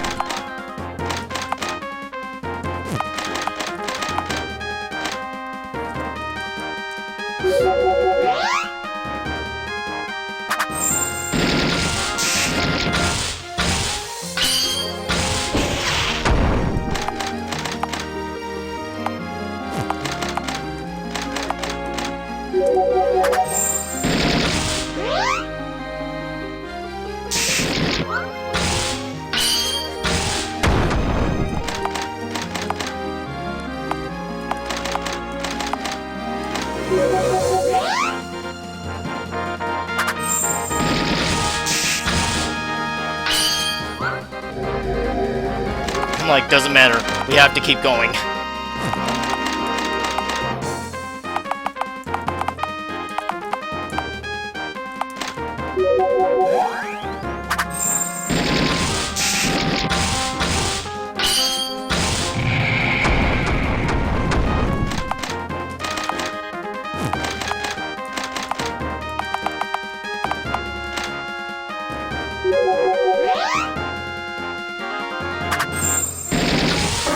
There we go.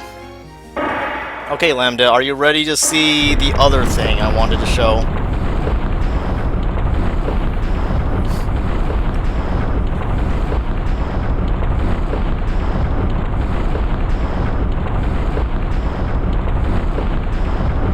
Yep, same thing as before.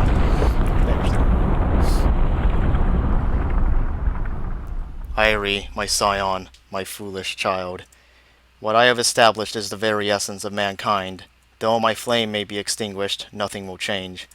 The memory of my empire has already been brought back on the surface. There will be not my strife.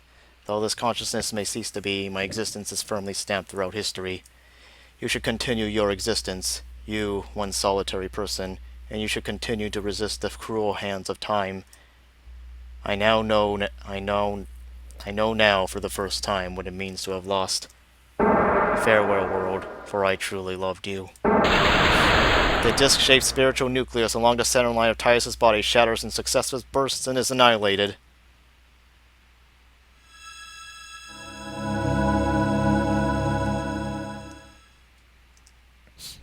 And so the illusory capital began its collapse. It all crumbles to nothing. The temples, the pillars, the palace, the galleries, the stairways, the towers. You run in search of some sort of escape, some sort of deus ex machina. Kind of a weird term to use here, but okay. The very ground under your feet begins to distort and collapse. You fall, like in a dream. You fall, and then... a month following your departure...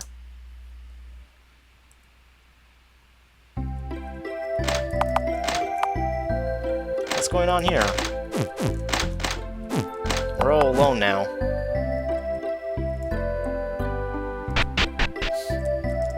We have watched over these ruins for many, many years. By no means do I believe we will be the last either.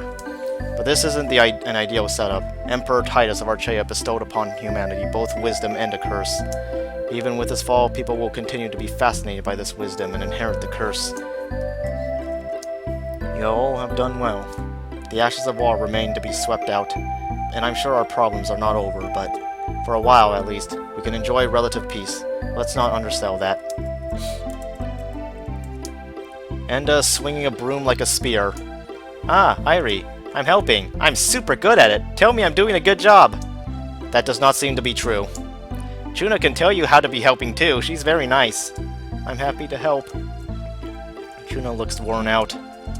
No. If you have to move the chair to sweep under the bench, you can't just throw the chair. Chuna and Enda are making quite a racket. Ah, Irie. Right now I'm working here at the temple doing chores, cleaning, kitchen duty, things like that. I spend half the time looking after Enda, though. Chuna seems a bit worn out. But it's all thanks to you all that I can even do anything at all. Thank you. Chuna bowed her head with utmost ceremony.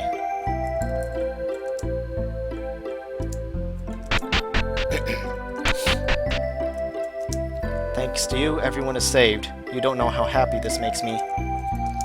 Seeing as you vanquished Titus, the temple guard has sought... Seeing as you vanquished Titus, the temple guard has sought reconciliation with the dukedom. As a result, the kingdom of West Seawind was left high and dry, and the war could not continue. It's safe to say this town should see peace for the time being. I suppose congratulations are in order?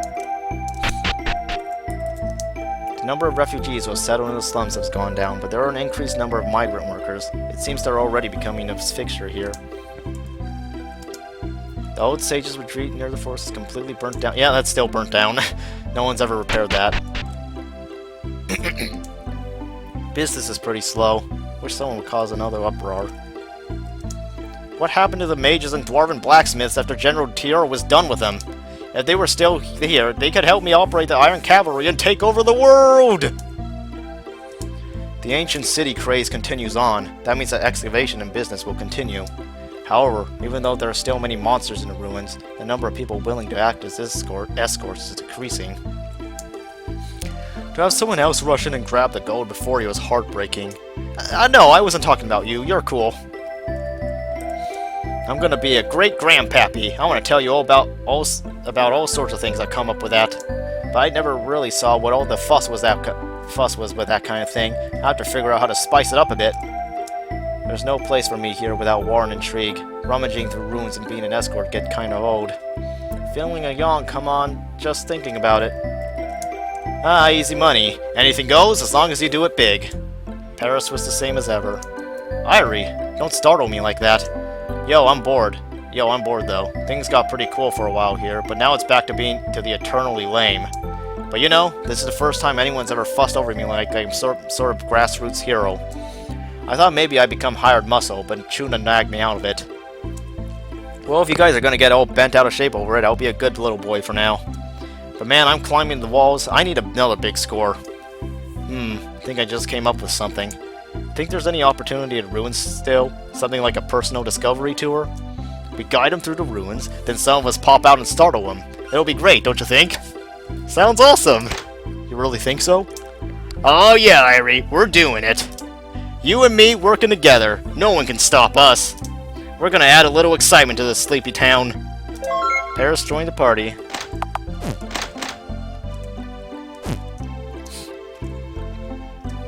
I've been searching high and low, from the library to the graveyard, but there's nothing left to find.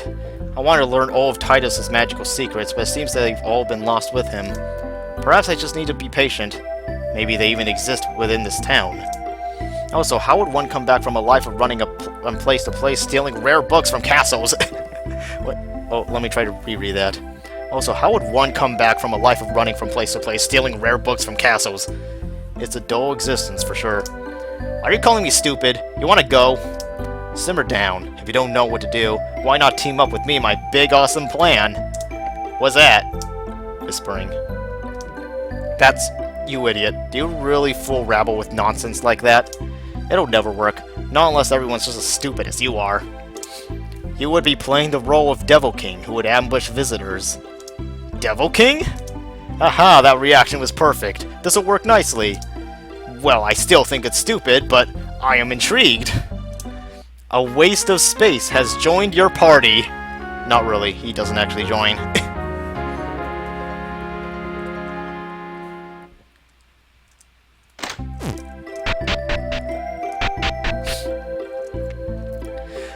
The party's over. If only I'd made a serious effort, I could have been a hero. Arr. For a while now, I felt like you... What? A strange affinity. Yeah? Want in on our Adventureland project? Sounds cool. I'm in. Gained a worthless companion.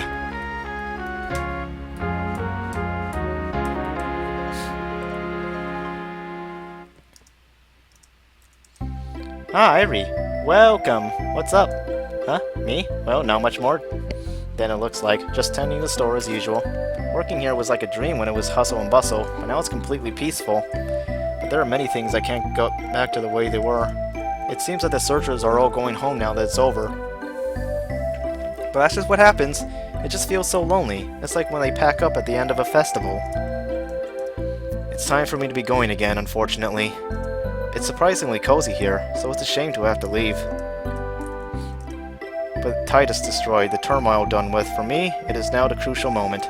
Now, archaeological sites can be explored and excavated without any additional hassle.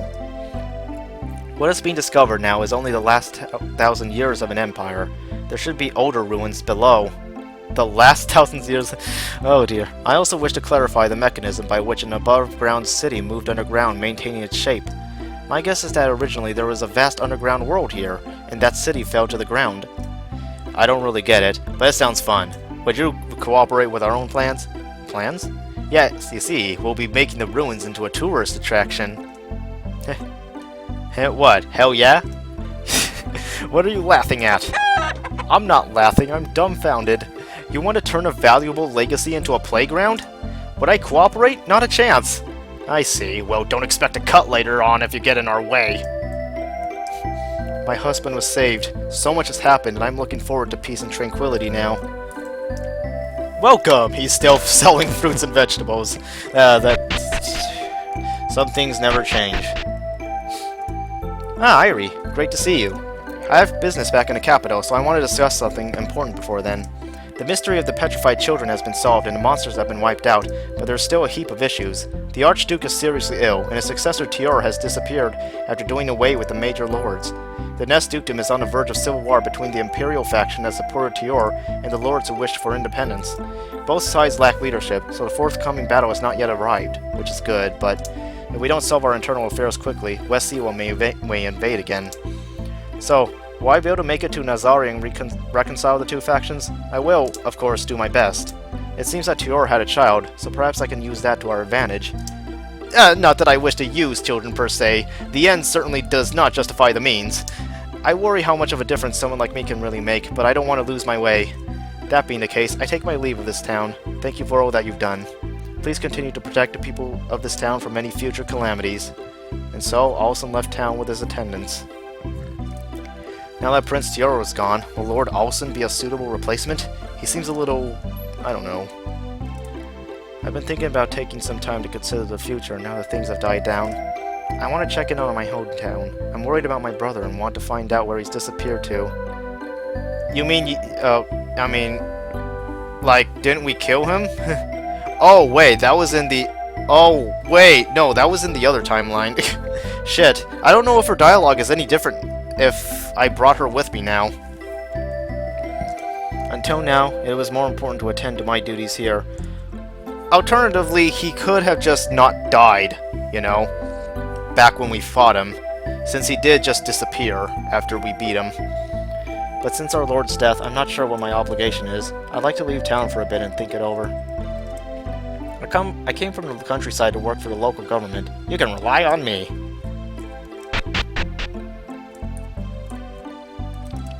Don't bother coming back, Princess.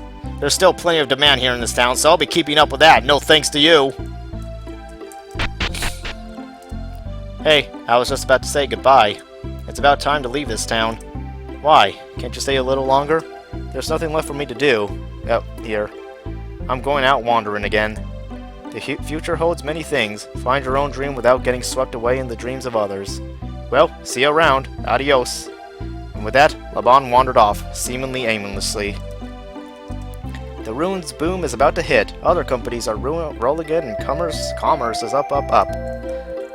That's nice. Let's go fishing!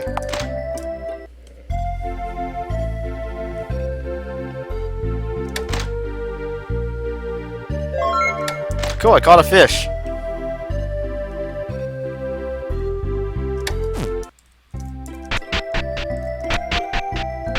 There doesn't seem to be any more NPCs to speak to, so at this point I can start reading the Divine Emperor Chronicles, but before I do that, I'm gonna get some water and get a spoon so I can start eating, so be right back very shortly.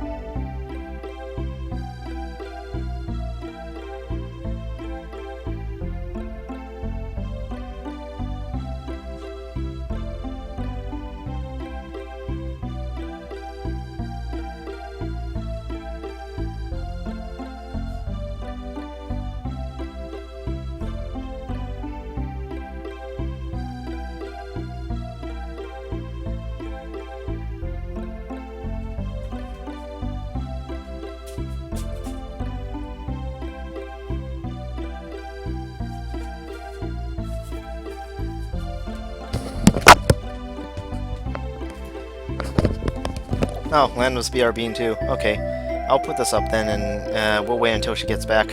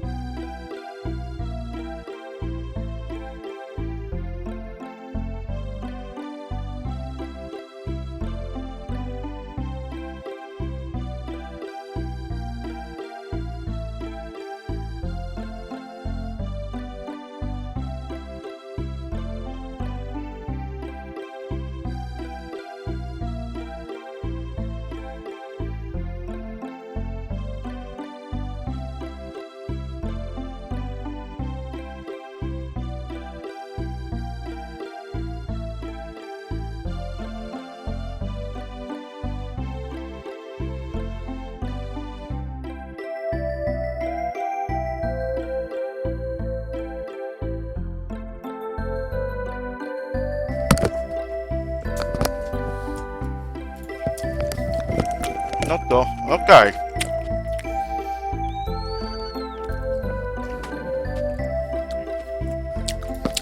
Alright. Just let me know when you're ready. I will read off every chapter of the Divine Emperor. I don't know if this is actually every chapter, but I got most of them. And then after that, we can proceed to the credits. Alright. So Sharku would declare, when the hour has come, the greatest ruler of them all will emerge, a ruler among rulers who will build the capital and its rule law, mediating all manner of strife.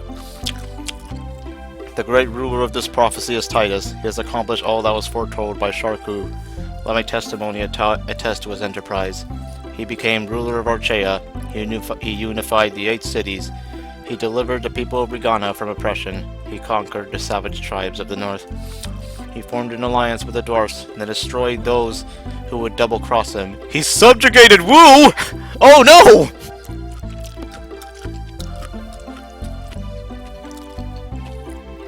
He was received by the people of Sheba as their ruler. He allied himself with Zeus. He conquered the fairies and crushed their rebellions. He was received as the king of Kel. He exterminated the Dragon King. He took the Queen of Varamir's hand in marriage so as to unify Varamir. He conquered the giants. He banished the Elikon people of the wilderness. Wei and Shu will avenge Wu. He exorcised the Holy Lands. He built his capital. He taught the people irrigation and flood control. He taught the people the art of steelworking. He taught the people the art of architecture. He taught the people the healing arts. He taught the people forecasting and divination. He taught the people hidden magic. He created laws which he carved into stone and placed at every intersection. He decided where letters fall in every word. He decided where each point on scales and rulers begin and end. He decided the one single way of worship. He was conferred the title of Emperor by the people of Archaea, such is his greatness. Once, apart from forests and mountains, there were only wastelands and rivers. The forests and mountains were playgrounds for races intimate with the gods, so the people were forced to live in the wastelands, cultivate soil, and build cities of mud from the rivers. Strife was abound, owing to weak rule in every city.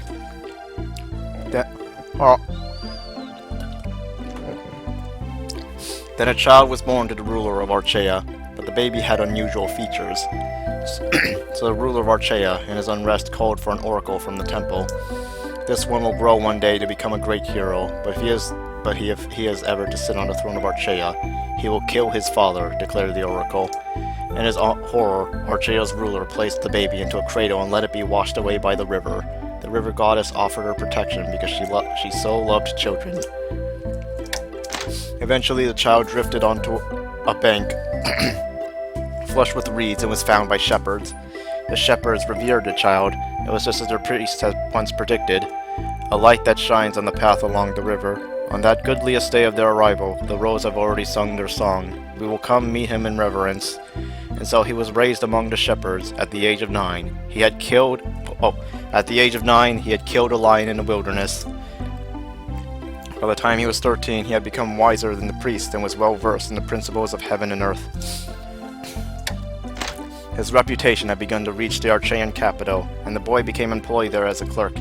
He served the ruler of Archaea well, earned his trust, and had left to his custody many soldiers to render judgment on behalf of the king. But one evening in his 4th year of service, he became involved in a contest with his associates to find out who was the most fearless of them all. To demonstrate his boldness, he sat upon the palace throne in the dead of night. The ruler of Archaea witnessed this, suspected rebellion, and challenged him on the spot. He quarreled with the king and, in the end, killed him. Just then a bird materialized to scold him, "Patricide! Patricide!" and so he became aware of his origins. He was charged with this crime by the reigning leaders, but managed to escape. He first went to hide in his home village, but soldiers came and killed the villagers. Then he hid with the shepherds, but the soldiers killed them as well. Eventually he escaped to the wilderness and wandered about.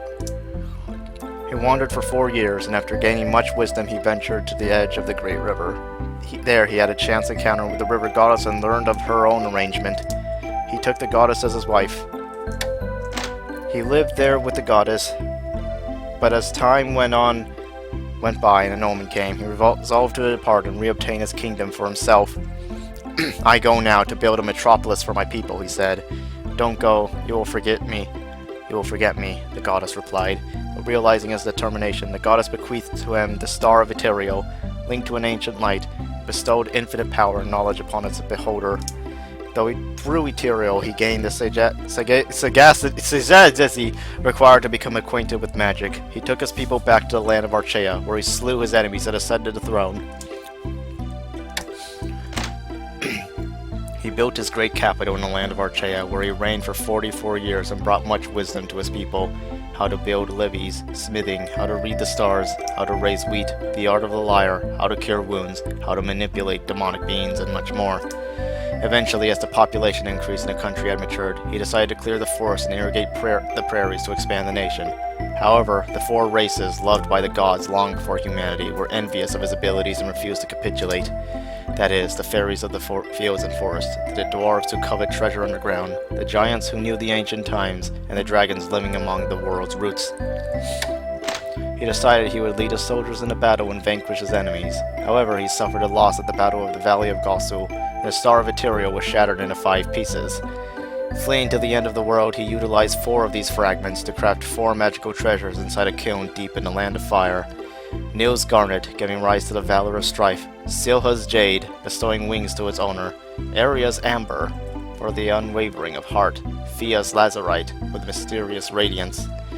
These are the gems 4. The pedestal dedicated to these secret gems is made from mithril and changes shape occasionally. Engraved upon it are magic words that beg the permanence of Archaea. These gems bind their possessors to him in eternal fidelity. He would subjugate the rulers of the 4 old races by bestowing the gems onto them. First, he headed for the dwarven castle disguised as a pauper, perching in front of its doors and begging for charity. The dwarves ridiculed him, but the king in his compassion gave him porridge. As thanks, he presented the dwarven king with Nil's Garnet, a ring of red... Oh god. Sorry. That... what? Oh, whoa. I did not click on... How? Okay, there we go. The dwarven king became fascinated by its warmth and radiance and immediately became his thrall. He then set the dwarven army loose to burn the forest and hunt down the fairy king. However, the fairy king called for heavy rains to extinguish the blaze and wash away the dwarves. Thereupon he transformed by magic into a frog and swam through the rain in pursuit of the fairy king. The fairy king summoned a serpent to swallow him whole, but he changed form to a wolf and tore through the belly of the serpent. And so the fairy king transformed into a butterfly and escaped to the skies. However, he morphed into a great spider and captured the fairy king in his web.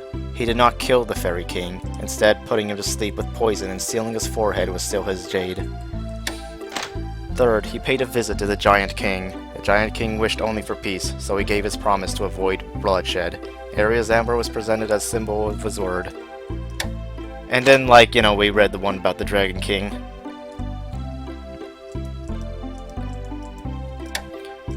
He took the 4 captive rulers of the ancient races back to his capital and sealed them in 4 towers. These 4 races, loved by the gods and all the world, make up the mystical barrier that safeguards the capital. The capital stands on a sandbank of the Great River, with the length of each side measuring 4,000 stagodes, however you pronounce that. The 4 towers were erected into 4 corners of the city and stood as high as 400 stagodes. Finally, a cemetery is built for him in the center of the capital. The exterior of the cemetery is built with white stone, and Holy of Holies for royal services was erected at its summit. The interior was beautifully adorned, with a flowing wellspring deep underground leading from the base of the river. Thus, the Archaean capital achieved perfection and could not be destroyed, not even by the gods. If it can truly be laid to waste, it would be by human hands. And with that, are you ready to proceed to the credits, Lambda? The secondary credits, that is.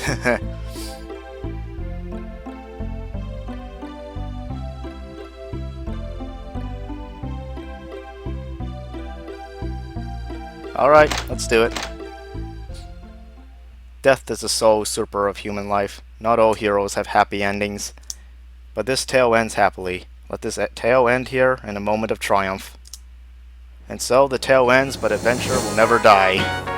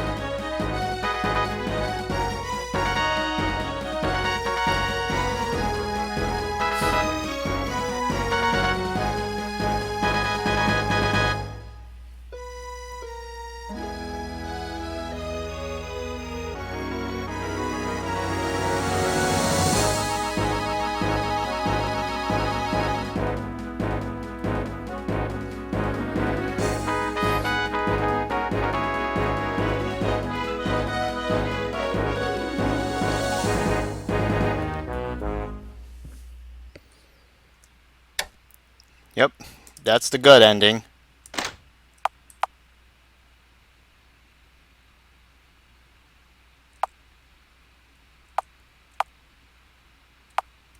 I streamed so far in the past.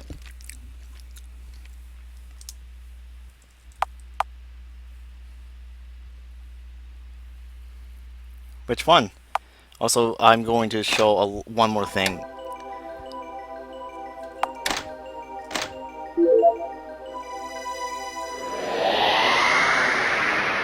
Where XSplit found it and wanted you to do it, and you're like, I use OBS, lol. The silence brand moment.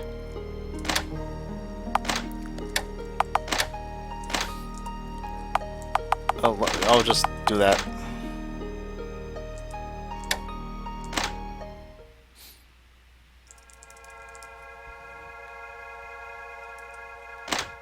Let me just do this. Adventure diary. We keep all of the stuff, and also, for beating the game, we get a bonus. If you defeat the final boss within the required number of turns, you will get the good ending. After the turn when the sky changes to a stripe pattern, you will fall to the true ending instead. The number of turns becomes more relaxed with each successive go around, making it easier to achieve, but the final boss will also get stronger little by little. When starting over from the beginning of the same file, the main character's ability scores will reset, but any allies who were strengthened by items will keep those bonuses. You can acquire random valuables by using the sealed caskets dropped by the emperors in the cemetery. You may be able to acquire SP or experience points this way, so try using it when you're a little short on SP. There are 15 divine... Oh, 15 of them! 15 divine emperor entries to find, 5 volumes of the Ruin story, and 4 bonus entries. Okay.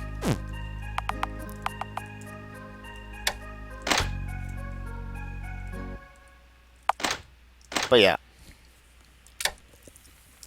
Now the question is, you know, will I do more playthroughs like on the other backgrounds? Because it's essentially going to be the same story overall, but there are still some like story stuff and some character backgrounds that we haven't really explored as much just in this one route.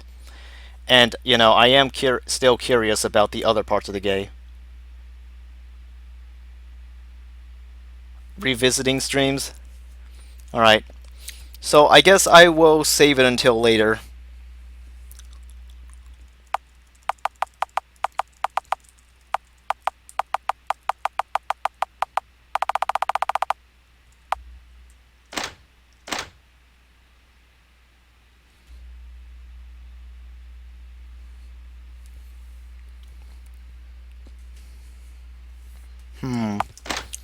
Well, we got time to decide, I guess.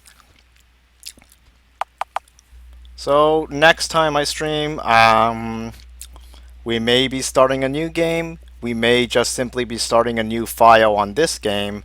I mean, well, not a new file. We're using the same file. We might be doing New Game Plus on this game. Just see the other routes. Who knows? But, you know, it won't be until later. We won't know until it's time to stream again.